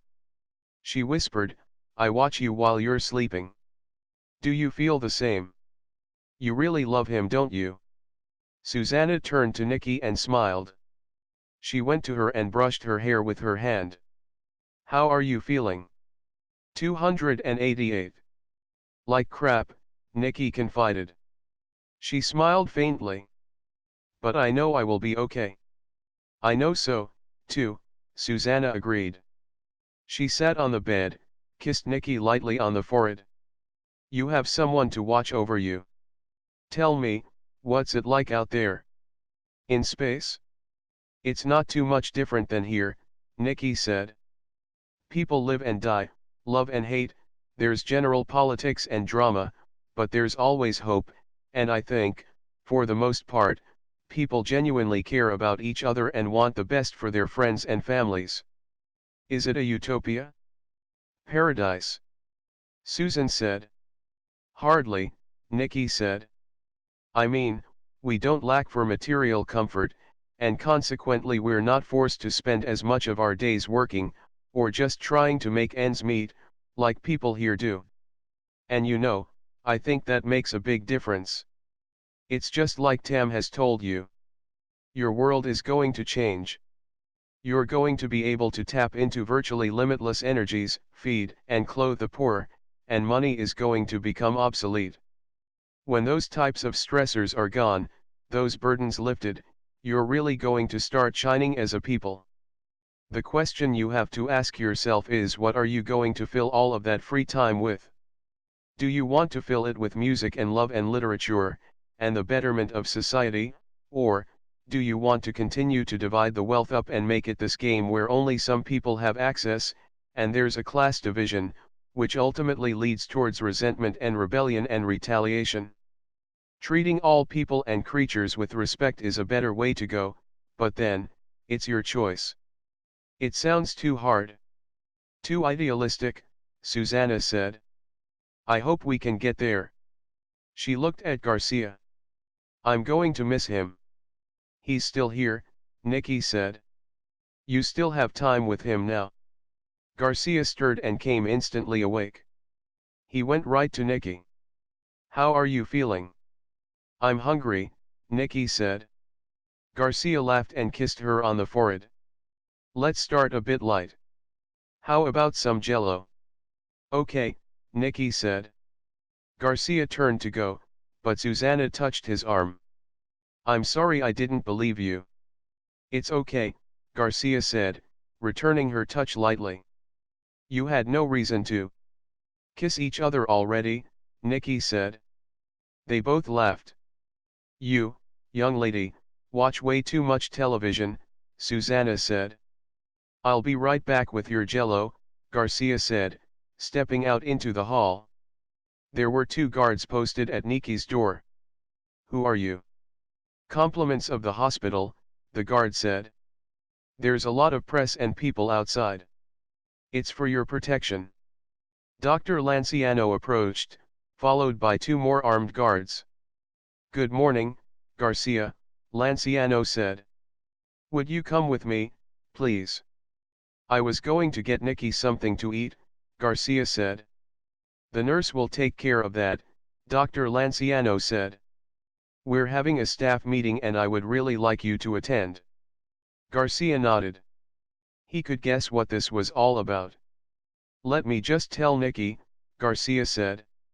The 2 guards escorting Dr. Lanciano unfastened the straps holding their weapons in their holsters. Now, Doctor, Lanciano insisted. Is this really necessary? Garcia asked. What did you think would happen the moment you announced on television you were an alien and McCoy's son to boot? Lanciano said. Everyone who ever imagined he was once sick is showing up wanting to be your patient.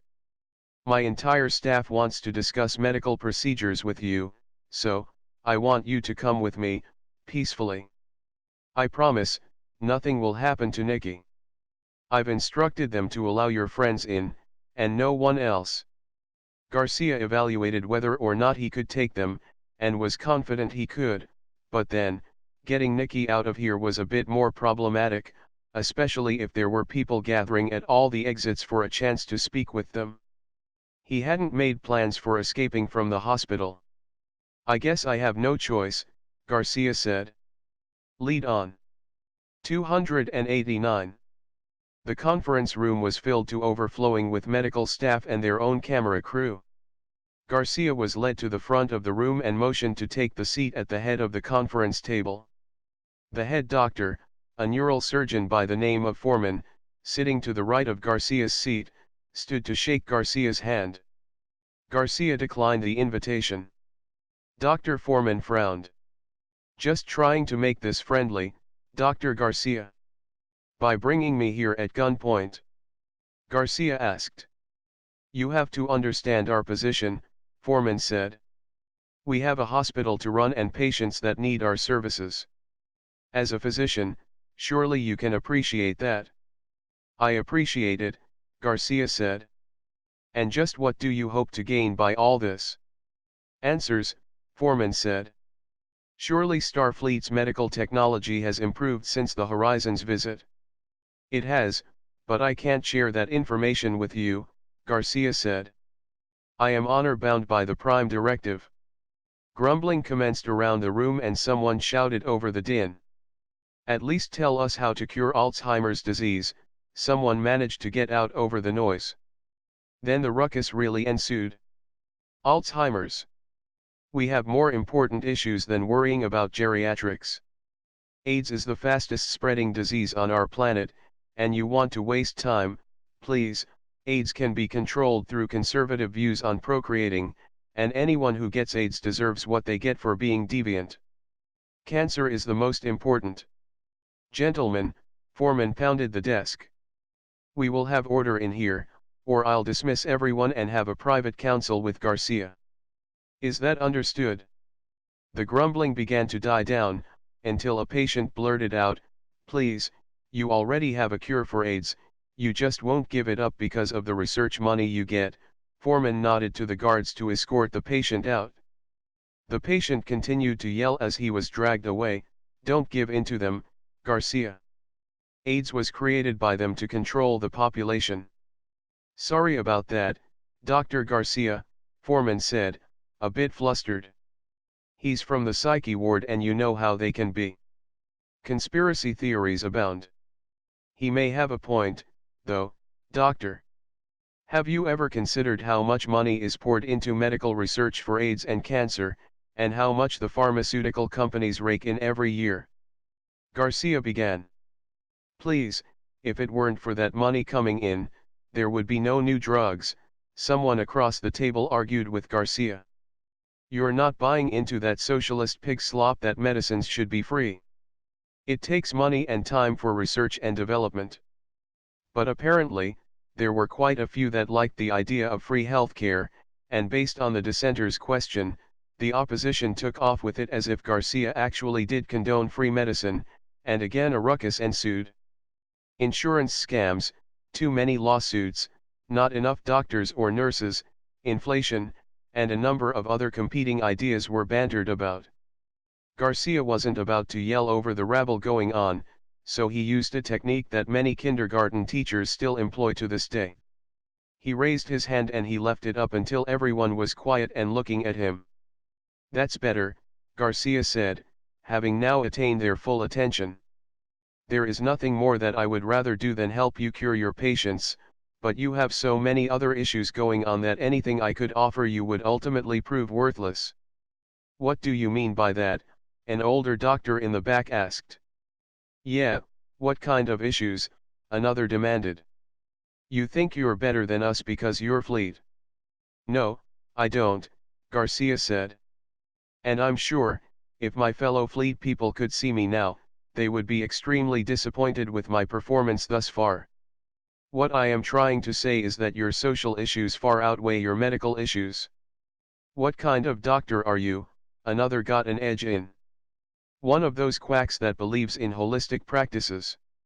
Yes, Actually, I do practice holistically, Garcia said. 290. You have to treat the body before you can treat the person or the social structure, another argued. No, you treat the whole person, Garcia argued. Notice I didn't say patient. I said person. Wait, listen to me. Damn it, you pulling me in here at gunpoint to demand knowledge, and you can't even manage to open your minds and receive what little direction I can give you. Go ahead and shoot me now, then, because if none of you are going to give up your agendas to actually learn a thing or two, then you might as well go back to lighting candles and chanting. The room grew appreciatively silent. Thank you, Garcia said. Yes, Starfleet has medical technology that could cure everything your planet is currently dealing with, but we would only be treating the symptoms. For example, what good does it do me to cure you of lung cancer if you're going to continue smoking, the very practice that induces lung cancer in 84% of the people who smoke?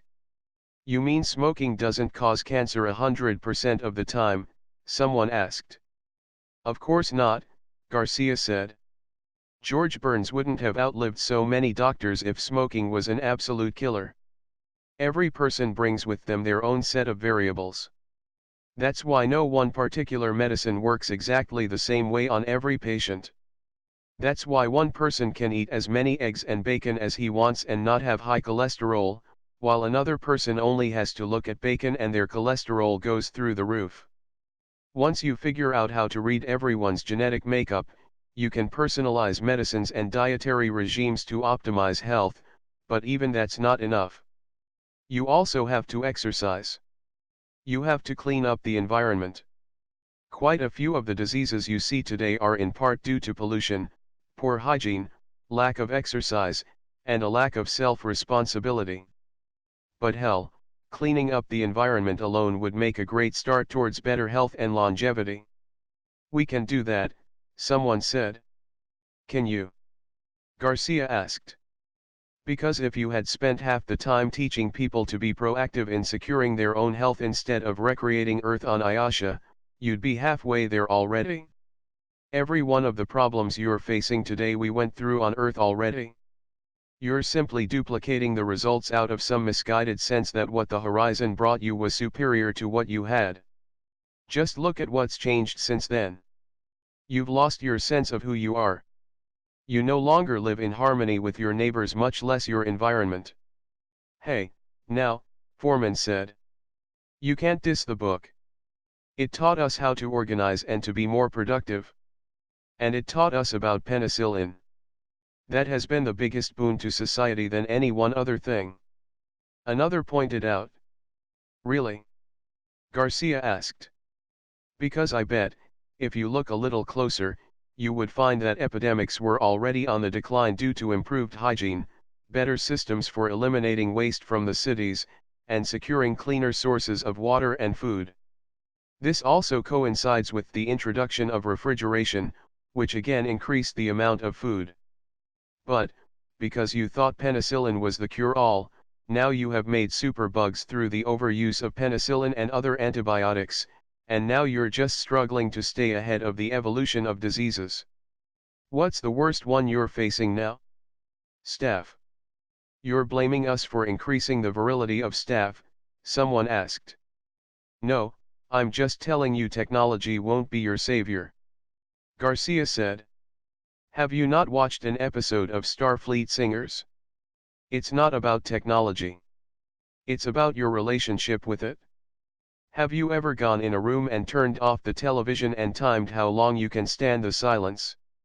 I dare you to turn it off and see how long it takes before someone comes right behind you and turns it on.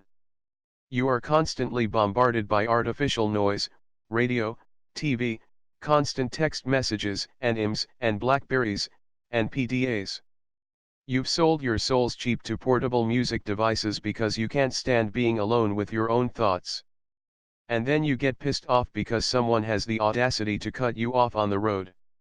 You're so in a hurry to get nowhere that you'll literally kill someone in a road rage incident just to get home to make sure your email is empty, and you fill every waking moment of your kids' lives with band practice and sports practice so that they don't even have time to breathe, much less find out who they are.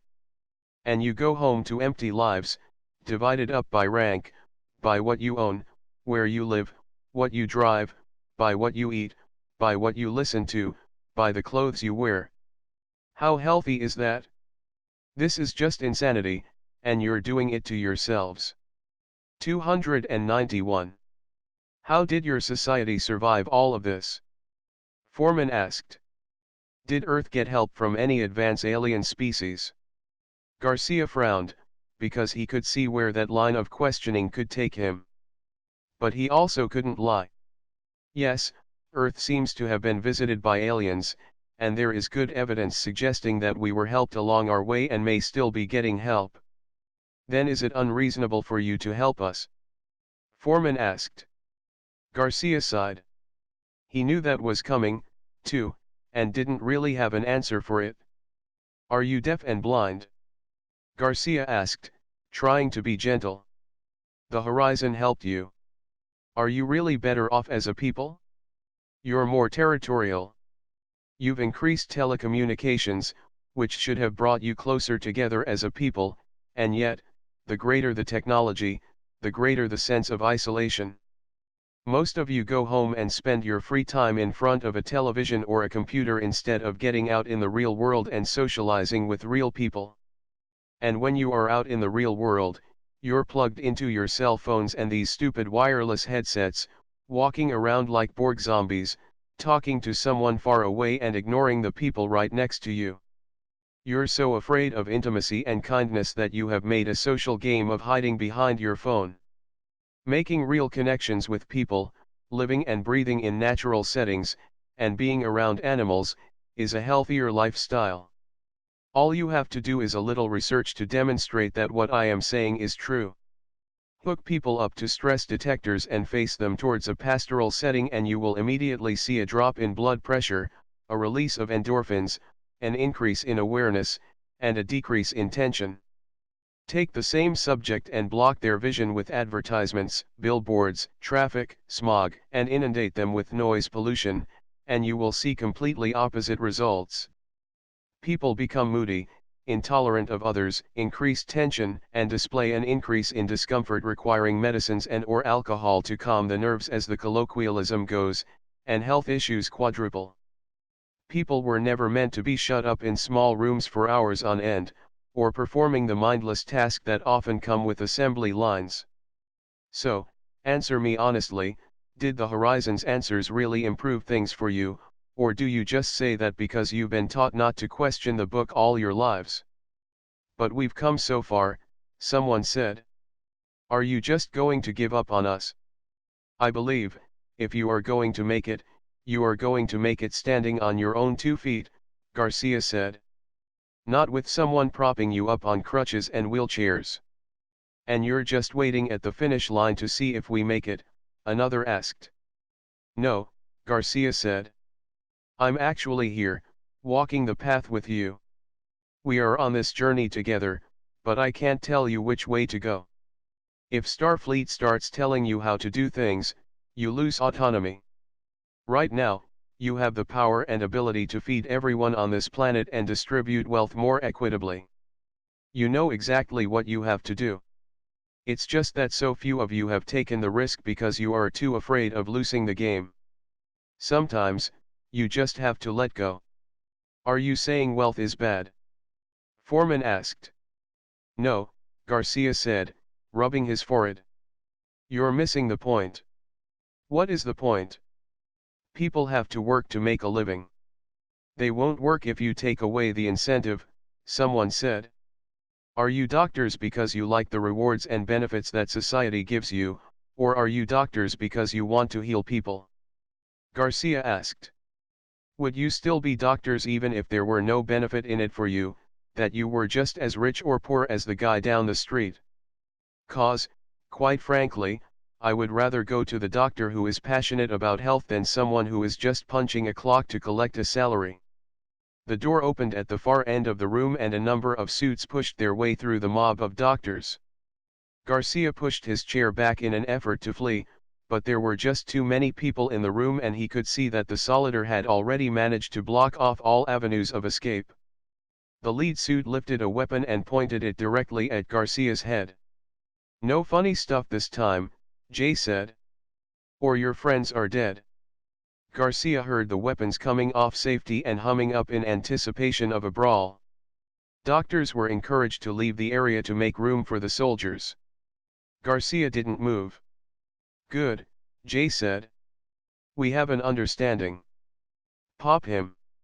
292. One of the soldiers hit Garcia with a taser, dropping him to the floor. Foreman and Lanciano moved as if to go to Garcia's aid, but some of the soldiers raised their weapons, and pushed them back against the wall. "You're killing him," Lanciano said. "Hardly," Jay said.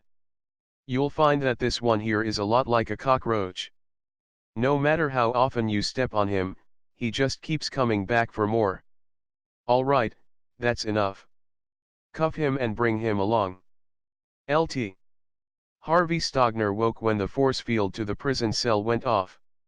He had no idea why the force field had come down, maybe a power failure somewhere, but he wasn't about to look a gift horse in the mouth. He rolled off the table that made for his bed and quickly crossed the threshold of his cell.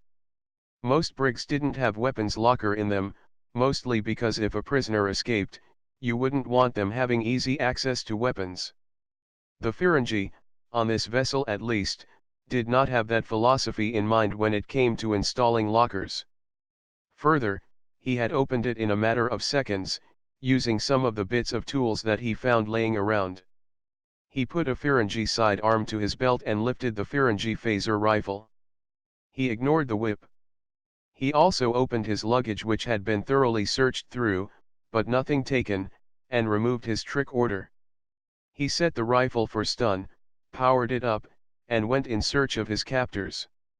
Outside the brig, in the corridor, the lights were dimmed to the lowest possible setting without them being off. Stogner noted the strangeness of the fact, but pushed on, carefully, listening for any signs of Ferengi. He came to a crossway and paused. There came the sound of heavy boots, rhythmically falling against the deck. He turned and spied around the corner. Borg. At least 10 of them, and they were rerouting power systems. Stogner eased back, slowly, not wanting to draw attention to himself. He counted the odds of him taking out 10 Borg and decided it wasn't good. Though he couldn't take out the Borg, he could sabotage the ship. He went the long way round to engineering, with plans on blowing the ship up. His plans were dashed when he realized engineering was already compromised and completely overrun with Borg. Borg he had never seen before. The small gray ones gave him the creeps, causing his hair to stand on end. Stogner fled back the way he had come. He made his way to the hangar deck where there was one shuttle. He had no idea whether or not he could fly it, with the controls in Ferenginer, but he had to try. He sat down at the helm, set the rifle in the seat next to him, and pulled out his trick order. Using the trick order as both interface and translations, he managed to get the shuttle's computer to do an automatic launch cycle. The floor opened up beneath the shuttle and the shuttle was shoved out like a soda from a machine. Momentum set it drifting. From outside the Ferengi ship, Stogner watched through the shuttle's forward window as the shuttle bay doors cycled shut. He then set to work on flying the shuttle. It took him 10 minutes to power up the shuttle's engines. Something moved in his peripheral vision, and he looked up to see one of the life pods detaching from the ship. It powered away. He managed to scan it for Borg life signs, and when he saw that it was only Ferengi, he let it go. Not that he had much choice in the matter. He had no idea how to fire the phasers, if the shuttle even had any. Stogner spent another few moments reading his tricorder's interpretations of the control panel. Every time he activated a system or started a data entry, the configuration on the helm changed. It took him a while to figure out how to cycle back through the menus, but before he did, he accidentally activated his forward thrusters. The shuttle accelerated away, backwards, From the Ferengi ship. He hoped there was nothing behind him to collide with. When Daimon Tolro had made it to the shuttle bay, he had arrived just in time to see his one and only shuttle leaving. With no other option available to him, he was forced to abandon his ship in a life pod, and by doing so he had set off an automated distress signal. A Ferengi vessel, only several hundred light-years away, decided to respond. Even though it would take him several hours to arrive, he figured there might be something left to salvage. The ship's name was the Topa, or Opportunity, in English, and the daimon was Holn. Arriving at Ayasha, he dropped out of warp and began to assess the situation. There was a crippled Federation ship, which was so old he had no use for it. There was a Ferengi shuttle, pushing the crippled Federation ship. The shuttle was literally rammed up against the Federation ship, intersecting where the Dish 293 array would normally be in a modern Federation ship, and using its thrusters to push it away from a crippled Ferengi vessel. The crippled Ferengi vessel was pursuing the Federation ship. None of this made any sense to Daimon Holn, but he knew instinctively that whatever was on the Federation ship must have been priceless for Daimon Tolro to pursue it so persistently, even with his impulse barely functioning. "Take us alongside Tolro's ship," he ordered. "And put a tractor beam on the Federation ship. And use command overrides on that shuttle. I want it brought into our shuttle bay." "Has Tolro attempted to hail us yet?" "Negative, communications on both ships are down," his ops officer said. "Still unable to scan the ships due to the higher than normal ionization of their ships' hulls. Someone must have detonated an extremely powerful weapon in this area, and very recently, judging by the comet debris. A very powerful weapon, et." Holn repeated, his greed getting the better of them. "Sir, we've detected transporter use." "I believe someone from Tolro's ship has beamed aboard," Holn's security officer said. "Good," Holn said, assuming it was Tolro. "Go talk to him and find out what's going on." Sometime later, Garcia woke to find himself in near darkness. Klitsova and Leonard helped Garcia to his feet. "Where's Trini and Nikki?" he asked. "Don't know," Leonard said. "They separated us. They've not told us anything since they brought us here." Lights flickered on above their heads and it appeared as if they were on a stage. Jay walked out to greet them. "So, you came thousands of light years just to be television stars, eh?" Jay asked. "Well, here we are now, entertain us." "Where are my friends?" Garcia asked. "We're having a bit of a dilemma," Jay continued, ignoring Garcia's questions. "See, on the one hand, the population is partial to the Garcia's commune and philosophy.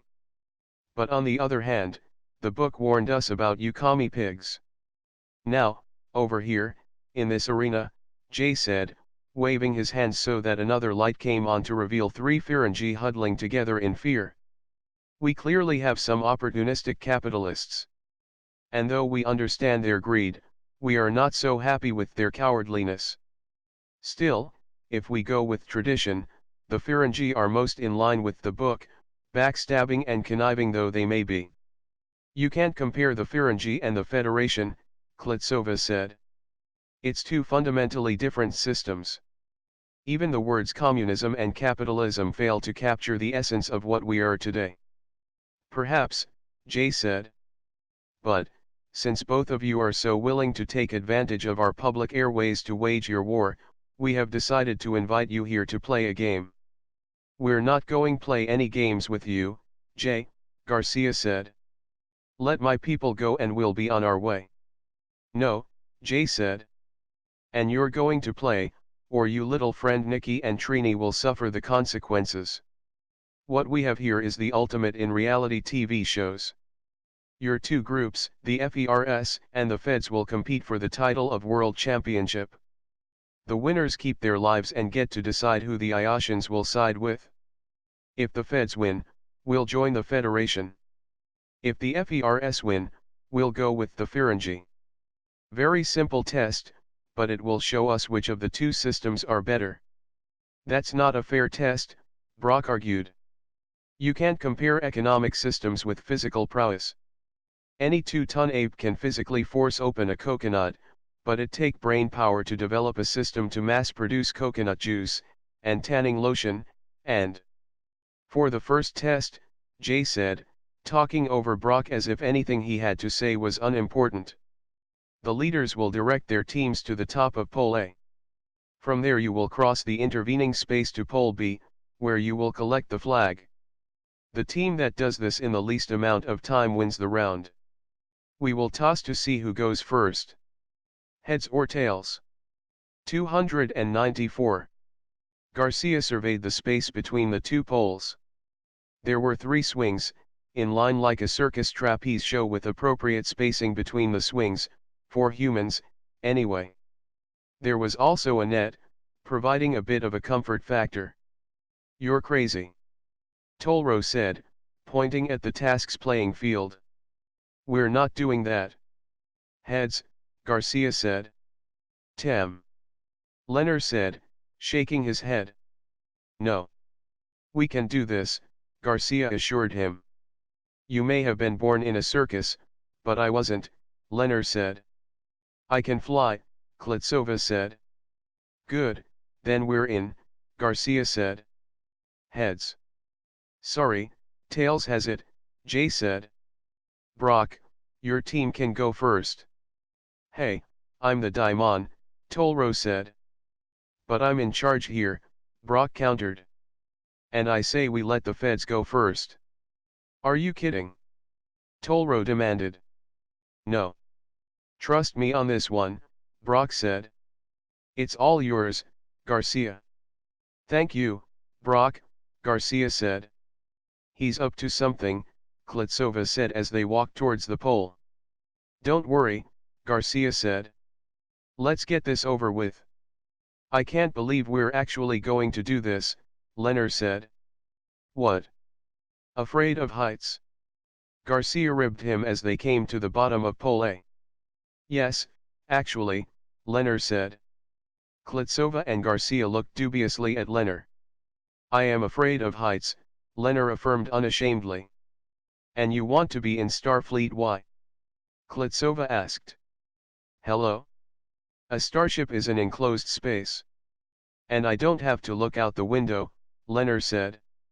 And a shuttle is one thing, but flinging myself across an open space with nothing but swings to catch hold of is another thing completely.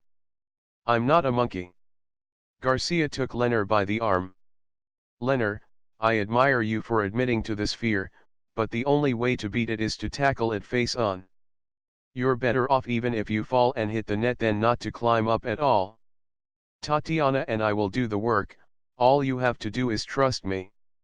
I will get us across. You're burning daylight, Jay said. Come on, Garcia said. Up the pole. I'm right behind you. At the top of the pole, Leonard held tightly to one of the safety ropes as Garcia explained his plan. I'll take the first swing. Tatiana, you'll come on next and I'll pass you to the second swing.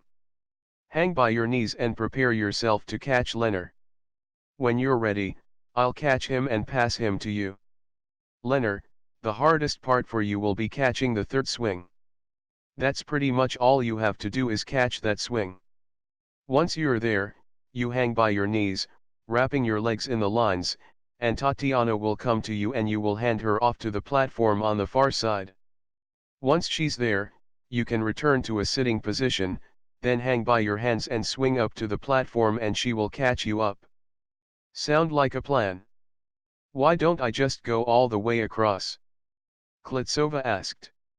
Because Leonard can't do all 3 by himself, Garcia said. I'm going to catch his hands or wrists. You're going to catch his ankles and hold on to him until he catches the third swing.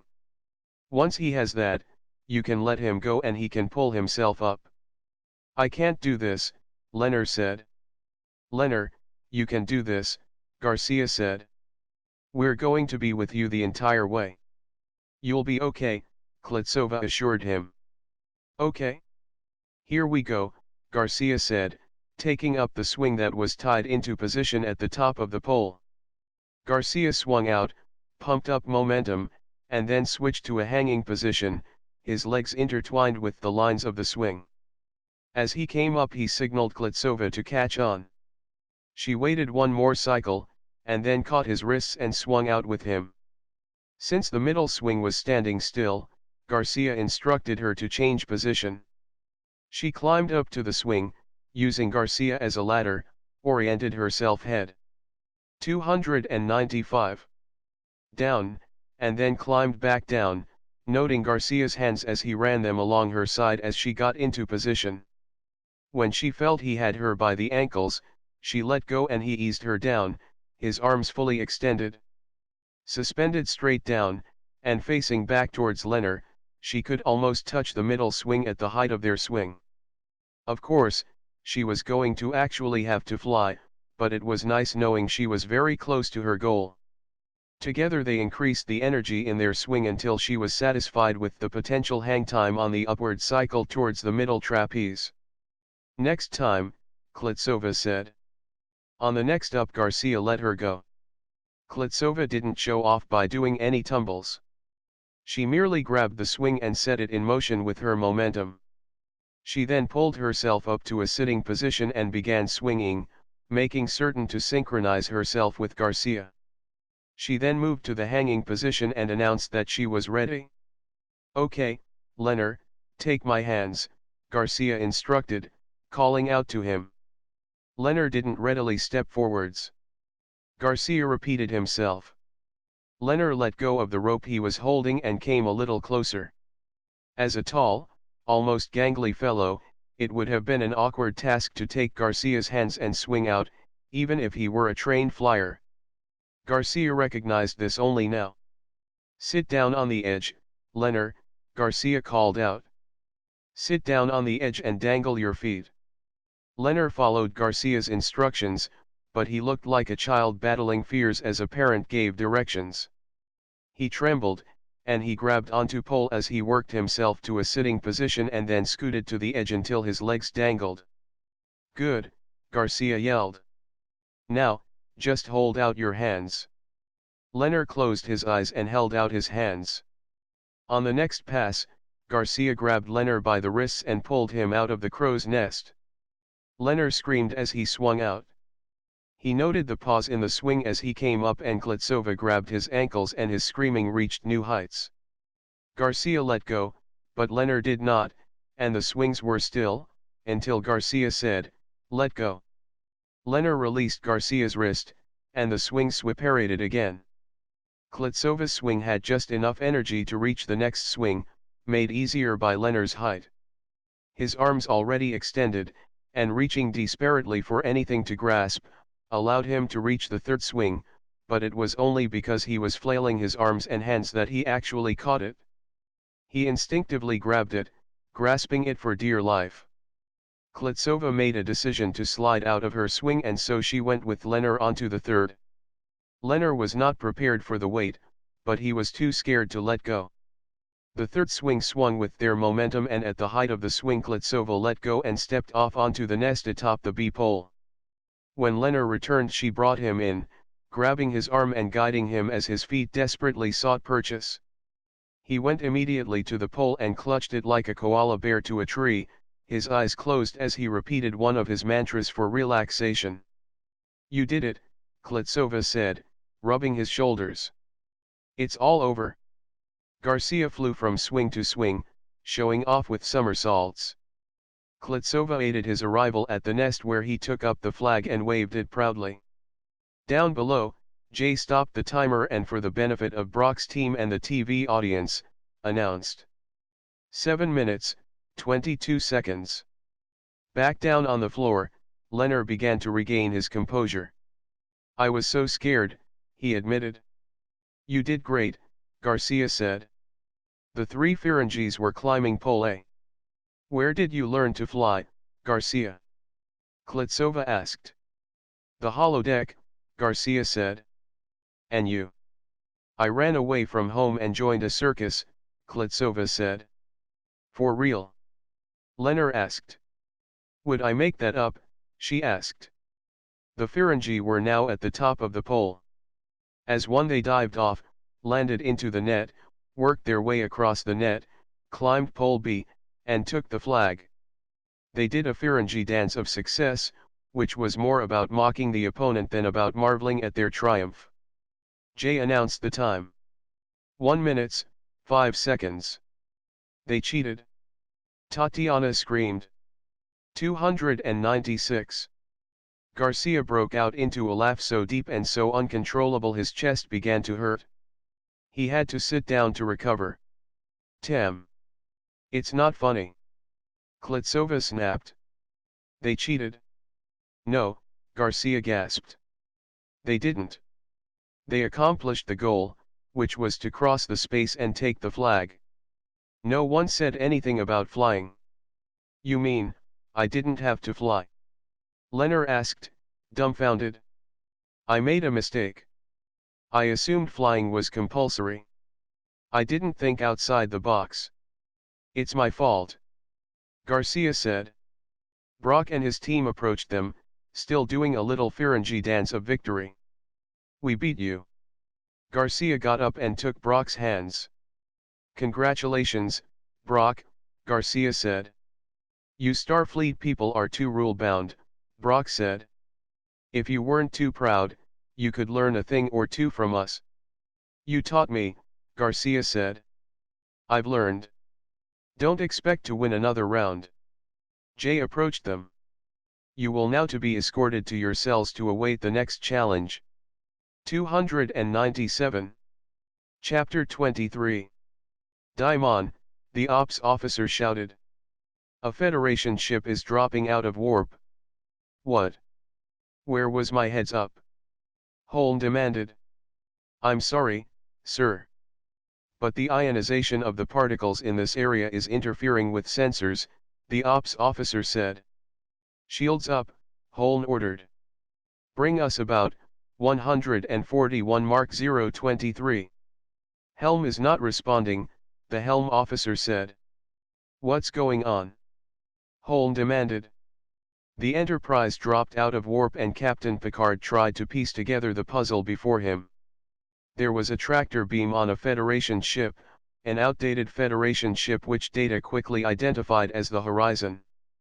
There was a Ferengi shuttle being driven remotely, one life sign inside, but due to the ionization of the region, it was hard to say what sort of life sign.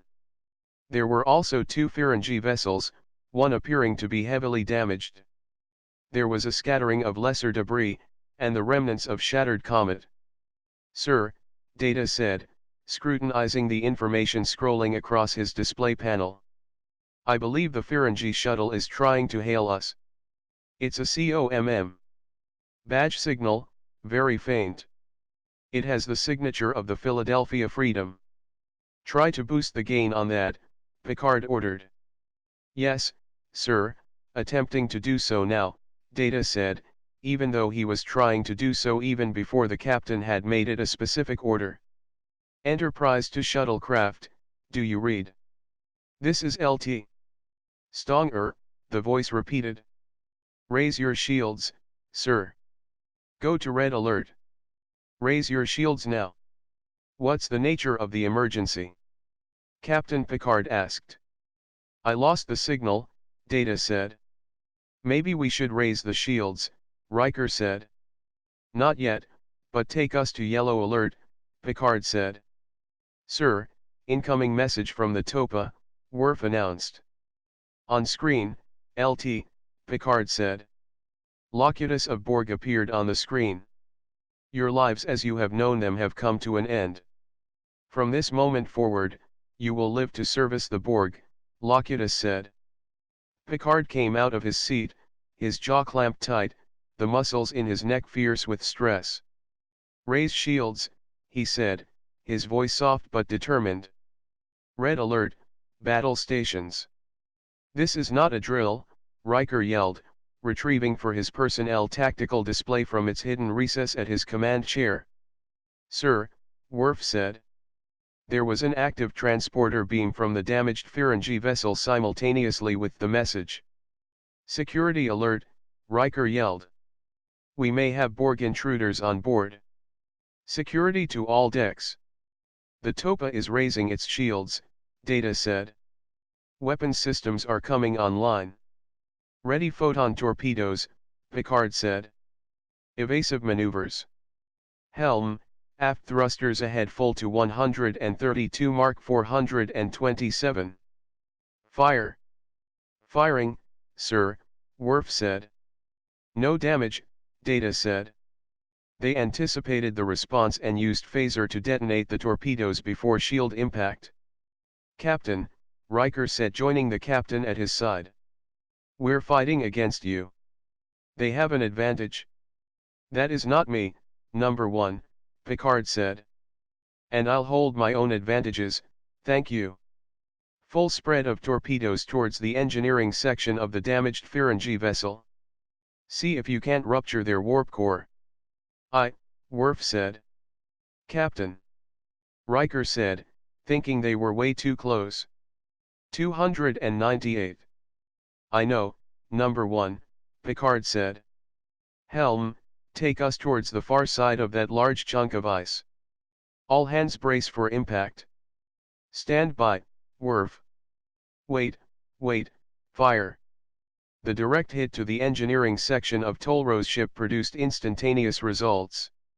The ship vaporized as a wave of energy spread from a point that used to be the matter-antimatter mix chamber to an ever-expanding, but diminishing in intensity, spheroid of energy, momentarily as bright as any star. The energy front quickly enveloped the Topa, overwhelming its shields until they collapsed. The overloaded shields caused power surges and internal damage, in addition to tremendous amounts of energy coursing through the ship after the shields failed. The energy continued to dissipate as the spheroid field continued to expand, but that dissipation was not sufficiently quick enough to spare the shuttle containing LT. Stogner. The shuttle tumbled forward, just barely avoiding a collision with the horizon. The horizon was spared most of the internal damage due to the fact all of its systems were already disabled from earlier power surges. Several viewing ports buckled under the stress as the energy wave caused compression fatigue along the hull of the ship. This exposed a number of rooms and one entire deck to the vacuum of space.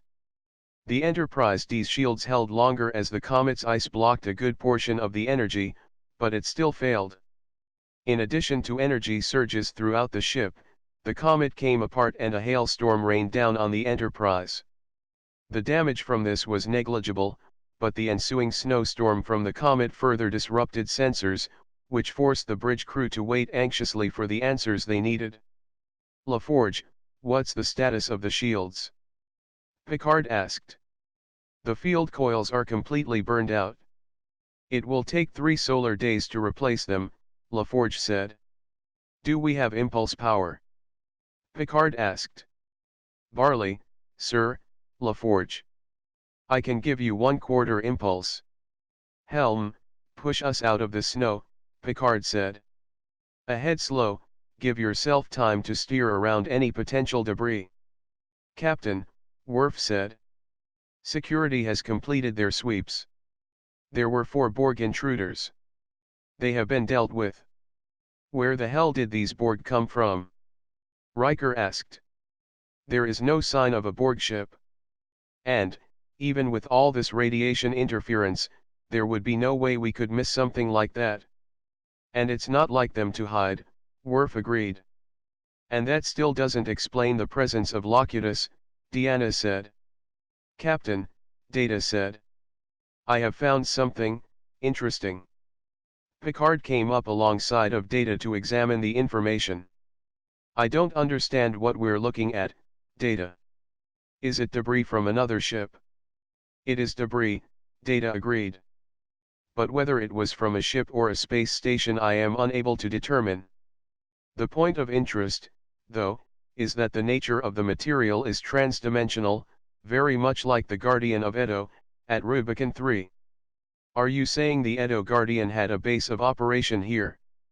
Picard asked. I would not be so bold as to speculate at this juncture, Data said. However, that would offer an explanation to the how and why there is a human presence on Iotia and add further insight to the nature of the preservers, assuming there is a relationship here to be explored, which, I might add, is one of the theories Garcia published which caused quite a stir in academic circles. Worf scoffed loudly. I read that paper, Captain, Riker said. It was purely speculative in its composition, an attempt to connect the dots, so to speak, without any hard data. Garcia's been looking for a preserver explanation most of his academic career and has offered nothing new to the debate. We're clear of the debris field, sir, Helm announced. Sensors are still being adversely affected by the radiation in the area, Data said.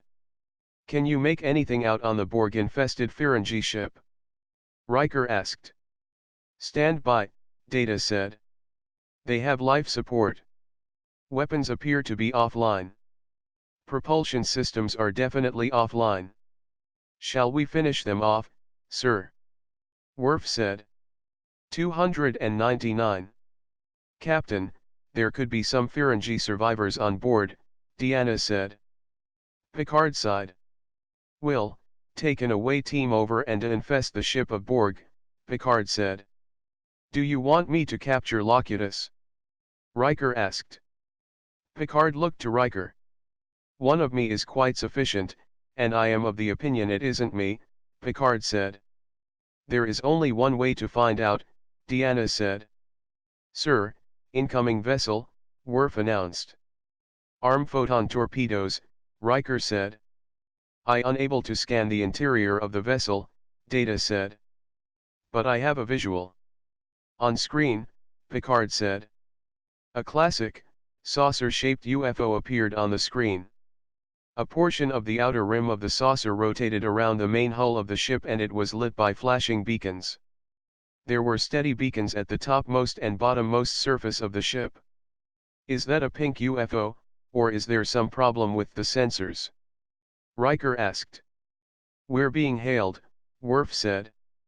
On screen, Picard said, tugging on his uniform. An image of a female appeared. My name is Suxa. Do you require assistance? Riker and Picard exchanged a curious glance. Garcia paced the inner contours of his cell as his friends watched from their respective cells. The cell was 3 brick walls and 1 wall of iron bars. He ran his hand along the wall, his fingers floating above it. What are you doing? Klitsova asked from across the way. Looking for a weak spot, Garcia said. You're not contemplating escaping, are you? She asked. Garcia didn't answer. He paused in his pacing, his hands hovering just beyond the wall, his fingers just barely touching as if he were performing a séance. When he moved towards the bars, slowly. A guard rounded the corner, seemingly in a trance. The guard revealed a keycard and was about to swipe it to open Garcia's cage when suddenly there were more guards. One fired a phaser into the guard that had been hypnotized by Garcia's light mind meld. Another stepped up to Garcia's cell and fired a round directly into Garcia. Garcia fell to the floor. When Garcia came around again, he was still in his cell. He had a headache and he was groggy, but the leg cramp forced him to stand up and work out the tension. You okay? Leonard asked. God, I hate being stunned, Garcia complained. You deserve that, Klitsova said. Did you forget they have us on camera? We can't just sit here, Garcia said. Did you also forget that they're holding Trini and Nikki hostage and if we escape that they might kill them? Klitsova asked. We just can't sit here. Garcia said, more dramatically, and began to pace again. It wasn't long before an escort of guards came to collect them. They were forced to wear metal cuffs, with their hands in the front, as opposed to locked behind their back.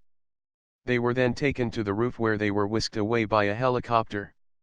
All weapons pointed at Garcia during the trip as if they expected him to try and escape.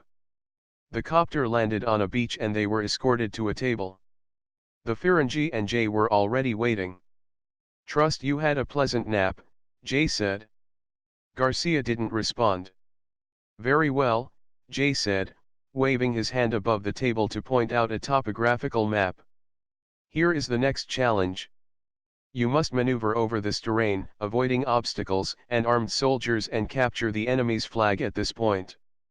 You will be given laser weapons which will virtually eliminate your opponents. By the same token, if you are hit by an enemy's laser, you will be equally eliminated. The suits you will don will record hits. Face and body hits are considered deadly. A hit to the limb will cause the suits to incapacitate that 300 particular limb, to better simulate an actual conflict scenario. You will be given 3 vehicles in which to operate: a tank, an ATV, and a motorcycle. The team that captures the flag in the least amount of time wins the round. Any questions? Are my friends okay? Garcia asked. The Ferengis won the previous round and have chosen to go first on this challenge, Jay said, ignoring Garcia's question. Brock, if you will follow Captain Romano, he will assist you in donning your gear and escort you to your vehicles. As the Ferengi were led away, another team brought in a monitor. We've decided to let you watch, Jay said. And I am willing to release you from the handcuffs if you promise to behave. My friends, Garcia said. I find your persistence and your loyalty admirable, Jay said. Your friends are in good health. Will you behave if I release you from your cuffs? I will, Garcia said. I know you can't see me laughing, Jay said. I require more specificity from you. Garcia smiled. We will not try to escape, for now, Garcia said, emphasizing the we. Release them, and bring them the suits for the challenge. And food and drink, Jay said. We can be hospitable, Captain Garcia. I'm just an ensign, Garcia said, shaking out his freshly freed hands. Please, Jay said, scoffing openly. Lying doesn't become you. You blew up your ship, escaped from my men, rescued your crew, and made entertainment history on our planet. A mere ensign? Indeed. Captain Romano returned, saluting. The Ferengi have boarded the tank and are beginning their run. Excellent, Jay said. This should be fun. According to the map, there was a road that led from the beach straight to the enemy's camp, with the flag on the far side. The Ferengi started their run by driving the tank straight up the road. The enemy responded appropriately by pulling their teams in towards the road and focusing their laser fire on the tank itself. It wasn't lost on Garcia's team that Jay and Romano had a tactical advantage listening to the Ferengi chatter and watching them on the various video cams. Even with the tank firing its laser cannon at the soldiers lining the road, the tank made it 3/4 of the way before it finally became inoperable from a total loss of hit points. That was rather disappointing, Jay said. Don't count them out just yet, Garcia said. And as if on cue, the back of the tank burst open and the ATV shot out. There was a Ferengi driver and a Ferengi standing in the gunner position, using a makeshift footstool in order to use the weapon properly. It landed, skidding, coming about the tank, and headed up the road, firing all the while. A moment after it left, drawing the attention of the soldiers with it, the motorcycle departed the tank. It headed out towards open terrain before turning towards the enemy camp. Clever, Jay said. Romano, pull some of your men back towards the flag. Romano began issuing orders over his radio. He lost quite a few men taking out the ATV, but he had enough manpower left to prevent Brock from capturing the flag, who was bullying his way in with the motorcycle. Brock's motorcycle went down, trapping him underneath it. Hopefully Starfleet's finest will be a bit more entertaining, Jay said, turning to Garcia and motioning him towards the awaiting vehicles.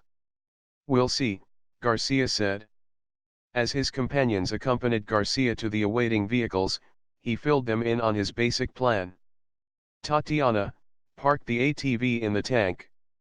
You and Leonard drive the tank straight up the road, and when it's dead, use the ATV to finish your objective of catching the flag.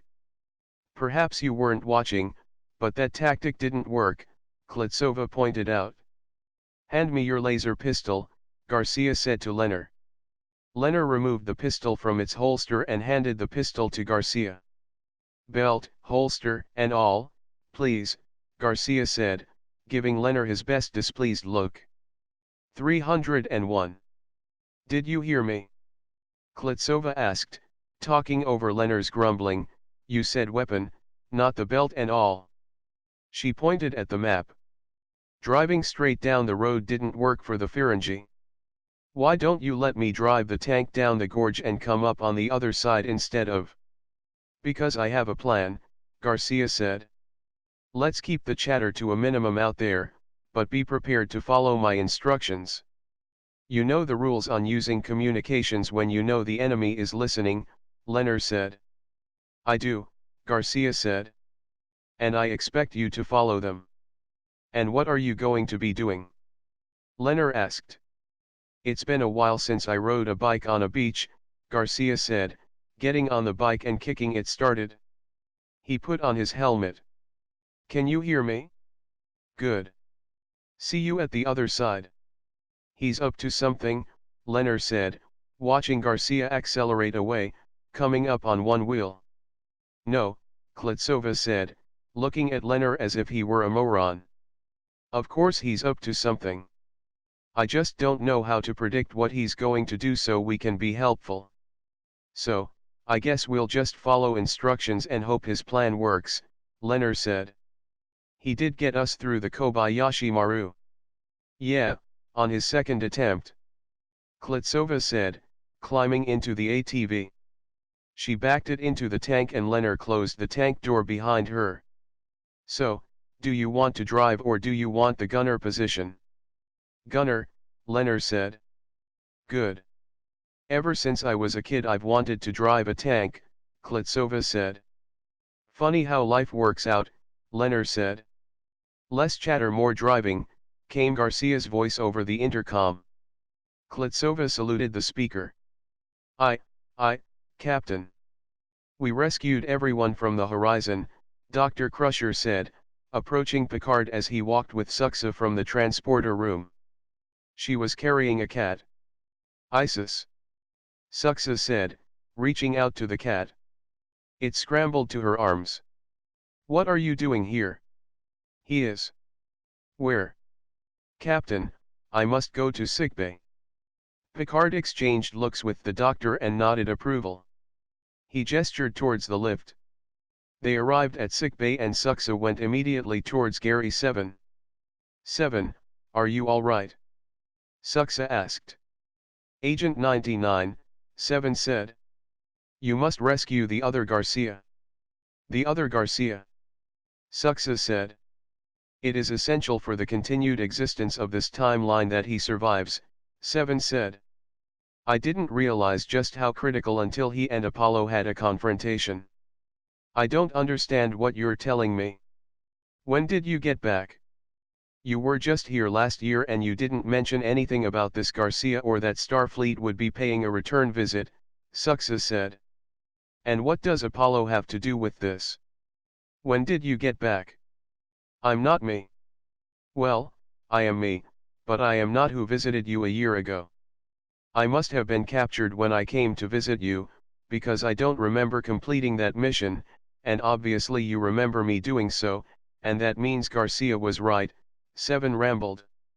Suxa, I am a copy of the original Gary 7. A copy? So the Omegans are here. Suxa said. I know there have been rumors of abductions taking place, but I haven't found any evidence. The copy of Garcia destroyed the hive. There should be no more issues here on Iosha, but Isis and I must return to the benefactors and report what we have seen, Gary 7 said. You can use my temporal transporter, of course, Suxa said. He's not going anywhere, Dr. Crusher interrupted. He has radiation burns, a recent concussion. Of course, heal him first, Doctor, Suxa said, setting Isis on the bed next to 7.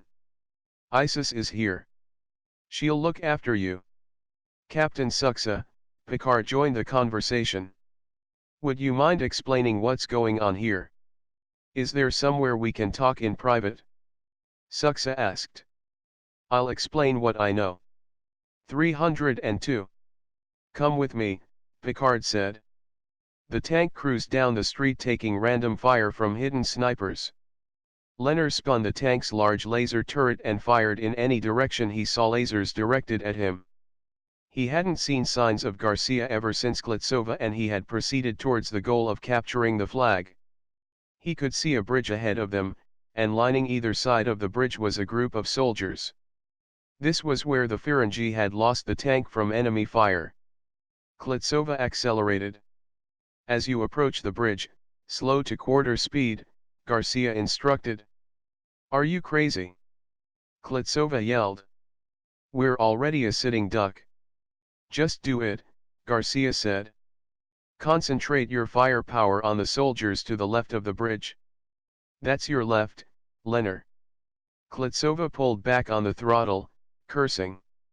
They were now in firing range of the soldiers on the far bank, and the hit point indicator of the tank was beginning to fall at a faster pace.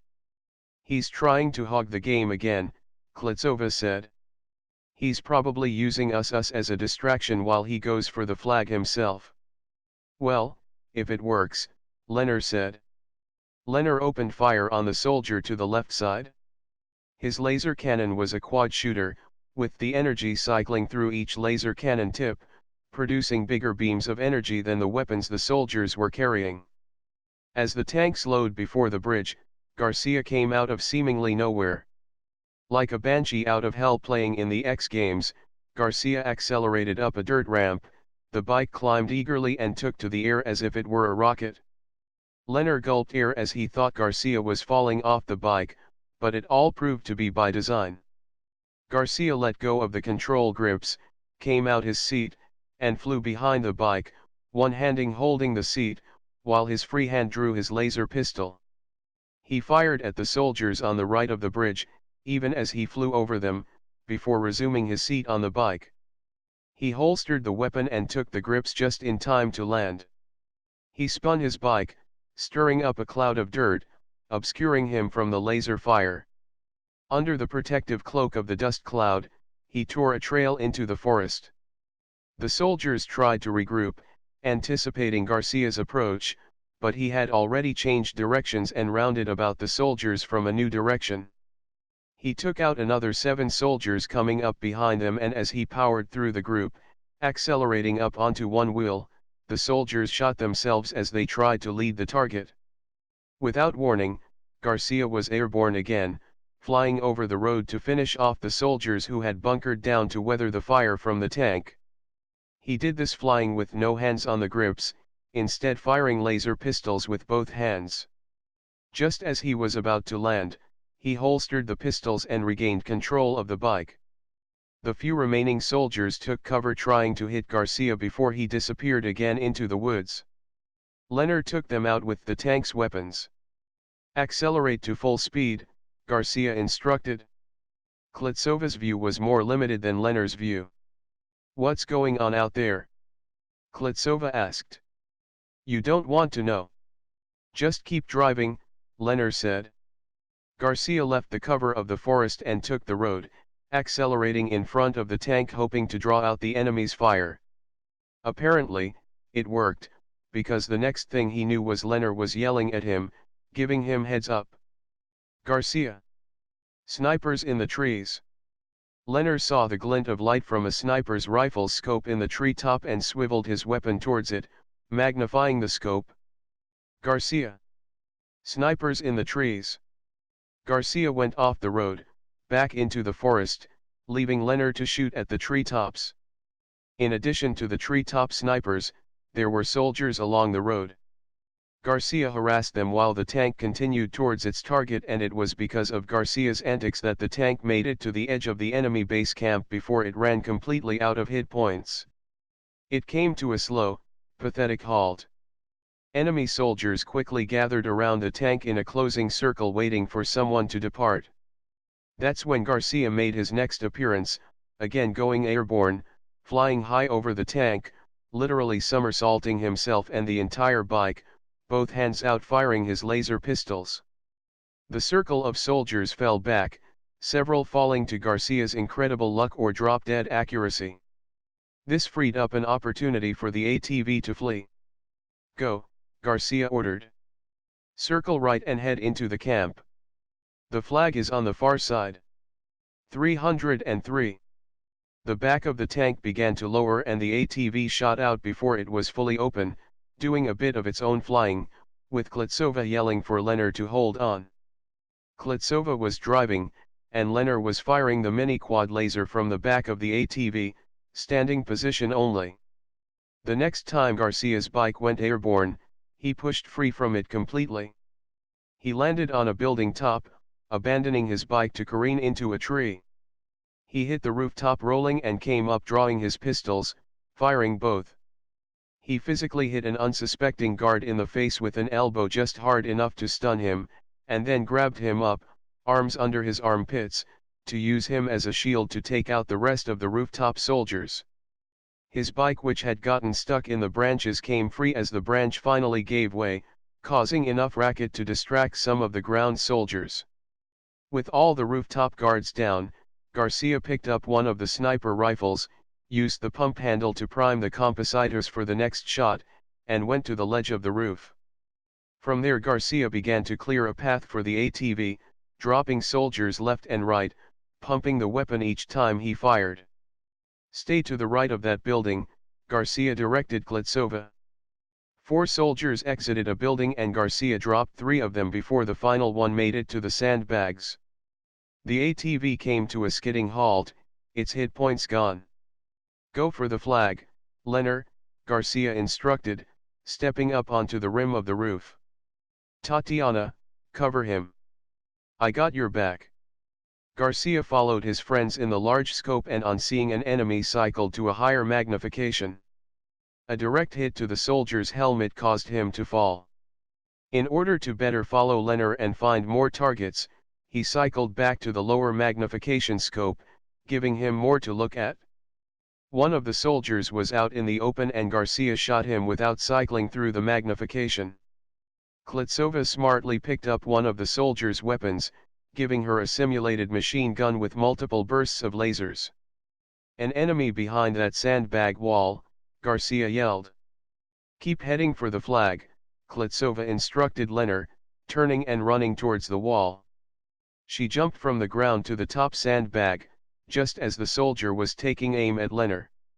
Klitsova dropped him with multiple bursts, tarrying a little longer than necessary. Movement in her peripheral vision caused her to turn, and just in time to see the soldier falling, hit by Garcia. She headed towards Leonard, who was engaged in hand-to-hand combat with the soldier. Firing point blank, she dropped the soldier, freeing Leonard to conduct his flag-stealing business. "Go," Klitsova said. As they rushed up the hill to the flagpole, 3 guards rushed up the other side to meet them. Klitsova rushed past Leonard, firing at point-blank range. They fell.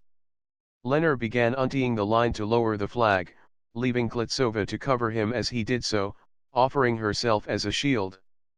As she searched for threats, she spied several soldiers moving in to take out Garcia.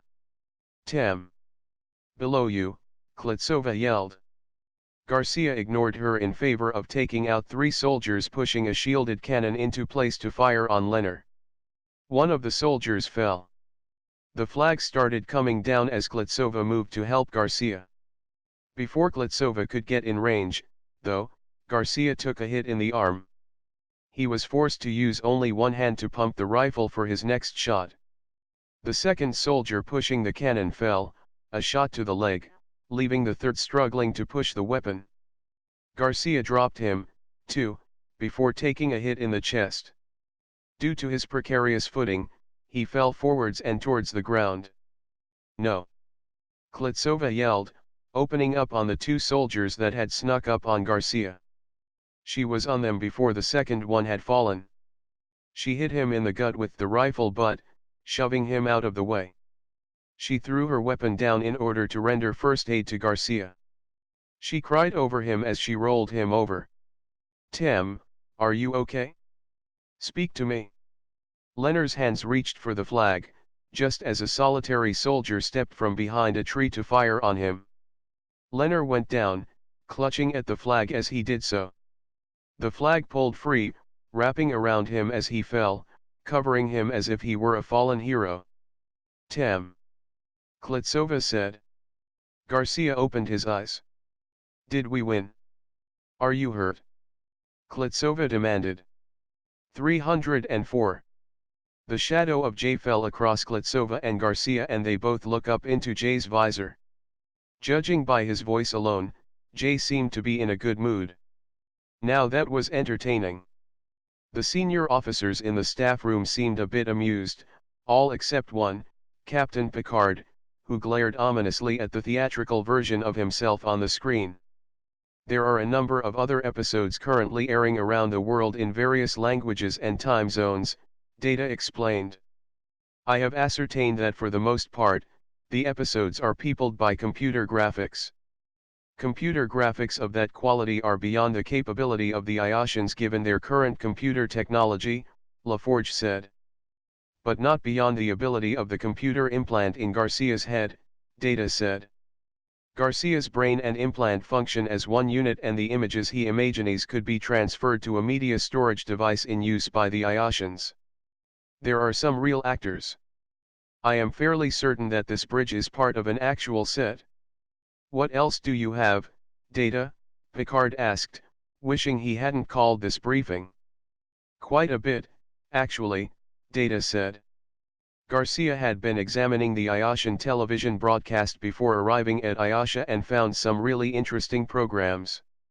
I am aware of the programs, Picard said. You are? Data asked. Suxa, if you will, Picard said. Suxa used her PADD to manipulate information being presented on the big screen. Various television programs began to play simultaneously. One of the reasons I was sent to Iotia was to determine the source of these television broadcasts. Suxa said, speaking for the first time since Picard had introduced her to his staff. Our benefactors have been concerned about the Iotians ever since the Horizons visited this planet. My mission has evolved to try and establish a non-gangster social path for the Iotians to follow. I have been fairly successful in that, but by far, Garcia has offered more in the short time he has been on the planet than I have in my 10 years on this planet. Do you have anything else, Data? Picard asked. Something other than fiction? Yes, Data said. On the screen a number of images of crop circles began to appear. One of Garcia's obsessions since he has arrived on Iotia has been the appearance of crop circles. Please, Riker said. The crop circles are the creations of pranksters. I might be willing to concur, except for two things that Garcia has discovered, Data said. Note this image. It is a crop circle in the snow. The image was taken by a satellite mapping the southern pole. There are no known human inhabitants in this particular region, pretty much eliminating the prankster theory of crop circles. That is intriguing, but it's still meaningless, LaForge said. Garcia has a theory about the seemingly meaninglessness of the formations, Data said. A theory that I find highly plausible. Garcia's theories can be a bit hard to swallow, Captain, Riker said. If there were a pattern our universal translators would have found them. Indeed, the way that Garcia presents his theories can be a bit rough to the uninitiated, Commander, but I find this one extremely sound, Data said. For example, if I sent you the letters LOL in a text message, would that mean anything to you? LOL? Riker asked. Looking online. Counselor Troy asked. Laughing out loud, actually, Data said. It is a form of communication invented in 20th century Earth, mostly by teenagers wanting to send text messages. In most cases, messages had to be short due to the cost of sending lengthy posts, and also, common messages were abbreviated to shorten response time, as well as to create code to block parents from deciphering. Universal translators are made possible by crunching incredible amounts of data and then comparing similarities of vocal and visual patterns of full text with visual representations and gestures. So, if all we had were strings of acronyms to go on, our computers would be 305. Hard-pressed to find the appropriate translations. And that is what Garcia believes this to be. A language based on characters, such as Earth Chinese language, mixed with acronyms. Which doesn't negate my earlier statement, the phenomena is interesting, but meaningless, LaForge repeated. Data switched the image on the screen to a specific crop circle, which had been cut directly into a rainforest. Picard was the first to comment. That looks like the Edo Guardian. I thought you would think so, Data said. This formation was photographed, reported to authorities, and coincides with the time of Garcia's arrival planetside. What are you saying? Worf grumbled. The Edo god chose Garcia. I am not saying that at all, Data said. I am merely pointing out an odd coincidence that seems to be playing out around Garcia. Given what Suxa and Gary 7 have confided in me, I doubt that any of this can be explained by mere coincidence, Picard said. Data turned his head to the right. And what did they say? Data inquired. Another time, Data, Picard said. Riker, what do you have? We have not been able to locate Garcia or his team, Riker said, saying his team with a bit of contempt, as if he didn't approve of Garcia's actions. However, we have located some survivors from the Philadelphia Freedom. They seem to be hiding out in an abandoned oil platform, in the eastern ocean of Iotia. It would take us 4 minutes to beam them out. 4 minutes without shields would give the Iotians time to get a landing party on board, LaForge said. Not likely, Worf said. Explain, Picard said. We're in a standard orbit above Iotia, shields up to prevent the Iotians from beaming on a boarding party, Worf said. As per your orders, Captain. Using sensors I've analyzed their transporting abilities and find them lacking in sophistication. But considering they shouldn't have transporters at all, they're pretty sophisticated, LaForge said. Yes, how did they get transporters? Picard asked. According to local folk legend, Dr. McCoy left a communicator, Suxa answered. That would explain it, LaForge said. That probably means they have subspace communication abilities as well. Then why haven't they contacted us? Crusher asked. I don't believe they have subspace communication abilities, Suxa argued. They would have to. The fundamentals of subspace communications precedes the invention of transporters, LaForge said. They must have made shortcuts, Data said. Shortcuts? LaForge said. Death cuts, more like it. Technology has to evolve along certain paths. Subspace communications, anti-gravity, inertial dampness, force fields, matter-antimatter reactors, and finally warp drive. You can't start with warp drive and expect to go anywhere without inertial dampness. Without them, if your ship survived the stress and didn't implode, everyone on the inside would be splattered against the far wall like bugs on a windshield. Nonetheless, they have transporters, Suxa said. And from what I have seen, they are not very safe. Indeed, Worf agreed. They are transporting objects blind. They use their planet's GPS coordinate system, which varies in accuracy from a centimeter to a meter. Since we have been in orbit, the Iotians have made 2 transport attempts. Had we not had the shields up, 2 of the would-be boarders would have materialized inside of bulkheads. My God, Crusher said. Don't they know they can't beam through shields? That's what I've been trying to explain. They are transporting blind. They don't have sensors, Worf said. They have no idea that we have our shields up, nor do they have the ability to scan the inside of our ships, or they would set their people down in open areas instead of inside objects. 306. We got to contact them and tell them not to try beaming any more people up, Crusher said. I imagine they have figured out that it's not working, Worf said. They have not tried to transport anyone up since their second attempt to board the Enterprise. More than likely they know their people are dead and are trying to figure out what went wrong. I suppose that means they aren't just stupid suicidal then, Troy said. They'll only use that tactic if they know there's a chance of achieving a goal. Either way, we have got to put an end to that, Crusher said. We can't let them keep transporting people to their deaths. I agree, Riker said. But we can't lower our shields, either. You saw the playback of what happened to the Philadelphia Freedom. I can shut down their transporter systems, Worf said. All I have to do is knock out all their satellites in orbit and knock out several power stations on the ground, effectively cutting off all power to the continent that comprises the new USA. You can't do that, Suksa protested. People depend on a certain amount of power to live their lives. It would be an inconvenience, Worf said. But it wouldn't hurt them. What about the people on life support? What about the elderly that depend on heating or air conditioning, depending on their climatic needs?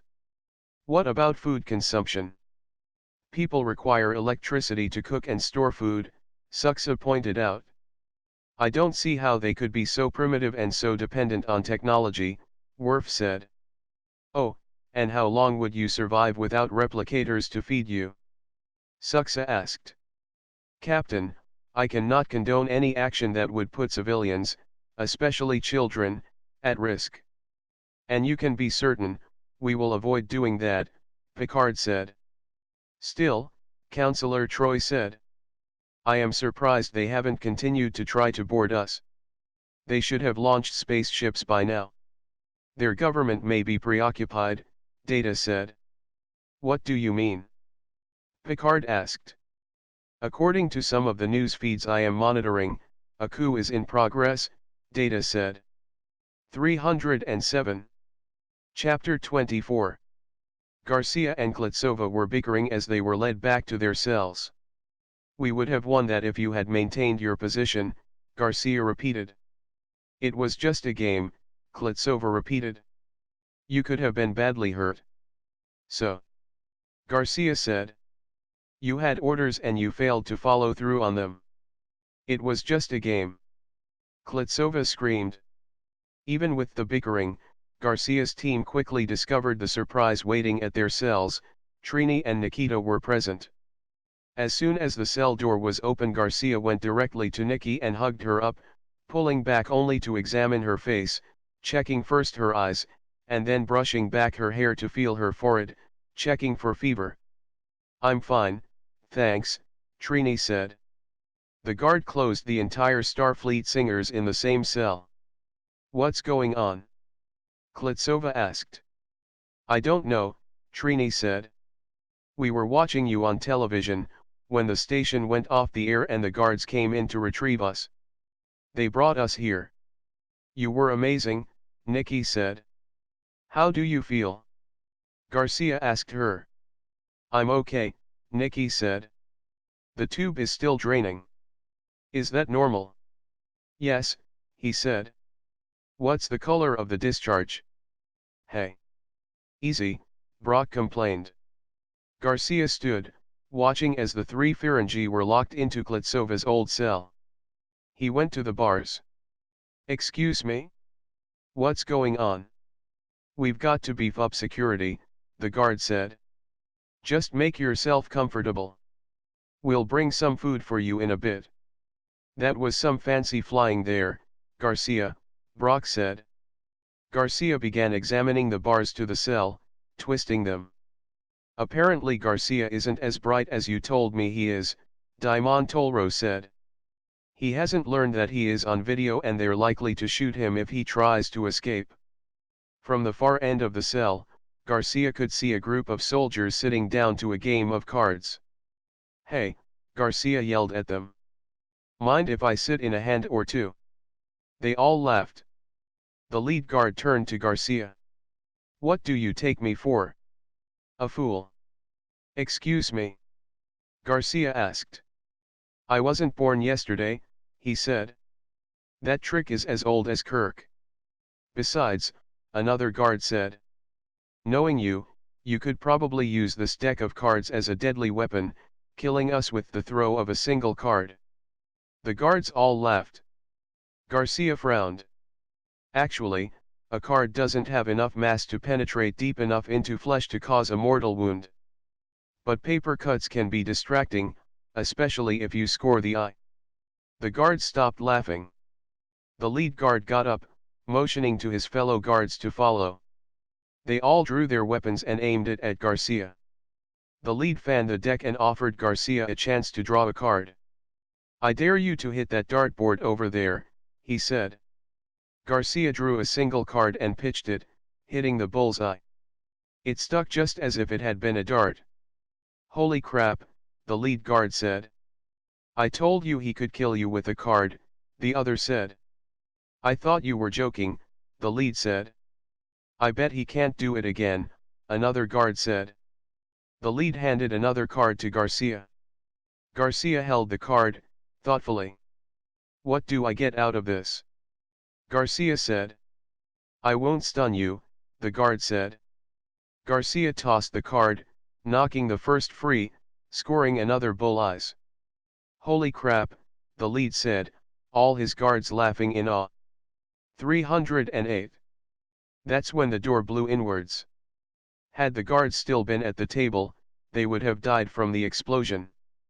As it was, they died when the stormtroopers rushed the room, firing. Garcia grabbed at a weapon as the guard closer to him fell, but he missed, and came up with some of the playing cards. Garcia's team hovered at the back of the cell as the stormtroopers cleared the bodies out of the way. Captain Romano took the keys and unlocked the Ferengi from the cage. It's about time. Brock said.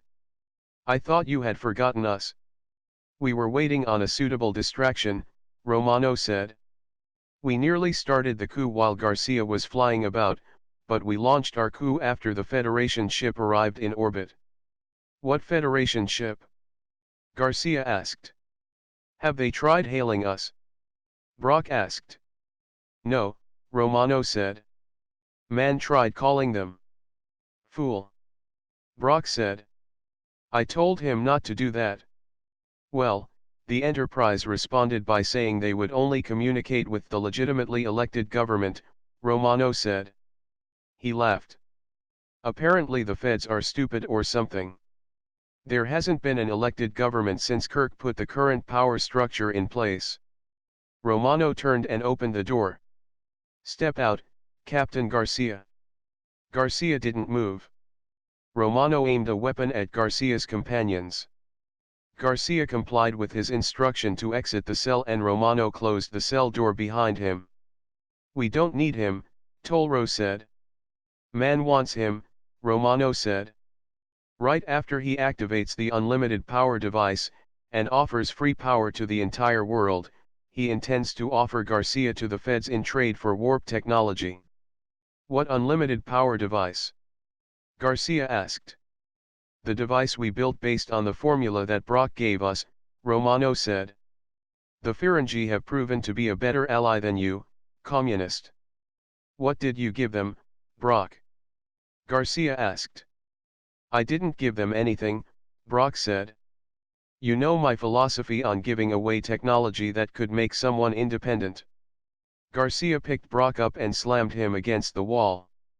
The stormtroopers raised their guns but Romano waved them off, amused by Garcia's violence and Brock's pitiful whining. What did you give them? Garcia demanded. It was just a harmless bit of fluff, honest, Brock cried. A harmless bit of fluff? Are you completely daft? These people rebuilt cities from Earth with nothing but an outdated history book on gangsters. Now, tell me what you gave them. Spit it out, Brock, or so help me, I'm going to go gangster on your ass, Garcia snapped. I gave them the Uliark formula. Pure fluff. Once their scientists finish going through the equations, they'll discover it's all meaningless dribble, simple quantum equations to waste time, Brock said. Garcia slowly put Brock back on his feet. "You've probably just killed us all," Garcia told him and turned to Romano. "Captain Romano, tell me you didn't build anything based on that formula." "Of course we did," Romano said. "I gave the formula to Man and he had his scientists engineer the device. It helped us out a great deal finding superconducting coils in the Ferengi life pod." "You came in a life pod?" Brock asked Tolro. "I told you, it was a long story," Tolro said. "If your ship is damaged or destroyed, I am no longer obligated to share the profits I've earned here." Brock shouted. "You shook on it," Tolro said. "Under false pretenses." Brock argued. "Gentlemen," Romano said. "No one is making any more profit. The future has come and it means free energy for all. If you made a deal with Man, you're just trading one slave master for another. Only, instead of the oil companies controlling your life, it will to be the entertainment industry. Do you really want market forces determining your value as a human being?" Garcia asked. 309. "You're being a bit dramatic, as always, Garcia," Romano said. "And you're wasting Man's time. They couldn't build anything, could they?" Brock rambled, timidly, trying to get an assurance from Garcia.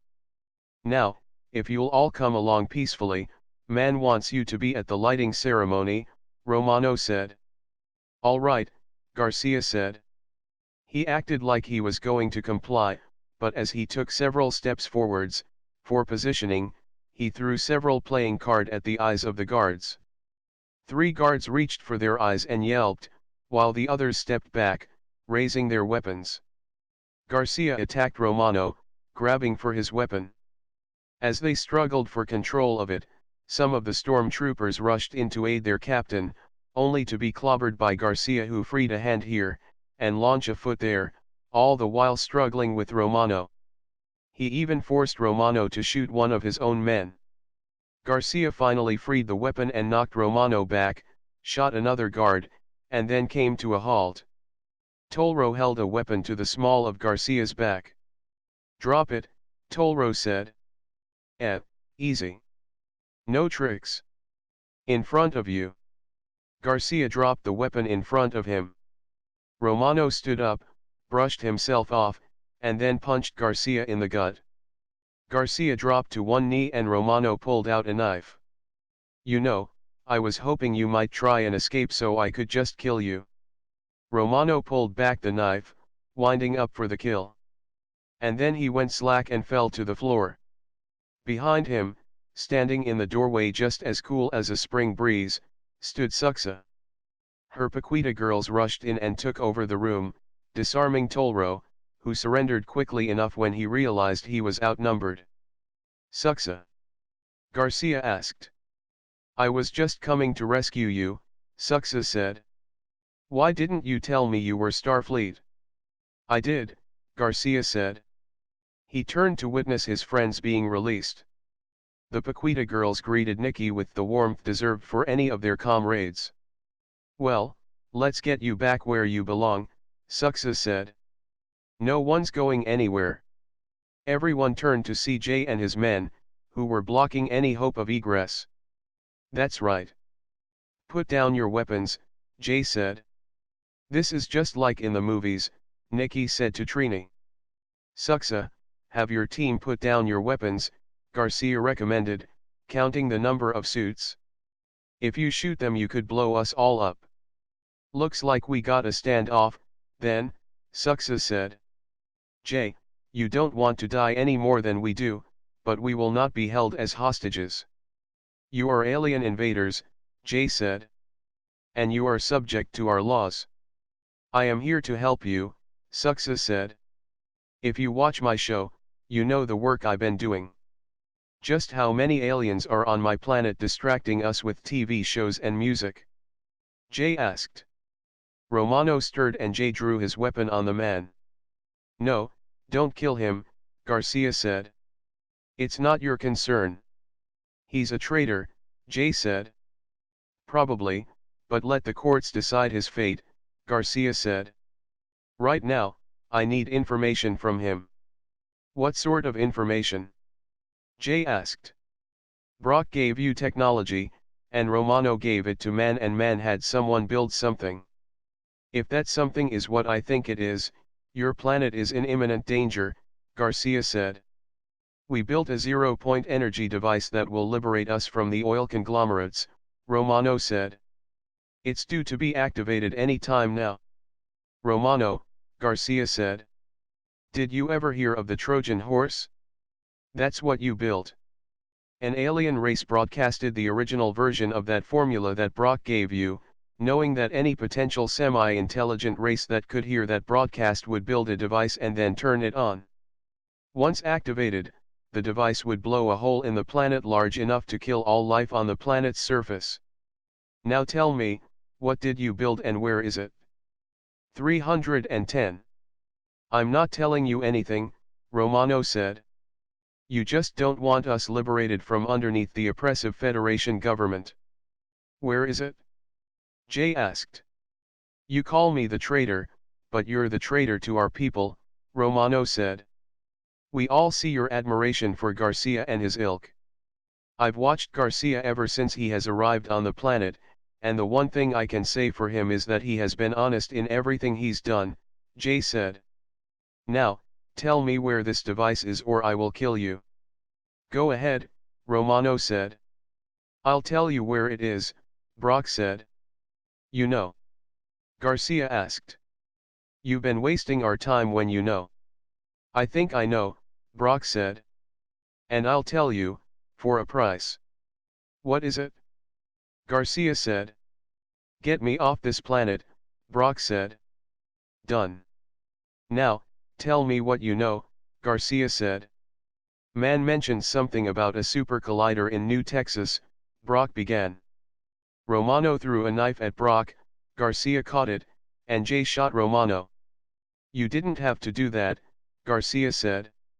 Suxa said. We got more pressing business. Garcia nodded. Will you let us pass so we can save your planet? Take me and my men with you. My helicopters are in the courtyard, Jay said. My spaceship is on the roof, and it's faster, Suxa said. To the roof, then, Garcia said. Jay, have your men bring the Ferengi. Hey, wait just a minute, Brock complained. You said you would get us off the planet.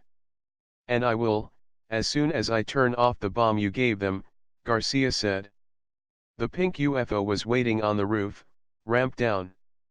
They all boarded to find that the inside of the ship seemed much more spacious than the outside dimensions could allow for. Garcia didn't comment on the anomaly. He simply followed Suxa to her command chair. She gave instructions to her helm officer and then to Garcia, said, I'll have us there in about 10 minutes. Do you have transporters that can get us there now? Garcia asked. Yes, if you prefer, Suxa said. Look, I don't know what they built or how much time we have left, but I want you to do me a favor. Get Nikki off this planet, Garcia said. Suxa nodded. No. Nikki said. I'm not leaving you again. Hey, none of that, now, Suxa said. You're one of us, and you will follow orders. Garcia, I will do this, but I must evacuate the children from my orphanage. Agreed, Garcia said. Trini, go with Nikki and Suxa. Leonard, Tatiana, you're with me. Bring the Ferengi, Jay. Wait, why don't we just stay and help Suxa rescue the children? Brock said. Because, your absence will give one more child standing room, Garcia said. Where's the transporter room? Follow Sasha, Suxa said. Helm, change course. This way, Sasha said.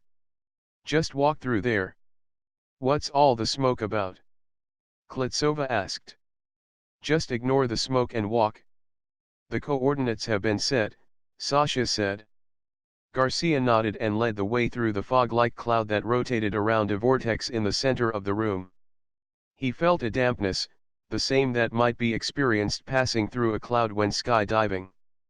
The light faded until he couldn't see even his hand in front of his face, and then the light grew and he was standing in a room. Klitsova and Leonard stepped out on either side of him, and then so did Jay and his men and the Ferengi. Man stood on a podium, giving a speech. "And now, people of Iotia, I offer you free energy." 311. "No," Garcia yelled. Several cameras swiveled to greet him. "Stop." Jay's guards took on Man's guards and Jay grabbed Man off the podium.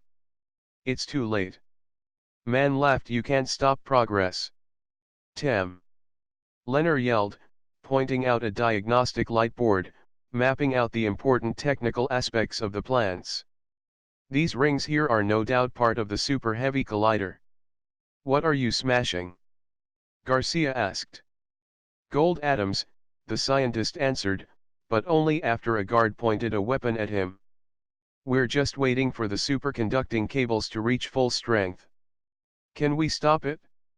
Klitsova asked. "The atoms are already accelerating around the complex," Leonard said. "As long as they don't smash inside the apparatus, we should be safe. Some of this is chance.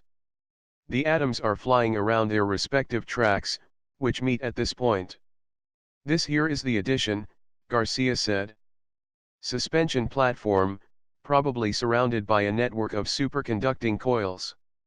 "Exactly," the scientist said.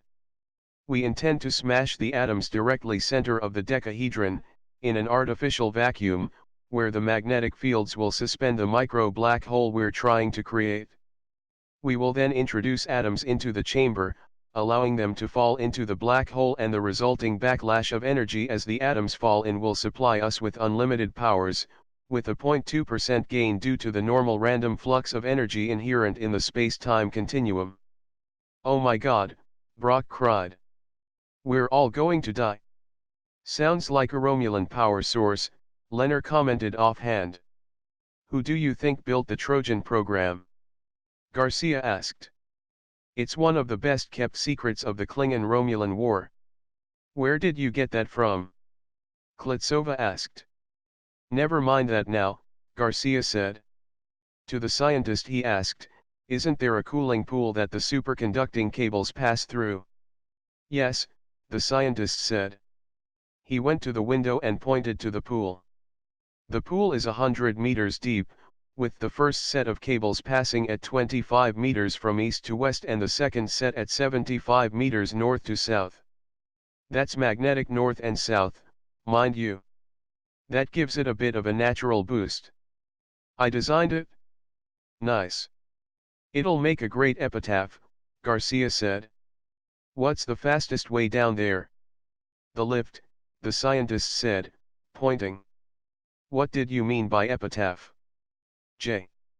Garcia said, going for the lift. Jay moved and his men followed. Klitsova was right on Garcia's heels. "Tem, what are you planning? You can't just stop atoms that are already flying at relativistic speeds." Jay kept the cameraman out of the lift, not that there was room for them anyway. "No, but if we kill the superconducting cables, we might just prevent the end of the world," Garcia said. The doors to the lift closed. "Ground level." Jay pushed the button for the ground level. Cameramen scrambled for the stairwells. "And just how do you plan to cut through the cables?" "They're probably contained in 3 centimeter thick metal pipe," Klitsova said. "More like 10 centimeters, Leonard said.